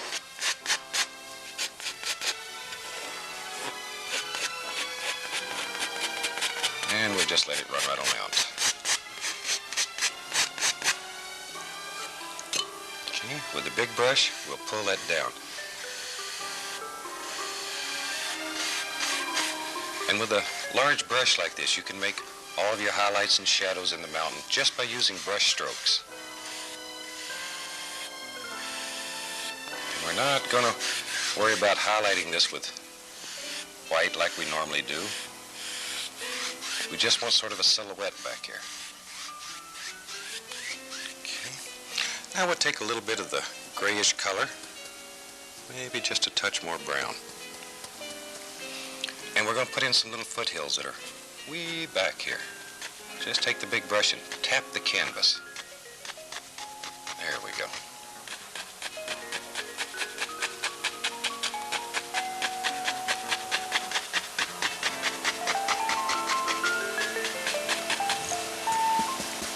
And we'll take a little bit of that same color and pull downward. This will make our reflections.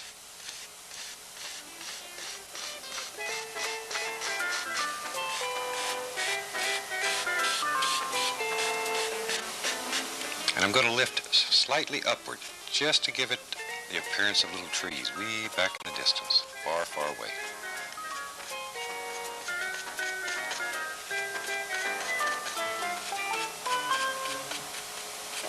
Okay.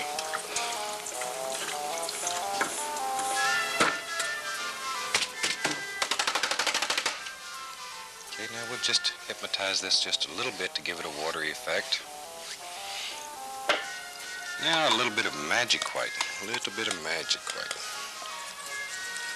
And to it I'm going to add just a little bit of pink. That's a little too much, so we'll just tone it down. There we go. That's better. And we'll cut us a little water line back here. We don't want this to be bright and distinct. We just want a gentle little water line to break up these two dark areas.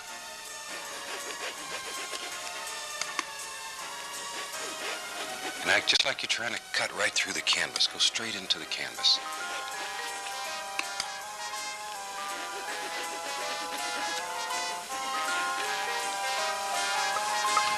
And already you have the impression of a beautiful sun, little hills in the background, foothills in the foreground. Now let's come forward and see what we can make. I think we'll take a little alizarin crimson and a touch of sap green mixed together. Make a very warm brown color here. And we'll use the almighty fan brush. And let's come down and let's just have some little grassy areas right along in here. There we go.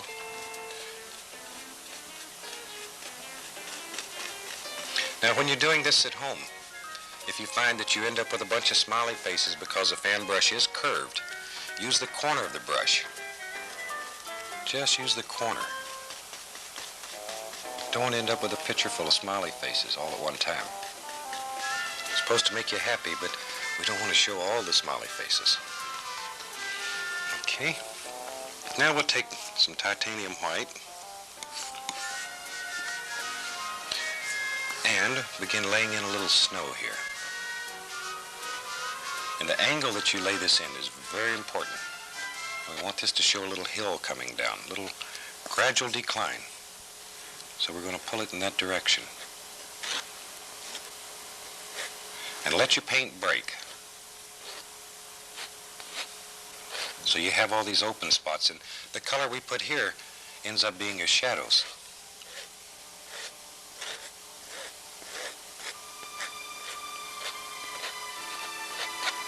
Okay, then we can work the little grassy areas right into that. And you have those travel with the lay of the land also. Let them sort of flow down like that. Okay, let's clean off a little spot to work here, and we'll make some almighty trees. I'm going to take some Van Dyke brown, Prussian blue, a little phthalo green, and a little touch of alizarin crimson. You want a very dark color, it should look black.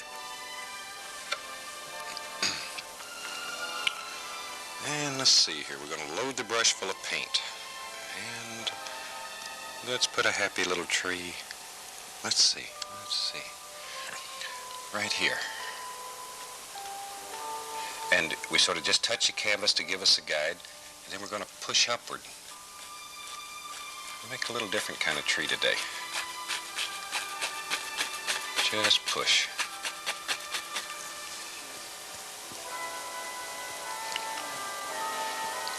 Okay, let's give him a little friend right here. And we push. Just push those limbs right out of the brush.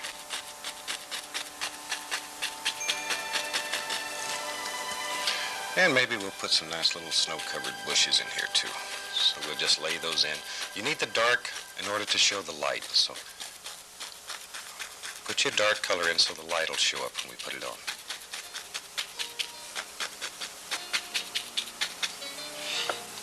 Okay, now we'll just cut through the paint and give some little trunk indications here and there. Now we'll take a little bit of magic white, and we'll mix that with firm white and a little touch of the blue that we used to make the tree. And we'll highlight this tree. And we see our light source, so we just push. We want this side of the tree to be a little bit brighter. There we go. A little bit for over here.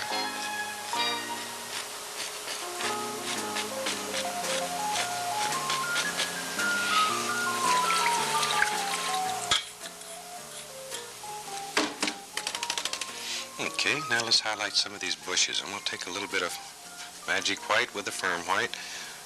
Little touch of permanent red, just so it sets off a little bit better. Okay, now we'll push off some nice little snow-covered bushes. It's a very gentle touch, just enough to get the paint to come off the brush. Okay, here's a nice bush. We'll put some snow on him.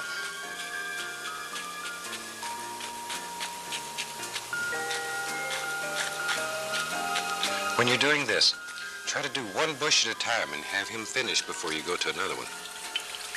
Otherwise, they'll just sort of run together and you'll lose track of them.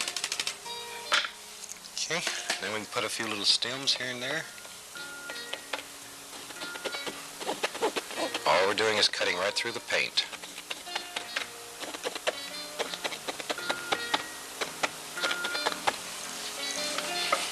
Okay.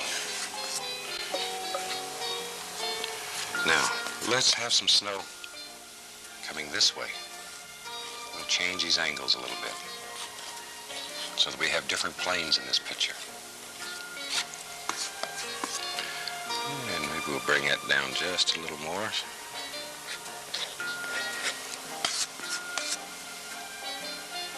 And we'll have a little angle coming right down like that. There.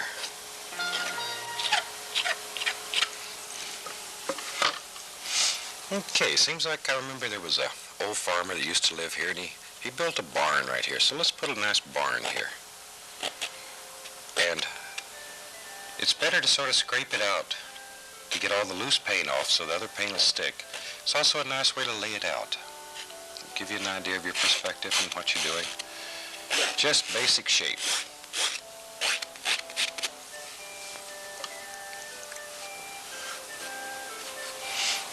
Okay, so we'll take a little Van Dyke brown and let's lay this eave here in, like so. There. And we'll put some snow on the roof. Just come down and let it drop. We want to give it the indication that it's sort of one of these roofs that come over and drop.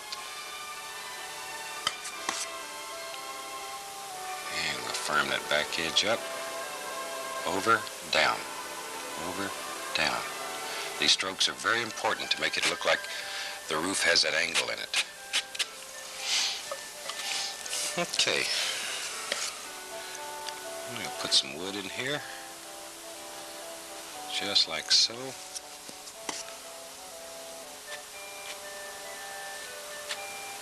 There we go.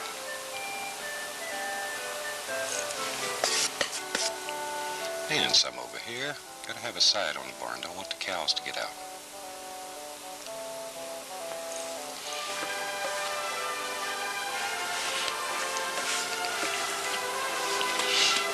Okay. Now, let's put a little bit of snow on the other side of the roof over here. And we can firm this up.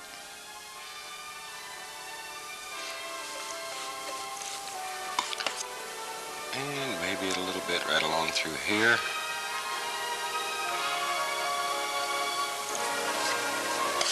A little more Van Dyke brown, and we can lay some shadows in there. There. Okay, tell you what. Let's give him a little shed out here.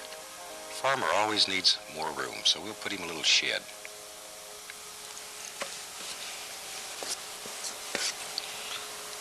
A little more of the brown. See how easy that is? Just let it happen. Okay. Then we need a little place for him to put the hay up here.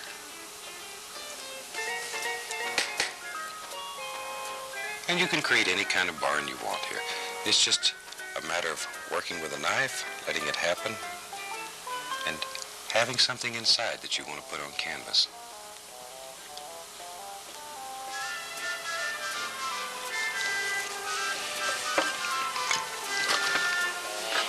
Okay, let's put a nice bush here and push him back into the bushes.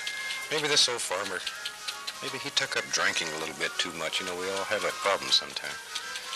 And the woods are sort of creeping up and fixing to eat up his barn. Okay, we'll take a little more of the titanium and magic mixed together. And we'll put some highlights on these bushes. There we go.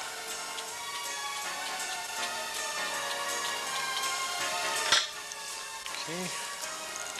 And here and there we have some more of the little weeds that are growing around. Just use the corner of the fan brush to make friends with it. Maybe there's some growing right along the edge of this little hill. Okay. Now then, let's put an almighty tree in here.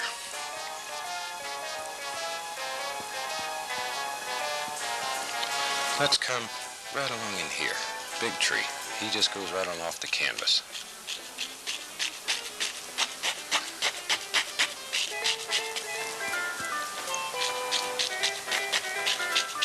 There we go. Now we're getting some size to it.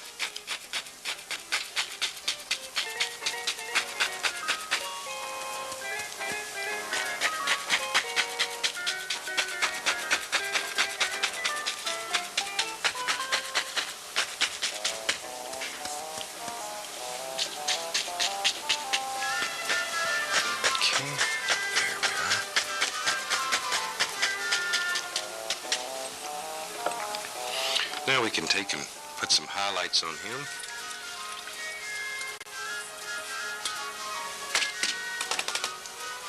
A little bit of the magic, a little titanium, and then we're going to put some blue on there. I want this to look cold. This picture should have both warmth and coldness in it, because we have the sun with all the warm colors and coming right through here. So let's do this. We'll just put some nice little highlights here. Just let the light bounce through there and play.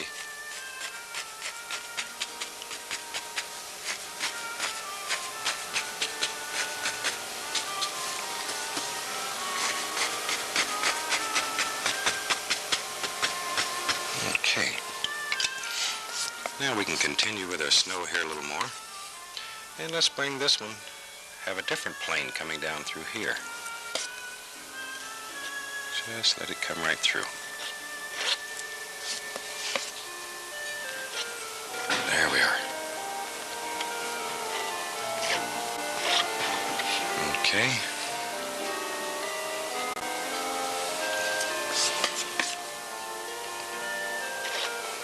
Just let that knife run right down in the angle that you want to show that your land is flowing. And try to let the paint break.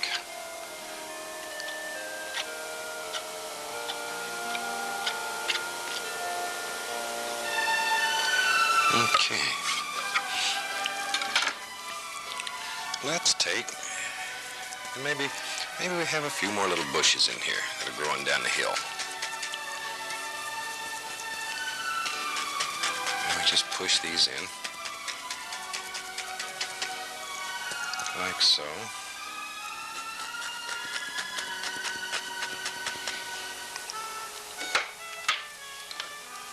Okay, a little more of the magic. Remember, thin paint will stick to a thick paint, so you need to thin your paint just a little bit. Okay, maybe just a little touch more. And we'll put a nice little bush standing right here.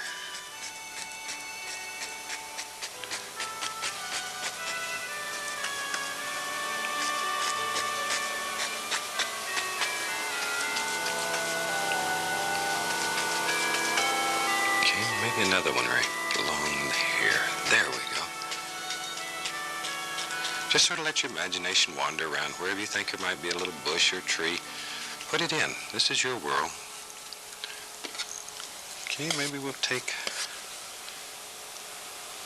put in some little trunks here of a little tree that just about has nothing on it. Just the trunk left.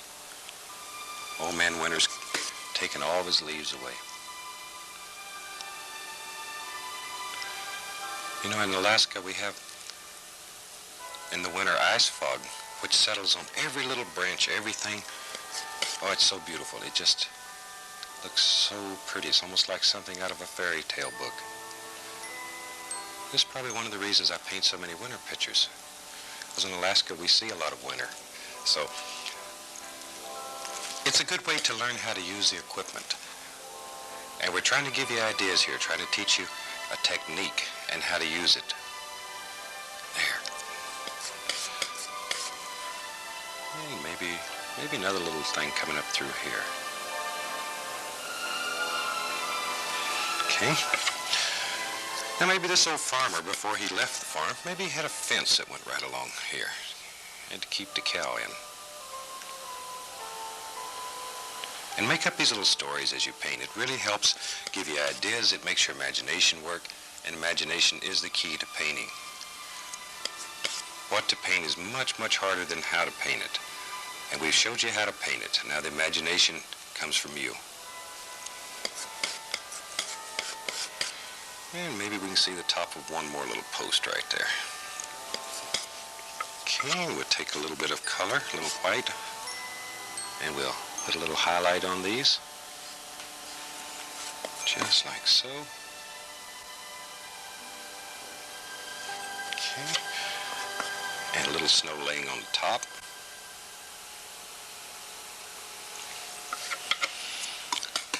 And let's have a wire running along these fence posts. It just comes right on down. like so. And all we've done here is just literally scratch through the paint. Okay. And you nearly always have a few little bushes that grow around the post. When you're cutting the grass, you can't get up next to the post to cut it, so you usually always have some around here. And maybe with just a touch of very, very light blue, very light, we can just put some little indications of shadows back here. Just a little bit.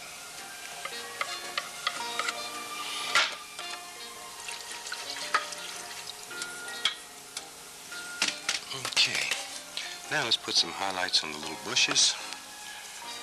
There we go. And look at there. Just make those sparkle in the sun.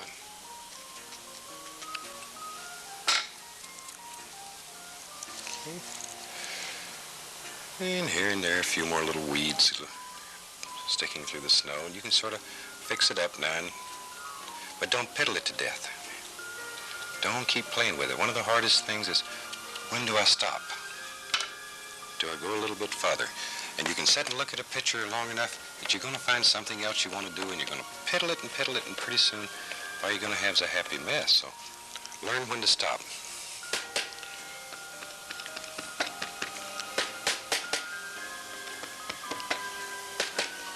Just a few little sticks here and there.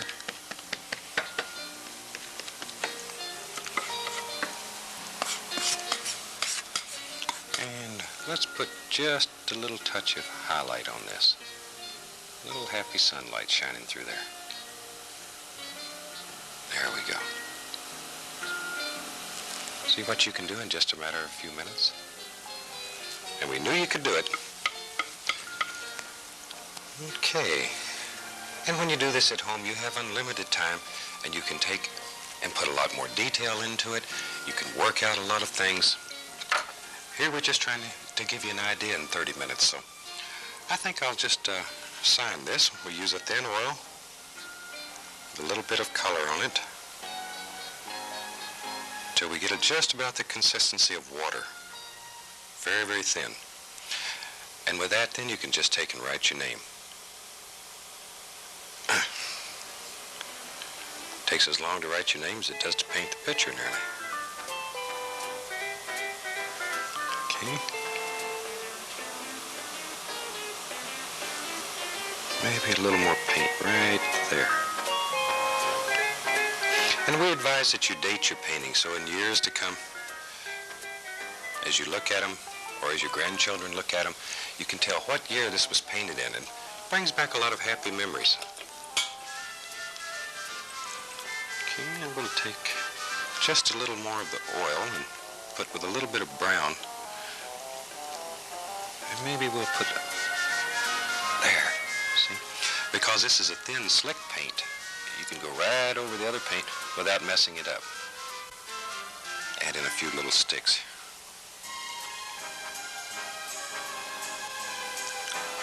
There we go.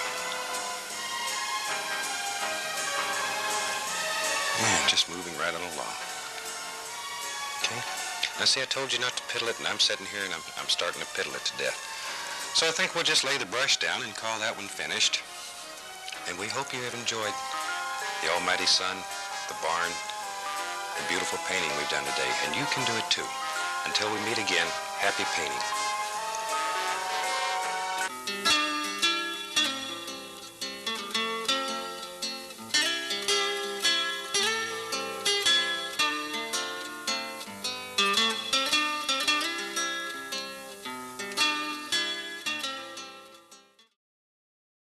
Welcome back. I hope you have your canvas set up on your almighty easel and ready to paint along with us. Thought today we'd show you how to do snow. And we've had several requests, people asking us, how do you put snow? How do you make it look like snow is falling? So I thought that's what we'd do today. So we're going to start out here with a little Van Dyke brown and Prussian blue, and we'll very quickly throw a little sky in here. And we're looking for a sky that's sort of gray, overcast. So we'll sort of test it and see how it looks. There we go. That's a nice gray color. Sort of a blue-gray. We've already got the canvas covered with the magic white. So we're actually blending color right here on the canvas. We're mixing a painting. Mixing a painting right on the canvas. Okay. Maybe just a little bit more right here. Put some life in the sky. If it's snowing, we have all kind of things going on. And we'll gently hypnotize a little bit. Don't want to kill all the little actions that we've created in here. And we'll take a little more of the same color. And let's just lay in a little bit of water.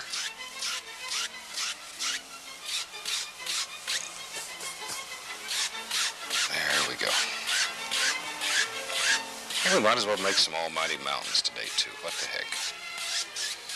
If you learn how to make mountains using this knife, the knife will probably never give you any more problems. Okay.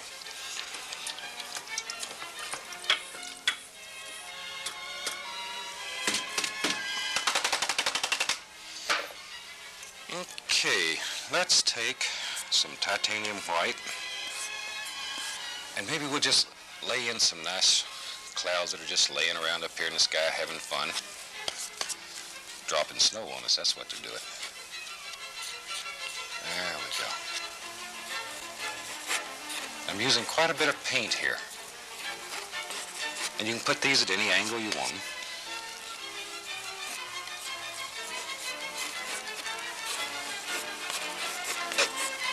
And probably at this point you're looking at that and say, my God, he's got a mess going there today. But hopefully it'll come out.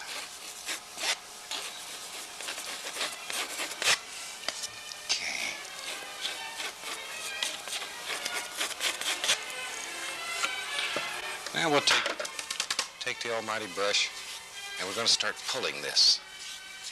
Look at that. Instant clouds. But you need a good firm paint to do this, otherwise it's just going to smear on you.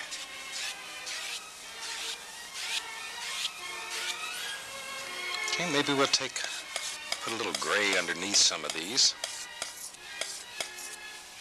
Take a little blue, brown, and white.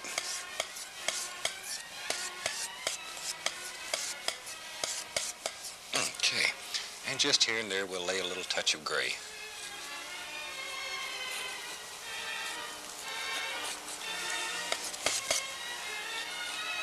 Just to give it sort of an overcast feeling.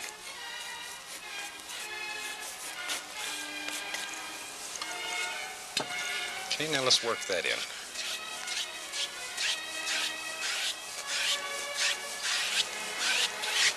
There we go.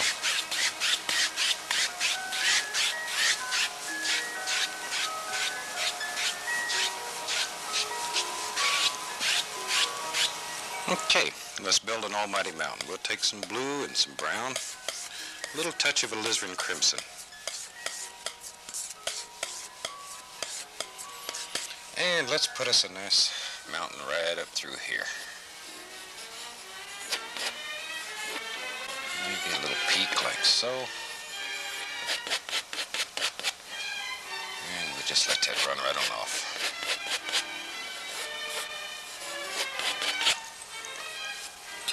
Okay, with a big brush, we'll pull that down.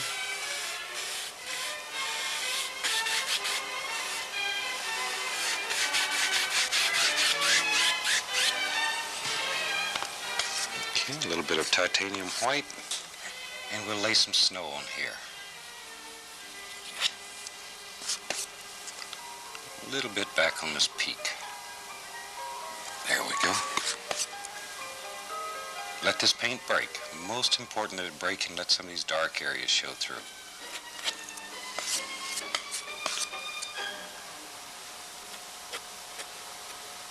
Maybe another little peak over here. It's your mountain, so you can do whatever you want to with it. Let these peaks just occur. Okay, we'll take some blue and white. Make us a shadow color.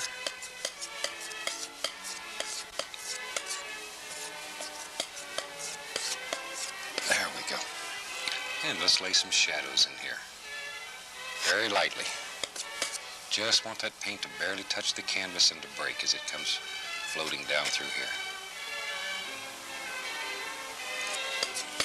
Okay, we'll give this little peak his own shadow.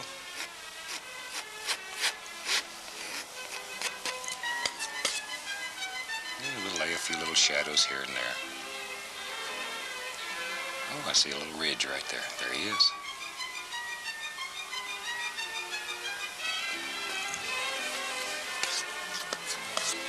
Okay, maybe we'll just swing that around a little.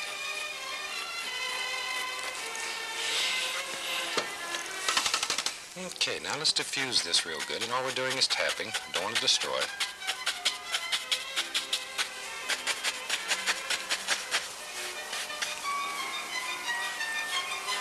There we go. Now maybe we'll put another range of mountains in here. We'll use the same colors, but make them darker to give the impression that it's closer to us. Okay, let's have one coming right up through here. And we'll let him come over, maybe like so.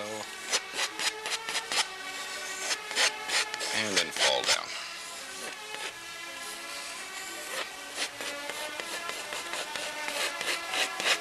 Okay, take off all the excess paint.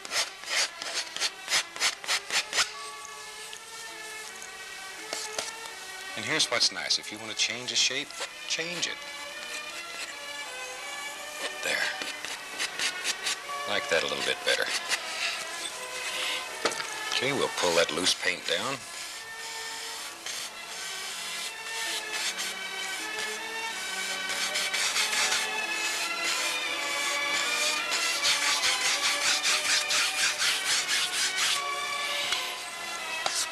Put some snow on him.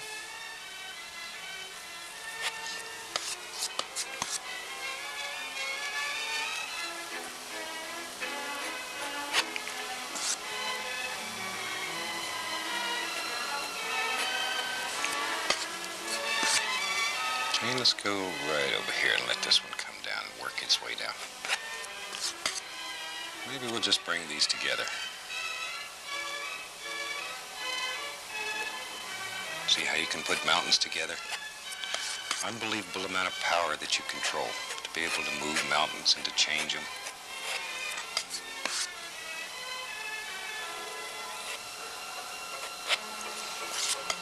Okay, we need some highlight right here. And let's put some shadows in. See, another decision you have to make is this peak on this side or that side. And if you want to push it back, all we have to do is come down through here, bring that shadow right through it, and automatically he goes into the background.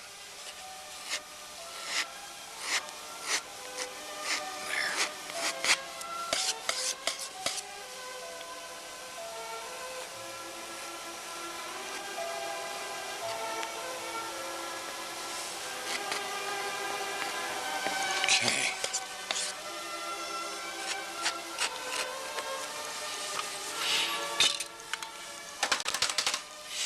Okay, then we'll diffuse this one.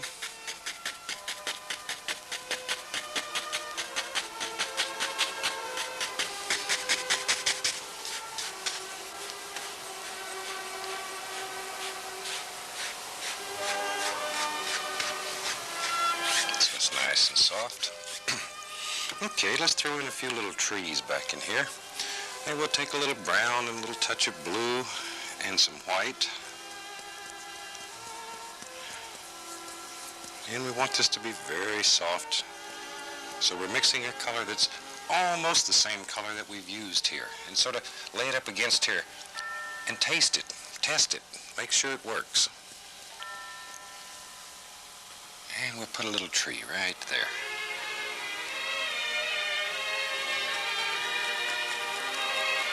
Look at that little rascal, just jumped right off your fan brush. And we'll give him a little friend. There we go.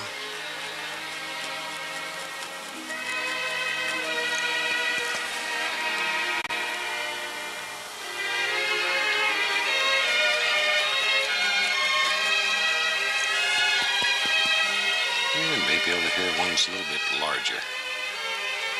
Maybe he got a little more light when he was a baby. He grew a little taller.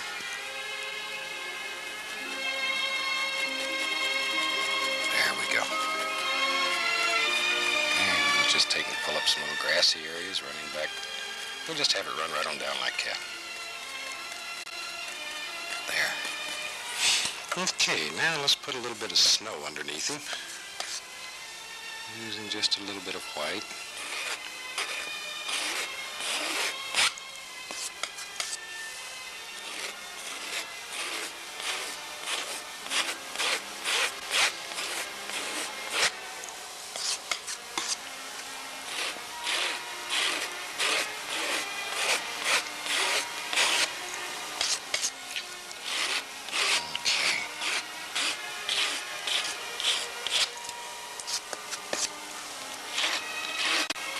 And let that paint break.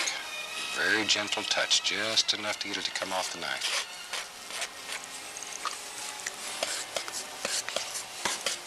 And we'll take a little bit of this color and we'll begin deciding where this ends. So we'll just lay some little banks right there. Just like so. And we'll catch a hold of just the bottom of that. Pull us a little touch of reflection down into here.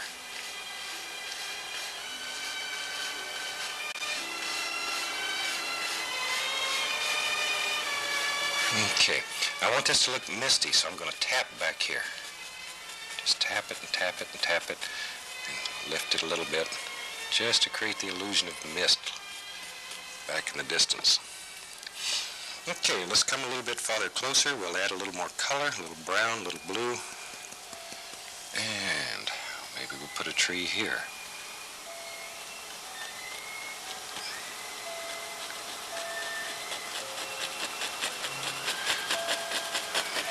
Okay. And let's give him a friend too.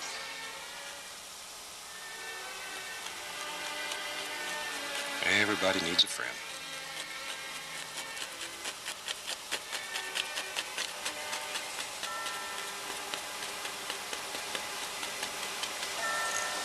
Okay. Now we'll come just a little closer, so I'm going to darken the paint just a little bit more. As you come closer, let these trees get darker and darker.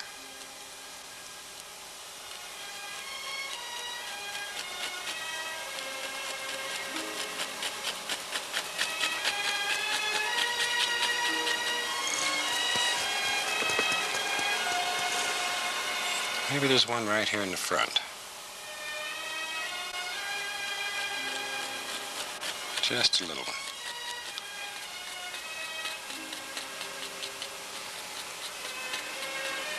Okay, little areas of grass in here. Okay. Now, let's take a little bit of the magic white and put us a little waterline into here. And we'll just let this sort of work around the corner.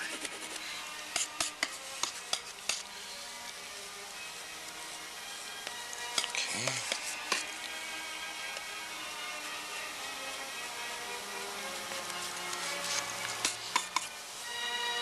Little magic white just to create the little water line here. And we got another little hill coming right down. There.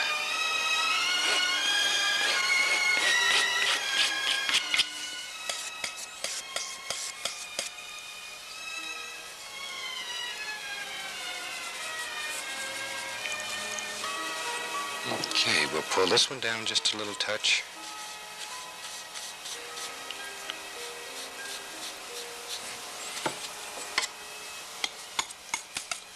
Take the magic white.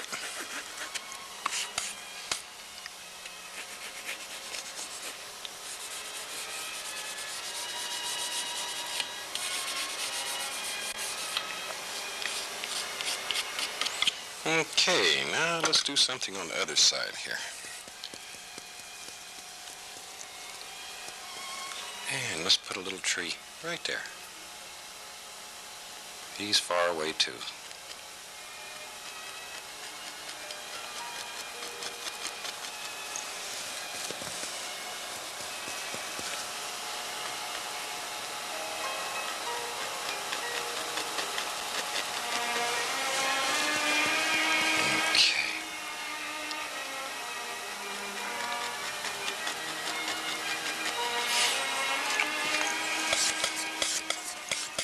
Okay, let's give him something to stand on out here. Maybe we'll have a little cliff just sort of hanging around. There.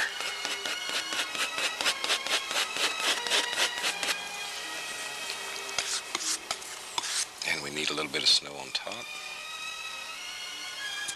Like so. Let that come all the way out there. And maybe then we have a larger hill that's coming down. There we go. Pull a little bit of that down.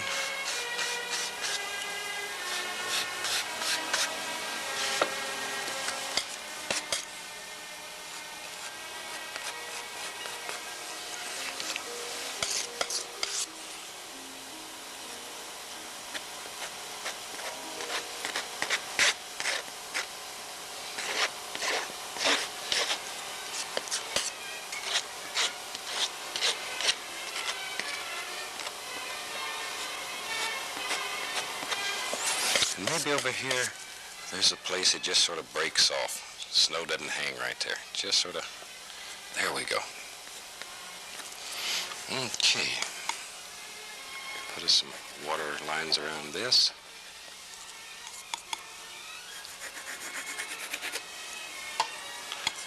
Let's take a little bit of white mixed with a little magic white here, just to make it a touch thinner.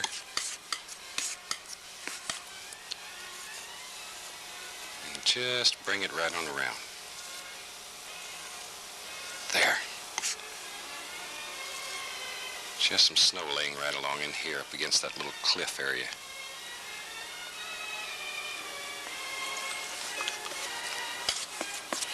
Okay, and then we can bring this right on down. Make us a little, like a little cove there.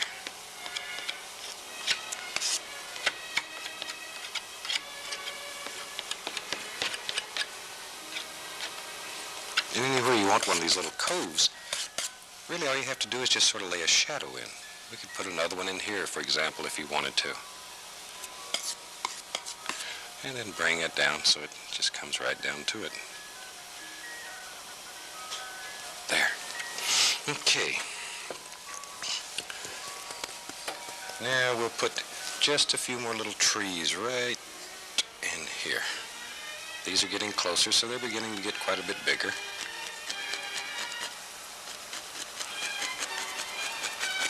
Just drop them in real quick.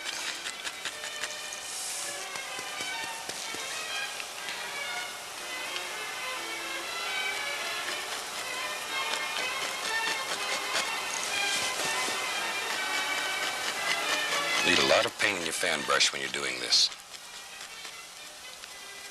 Okay, some little grassy areas.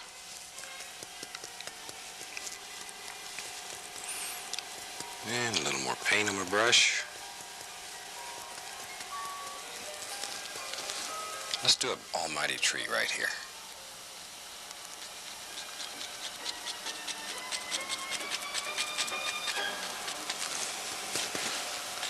Okay. This fan brush is a fantastic little piece of equipment. Practice with it, use it, make friends with it. It'll do things for you that you wouldn't believe. But it's like everything else, you really need to practice with it. It has to be a friend. See, maybe you want to put another little tree right here. And that's all there is to it. Just decide where you want him, let him fall in. And we'll put some little grassy areas working their way down. This helps show the lay of the land.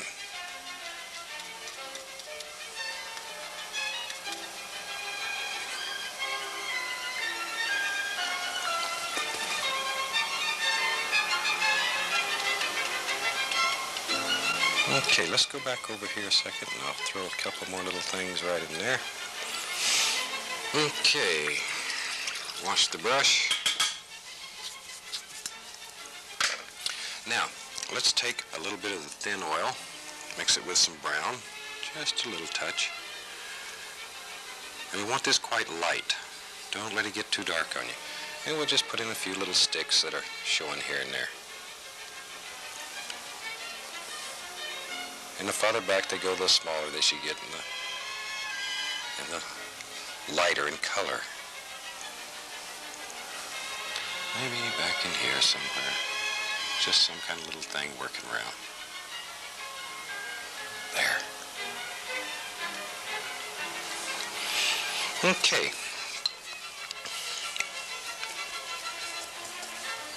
There.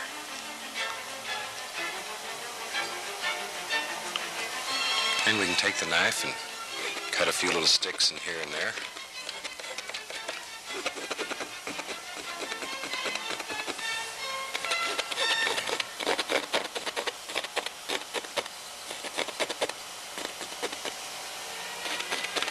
Just a few small ones. Okay, maybe we'll go up here and sharpen that point a little touch.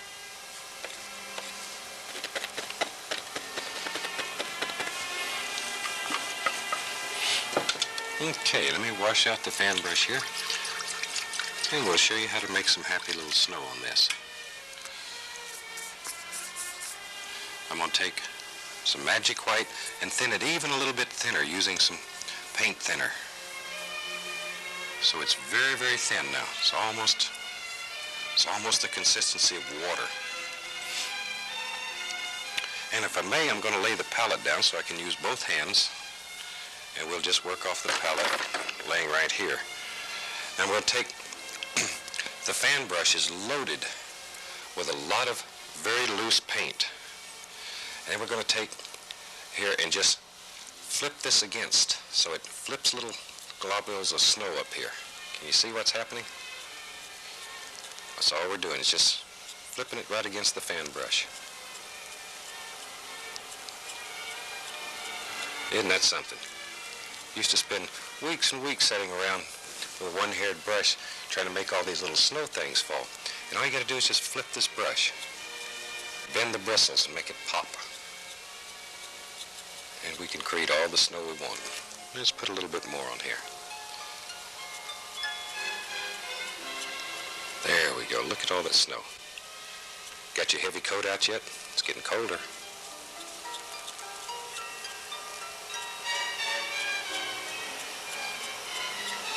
Okay. Really suggest you do this in an area, though, where you're not going to cover the whole house with snow. Nothing's going to make your husband or wife madder than coming home and having a snow-covered dinner. So, be careful where you do this. It does splatter and go all over the place.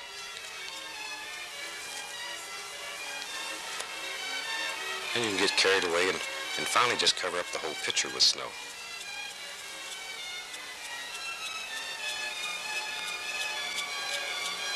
Nice even distribution. There we go. A little bit more paint. I need some more right in here. And you can learn to control this very well. You can have it hit just about anywhere you want. You can make little bitty ones or bigger ones, according to what type of snowflakes you're trying to make. So Magic Knife does a little bit of everything. You just have to make friends with it and use it. Now I'm getting into some real fine snow. This is also a nice way to create a misty effect. You can keep working an area with very fine little globules of paint, and it makes a beautiful little misty area, if you ever want to do that.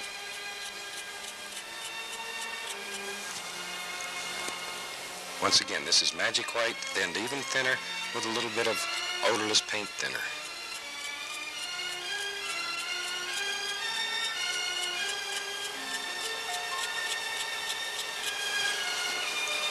Okay, let's go back up here and put just a little more in the sky.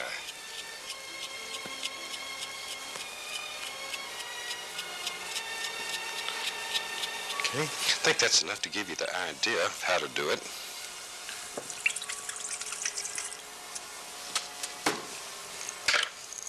Find my almighty palette again. Okay. Maybe, see one little area here I'd like to tinker with a little bit. I'd like to put a tree right here to sort of kill this area. I sort of left it open, so that's no problem. You just go back and put you one more little happy tree in. And then you'll have to put some snow over the top of him to make him fit into the picture a little better. Okay. And that's basically how we make snow. So let's take and put a few more little sticks here and there. Just let them go.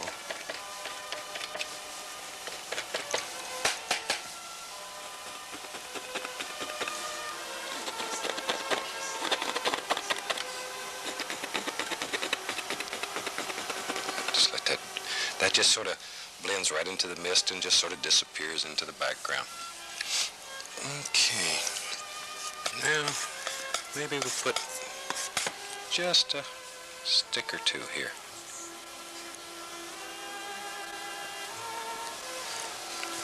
Just a little bit. We'll put a little tree here that just lost all of his little leaves and stuff. Cold weather's got him. This reminds me a great deal of my home. It's quite often we see these areas where we can see the almighty mountains and all the mist, beautiful mist.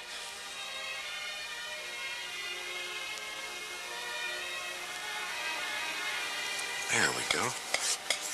And we can just put a little touch of highlight on that. A little snow laying here and there on the tree.